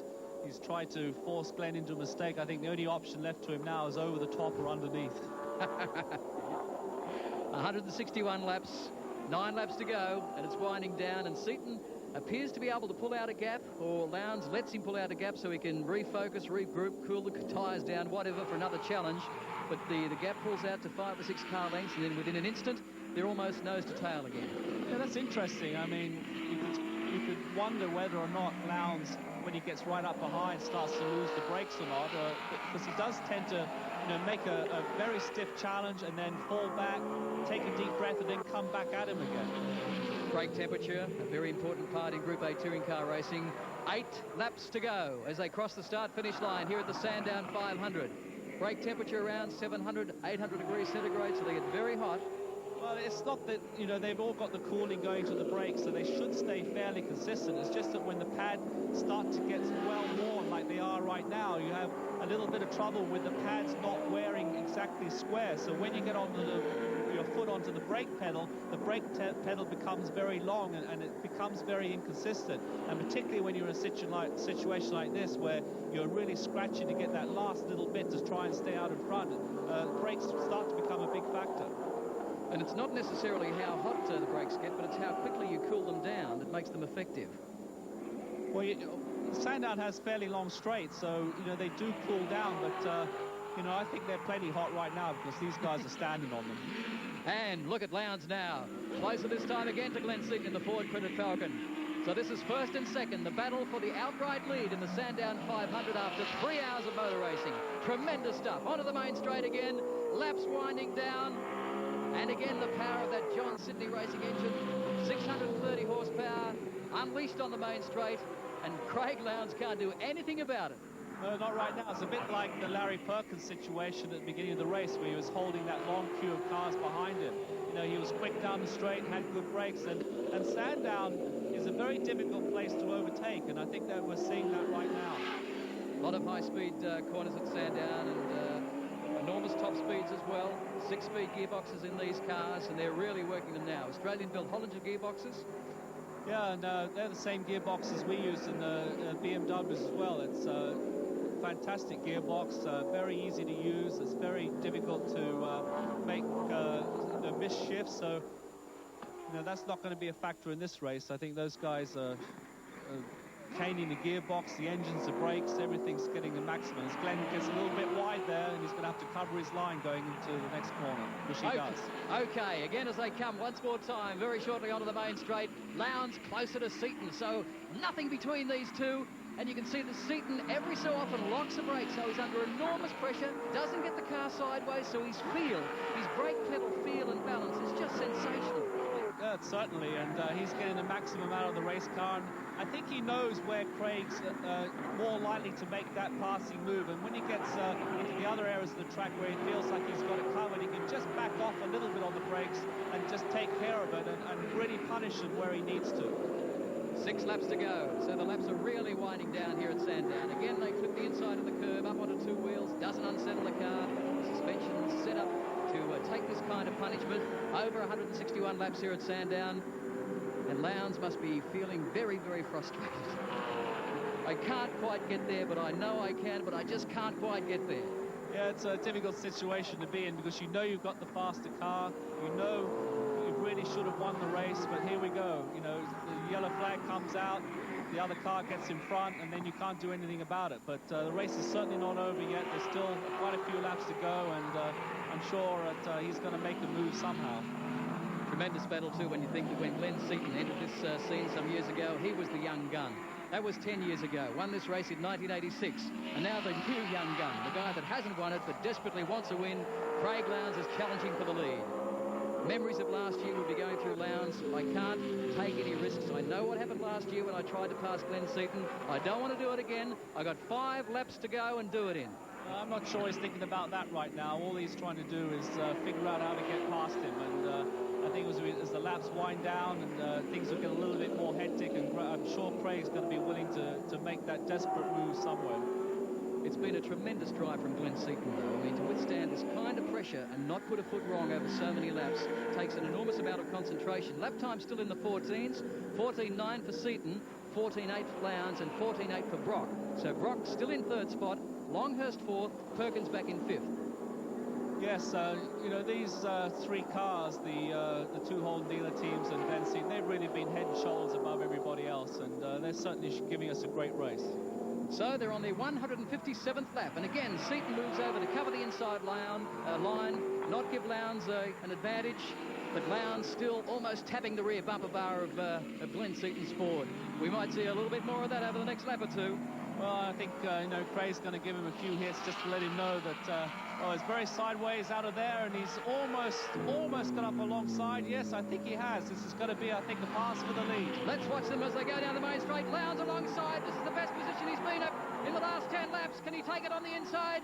Seaton is outside struggling. Lowndes has done it. So Craig Lowndes in car number one has gone through to regain the lead. Listen to the crowd here at Sandown. Tremendous move, and you can see that started with 4 laps to go on the entry to the main straight. Well, that was a great move, and it shows that Craig was being patient. You know, he was prepared just to wait there. He didn't try anything stupid. He got a good run out on the straightaway and was able to get his car in the right position on the racetrack and make a really clean pass. So the Holden fans are cheering like you wouldn't believe here at Sandown as they again thread their way through the slower cars.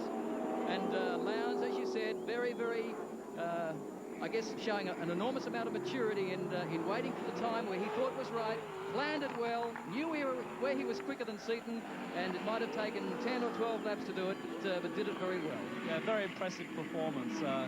You know, he could have easily given Glenn a tap or get himself in a position where they takes both of them out, but he just waited and waited and waited, and eventually the opportunity came.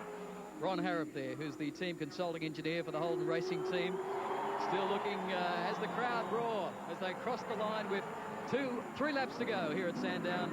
They're on their 159th lap now as the current Australian Touring Car champion, Craig Lowndes, and Greg Murphy, his co-driver, done a great job to put this car back in the lead after a safety car incident which allowed the team to close up and Seaton to go through.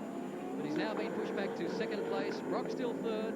Longhurst, Perkins, Johnson and Gardner round out the top 7. Greg Murphy, how is he feeling? You can see the tension. Yeah, he's probably got the worst position right now because there's nothing you can do about it. You've done your job. Now you've just got to sit in the pits and watch and just hope that the car comes home in first place so you can end up on the victory roster as the winners. I reckon his fingernails will be just about bitten down to the knuckles by the time this race is finished.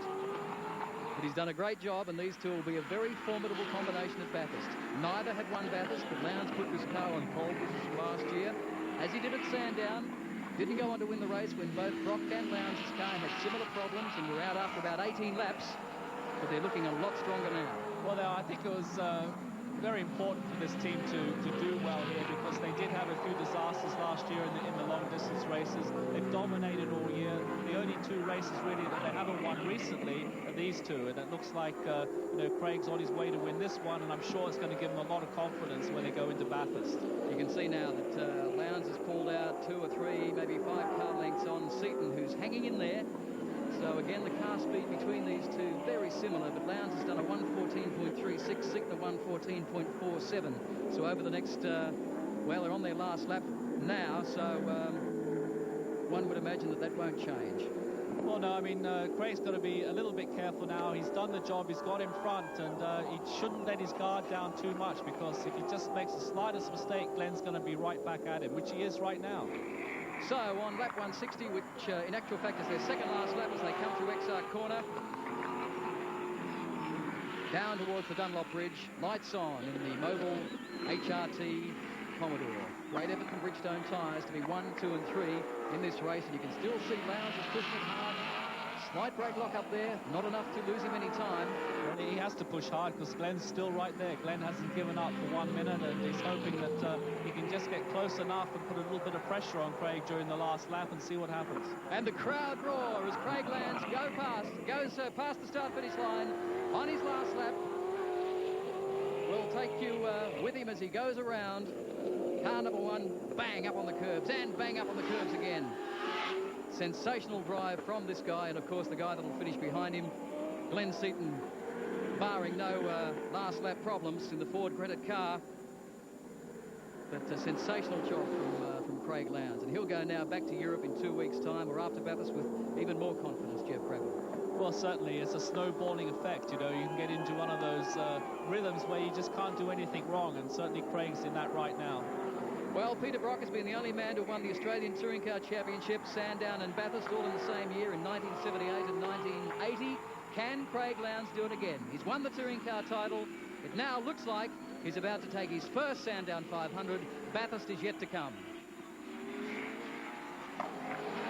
Lowndes now, with Seaton not that far behind, comes onto the main straight for the last time, gives them a sensational victory. What a great effort. After 161 laps, Craig Lowndes takes the checkered flag in the Sandown 500. Glenn Seaton second. Peter Brock will come across the line to be third. Longhurst fourth. And how would he be feeling on the slow-down lap, Jeff? Well, I think he'd be feeling very, very happy. You know, they had the dominant car all weekend, but the way that the race panned out, they really had to work for it. And I think he'd be very, very happy. The Cotter Dillman car comes through as well, so there's no doubt about it. I think you'll find this is a Peter Brock Commodore. So they'll come across the line in third spot. There's Ron Harrop very happy. Certainly Greg Murphy very happy. Jeff Gretsch very happy. And Craig Lowndes has the checkered flag out for his very first Sandown win in what has just been an awesome display. Well, it has, and what a great race. You know, we had 3 dominant cars throughout the weekend, and they went after it during the race. You know, Peter Brock had a few little problems, slipped back, and in the end had some brake problems. So instead of 3 cars, it was 2 cars at the end. But you couldn't have asked for a better race than that. Certainly been the form team all year. Won the Australian Touring Car Championship in this car, called the supercar, and has gone on to win Sandown, and would now have to go to Bathurst. Very much the favourite, even though the front under-trays on the Commodores have been shortened by some 125 mils. It certainly doesn't appear to have slowed down Lowndes' effort this weekend. No, it definitely hasn't slowed that team down. And I think, you know, as I said before, the Bridgestone tyres really helps that situation. And maybe some of the other cars who are not running those will have a little bit more problem with that ruling. But Craig Lowndes doing a bit of a burnout there for the crowd, and obviously very excited about winning here today. And there's your third place getter, Peter Brock, who finished only 38 seconds behind. So 1, 2 and 3 only separated by 38 seconds. And I'd say he'd be fairly relaxed about that now. Well, I think he'd be feeling reasonably pleased, because I think that going into Bathurst, I think he's got a very good team with Thomas Mizera. You know, they had a few hiccups today, but they're strong, and looking forward to the...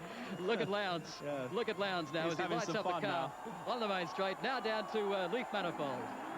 I'm with a very excited Greg Murphy here. Greg, you're just about off the moon with this. Oh, I'm over the moon, all right. It's just the best feeling in the world. Craig drove brilliantly in those last few laps. I mean, he didn't put a foot wrong, and when the position was there, he went for it. It's almost like I think he had it planned. I mean, I'm going to have to have a word to him about that, because he's made all our hearts go crazy. So he's done a great job, and the car, the team, just everything went so well today, and we're really happy. And Brocky got a third as well. He had a few problems. That's a real shame, because you know, him and Thomas have been driving great, and they've had a little bit of bad luck. But you know, to be first and third on the podium is fantastic. Well, you probably want to get down there and shake Craig's hand, so off you go, mate. Yeah, thanks.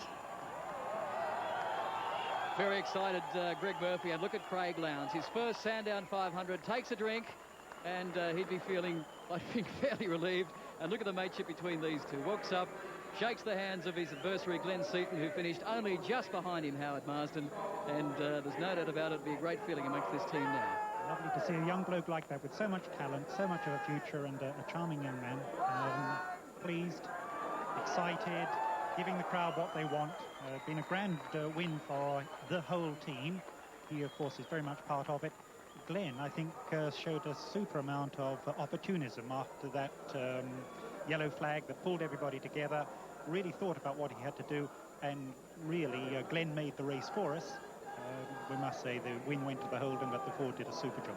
So there's no doubt about it, there's probably no other touring car driver that's made such an impact on Australian motor racing since perhaps the days of Peter Brock and Alan Moffat. Yes, he's definitely the man of the late 90s, and I think we do see this face coming through, and we're going to see it internationally, obviously. The lad's got what it takes. So, Craig Lowndes still shaking hands with all those that have supported him his efforts, and we'll be back with a presentation very shortly, live from the Sandown 500 in Melbourne.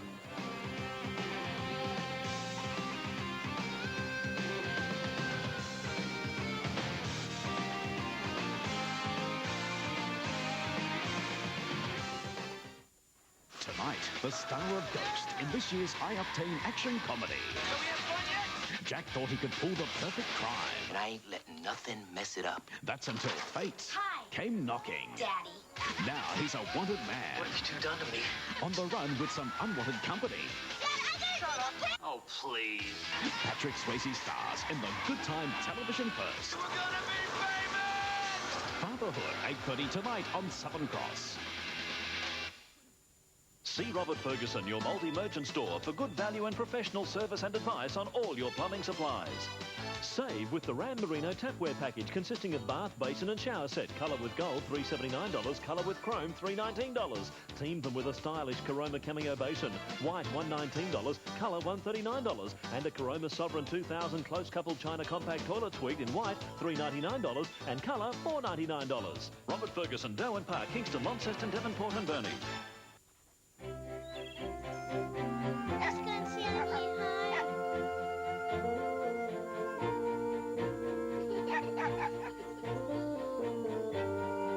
Here's my room.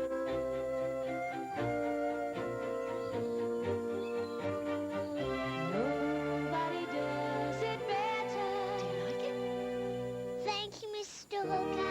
MJ Hooker, you're the best. I've always sort of run pretty well. I mean, I was a good middle distance runner at high school. What I do in the morning is I swim, and then when I come home, I'll eat 14 Vitabreads. I've pretty much grown up on them. I think if you care about yourself and your family, you'd have to believe that Vitabreads are better for you. It was born of the toughest workforce on the road. Introducing new Ford Courier, an army of hard-working horsepower, packed into an all-new diesel engine, the most powerful non-turbo diesel in its class, in two-wheel and four-wheel drive. It's one tough one-tonner. New Ford Courier, built for the tough.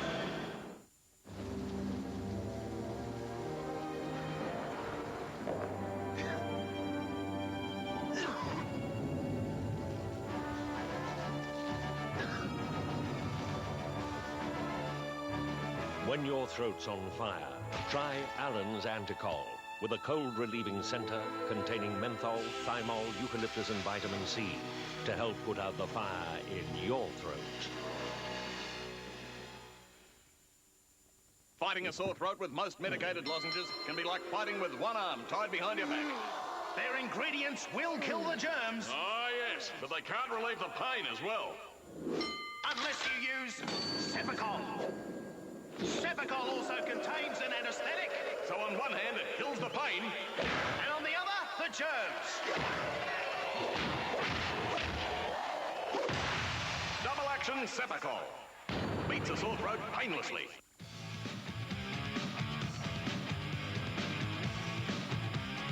The winners embrace Craig Lowndes and Greg Murphy. What a drive, what a Sandown 500. Let's go to the podium now. The presentation with John Smales. Ladies and gentlemen of Sandown, would you please welcome, before you welcome the worthy winners, the promoter of the Sandown International Motor Raceway, Mr. John Davison. Thank you very much indeed, John. Well, I don't know what to say, ladies and gentlemen. I'm absolutely delighted to be the promoter of the Tickford 500. To me, it doesn't matter who won it, because it was a fantastic motor race, won by a brilliant team who beat an equally brilliant team. And that's what a great television coverage is all about. And the crowd absolutely love it, and it's great for motorsport, and I'm very proud, Jono, to be associated with Network 10. John, you deserve every accolade, because this has been a sensational motor race. Let's first have the guys who came third, Peter Brock and Thomas Frizera.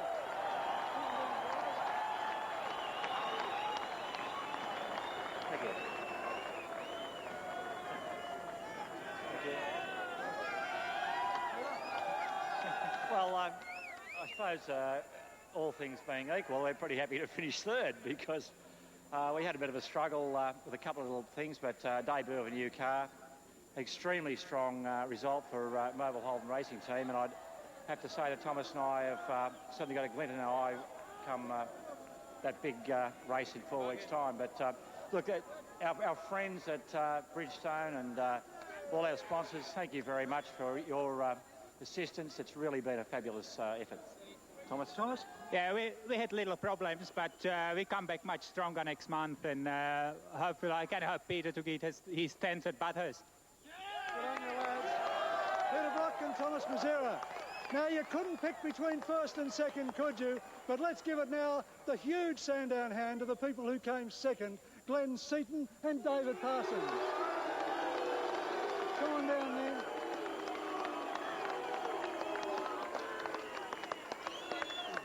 Glenn, tell us, what was going through your mind in those final laps with that Holden Racing Team car breathing down your neck? Well, really, I just tried to push as hard as I could and try and hold the lead, but I made a little bit of a mistake coming onto the straight, and that was enough for Craig to get alongside me, but fantastic. I think the fans really can't go home disappointed with this because it was a great race, and I thoroughly enjoyed it, so congratulations to Craig and also Greg. Glenn, have you ever had a closer race, that close to the finish of a major event like the Sandown 500? No, not really, but like I say, we worked pretty hard today, and so did Holden Race Team. So at this stage, we go away from here with being, I think, very encouraged for Bathurst. And I'd just like to say thank you to my sponsors, which is Ford Credit, the Bridgestone Tyre Centres, Mobile Oils and Bridgestone Tyres, and also to my partner who did a brilliant job today, Skippy. Indeed. Well done. David, this year is Glenn Seaton's Bathurst, is it not? Well, we've done a fantastic job, with the car and the fellas, and I was very, very proud to when Glenn asked me to run with him at Bathurst last year for this year, and a bit of confidence, and I think we're looking really good for Bathurst, and the tides might turn. Well done. To second place, Glenn Seaton and David Parsons. Well, the time has come, hasn't it, Sandown crowd?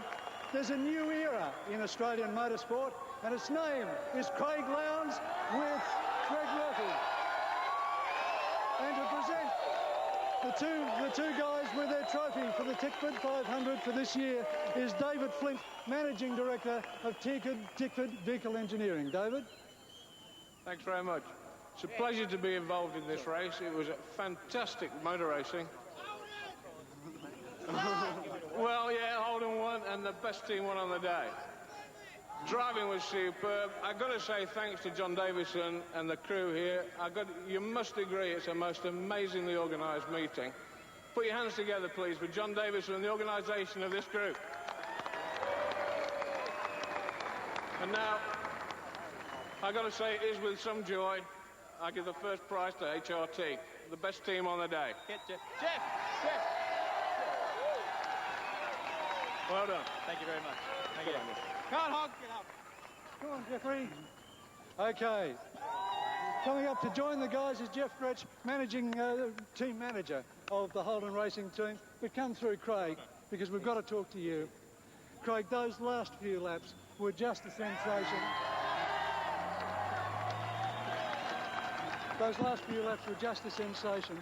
Did you think you could do him? Did you always have it in your mind that he was beatable? Oh, for sure, otherwise we wouldn't be out there.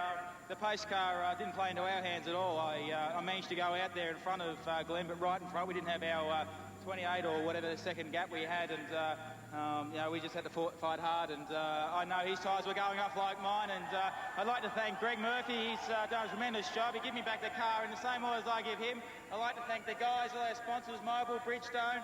It's just been a fantastic car, and hope we can go on to win Bathurst. Not a bad year for the young man, is it? Greg Murphy, come on in. Just a sensational race. What's he like to drive with? Oh, he's a prick. He's a great guy. Craig's just incredible. I mean, way he handled that out there then, and it was just amazing. I can't say more about him. But, it takes a team to do it. And these guys over here, these boys, they're the ones that did it for us, and without them, we wouldn't have had such a fantastic car today. our HRT Mobile Commodore was just the best thing. Let's get the man up here who's engineered this whole thing, Jeff Gretsch from Tom Walkinshaw Racing, Holden Racing Team. Jeff, what's it take to keep these two young lions under control? It takes a team that's out in front here. Without them all, the way they work and the way they put in, we wouldn't be here. And really, I don't want to work for any other team bar them. Well done. Well, folks, give a big round of applause to all three on the dais at this moment, because they've all done an absolutely sensational job. As the champagne squirts, and you're away with the Sandown.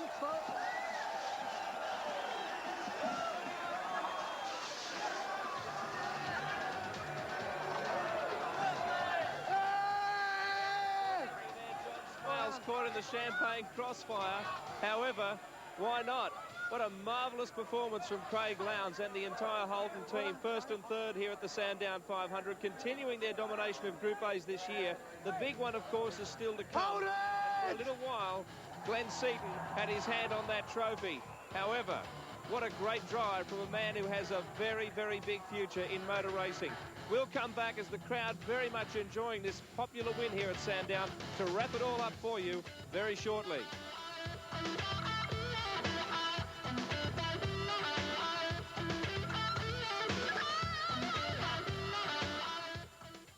Southern Cross is working for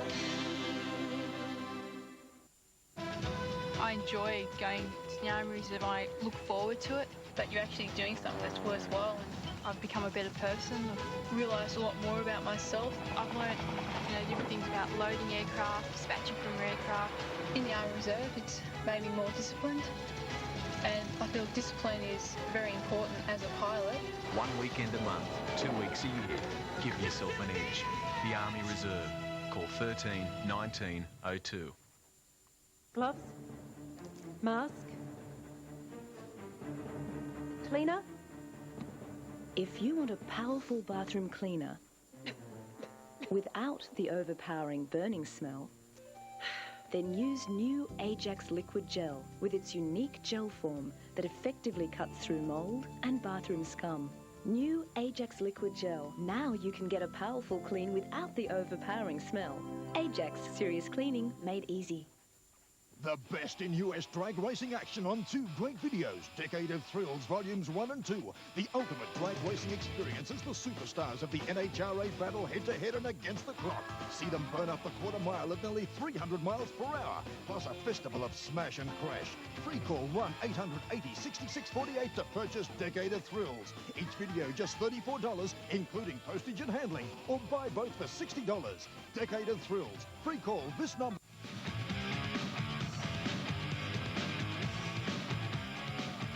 Fantastic finish to the Sandown 500 of 96. Craig Lowndes did it with just a couple of laps to go. Did you think, Jeff Brabham, that he could do it? Well, I always thought there was a chance. He's been the dominant car all weekend, and certainly in that position where he's right behind Glenn Seaton, he had a chance to do it. But what a great race. Glenn Seaton drove a fantastic race with still a lot of pressure over those last couple of laps and very nearly brought it home. Well, the worst thing for me was I was just moving out of the commentary box and into this position here as the manoeuvre took place. I saw it live just in front of me, but tell us how he did it. Well, basically, Craig got a better run onto the straight, managed to get the car on the inside to prevent Glenn from coming down and blocking his move, and made a pretty clean pass in the end. I think Craig showed a lot of maturity because he was prepared to be patient and wait for that opportunity to happen, and eventually it did. Well, as Howard and yourself and Craig Denyer pointed out, he seemed to be very frustrated there towards the end because he seemingly had tried everything, going inside and out, but in the end he pulled it off. Yeah, he did, and even though I'm sure he was frustrated, he was able to control that, and I think it shows that Craig Lowndes has got a very big future in front of him. Well, as you can see behind us too, whether they've generated it in the past season or whether it's been here for a long time, but a very popular win to Holden. Well, it was, but it was a popular win, period, just because it was such a great race. And I think if Glenn won it too, everyone would have been just as equal as excited. But the crowd here are pumped up. They just saw a great motor race. What do you think of the future of Craig Lowndes? We know he's going overseas, and there are a lot of things opening up for him now. Well, there is. I mean, he has probably the best opportunity any Australian has had since Alan Jones, really, to really not only get to Formula 1, because my brother David also made it to Formula 1, but I think Craig's got an opportunity to maybe make it with a good team, and that's going to make a very big difference. And I hope he does, because you know, Australians I'm sure would love to see someone out there racing in Formula 1 or Indy cars or whatever that they could really cheer for. Well, we know John Smales and Leith Manifold are getting ready to deliver some interviews in the pits. But what is the process from here? We know things are being prepared for Craig, but what is the sort of process from here, or there are many avenues for him? Well, it's difficult to say. Obviously, he's tied up with Tom Walkinshaw, and that's probably the best thing that could happen for him, because Tom has access, obviously, not only to the Formula 1 team he's running, but access to money. And really, when it comes down to, that's the key. And that's where Australians have typically had a lot of problems overseas, that they haven't been able to raise the capital here in Australia to go overseas and race. Maybe with Tom Walkinshaw behind him, they can access some avenues somewhere else and pick up that necessary finance he needs. On the other hand, I'm not sure if that was a tear or two welling in Glenn Seaton's eye when he received his trophy, but that must have been very tough for him to lose it late. Well, it was, but I think he'd be very happy. You know, going into Bathurst, he has a strong package. It showed that the two Holden dealer teams, plus him, were really the class of the field. And, you know, when you go to Bathurst with a much greater, longer race, then anything can happen in that, and I'm sure he feels that he has a real good shot at that. OK, as we wait for word from the pits, before we're swamped, let's have an update of the race now and give you a story briefly of how it all went this afternoon. There were several distinct phases. In fact, there was drama before even the start of the event. Mark Larkham lost his power steering during the warm-up lap. Lots of problems there. And, of course, the 10 cameras inside that car as it all happened. Then race favourite Craig Lowndes, as you can see, jumped out. He, of course, won the top 10 shootout the day before, was clearly the quickest. In fact, there were 3 seconds between the first and the 10th drivers out of yesterday's top 10 shootout. His lead blew out to 17 seconds early in the race. The highlight, however, was behind him. A battle for second between Perkins, whose tyres were starting to go, but he was holding out Seaton, Gardner and Longhurst. It was a terrific battle. The big mover was Peter Brock. He left the track in qualifying, missed the top 10 shootout, started in 13th place on the grid. He moved up to 3rd place until, of course, this fateful spin out on lap 45, which knocked him back to 6th position in the race. There it was. Not quite the same incident as when he landed on the beach in qualifying. The Commodore of Craig Lowndes and Greg Murphy still had a commanding lead. Lowndes handed the wheel to Murphy, who did extremely well after lap 59. That pit stop was 21 seconds. In fact, the crew can really congratulate each other for a marvellous effort today in the pits. The combination did not lose any of their lead. The 05, meantime, had moved back into 3rd spot. Some brilliant driving by Thomas Mazera this time, maintaining the pace in that second Commodore. He burnt the track up with some of the best lap times of the day. Bad luck, though, for the M3 Motorsport team, Dillman and Cotter. They had trouble early in the race, broke a gear stick, and then this runoff finished the day for them. Into the 3rd hour now. The pace car came out when Alan Grice left the track in Alan Jones's car. That was the middle section. In fact, Jonesy never got that second drive. Here it is now. Gricey left on the side, and the pace car came out, which compressed the leaders. The Lowndes-Taylor team seemed to stop. The Lowndes-Murphy team, I should say, seemed to take advantage. They took their pit stop then, and that was the fastest of the day, 19.2 seconds.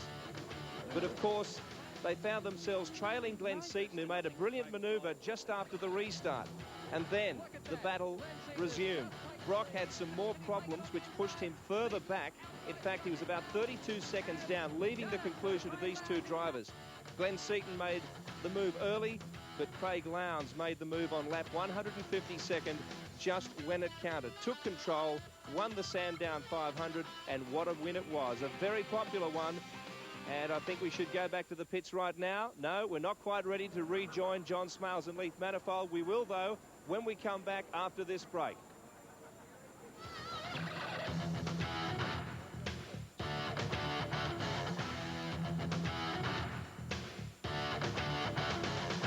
Check it out.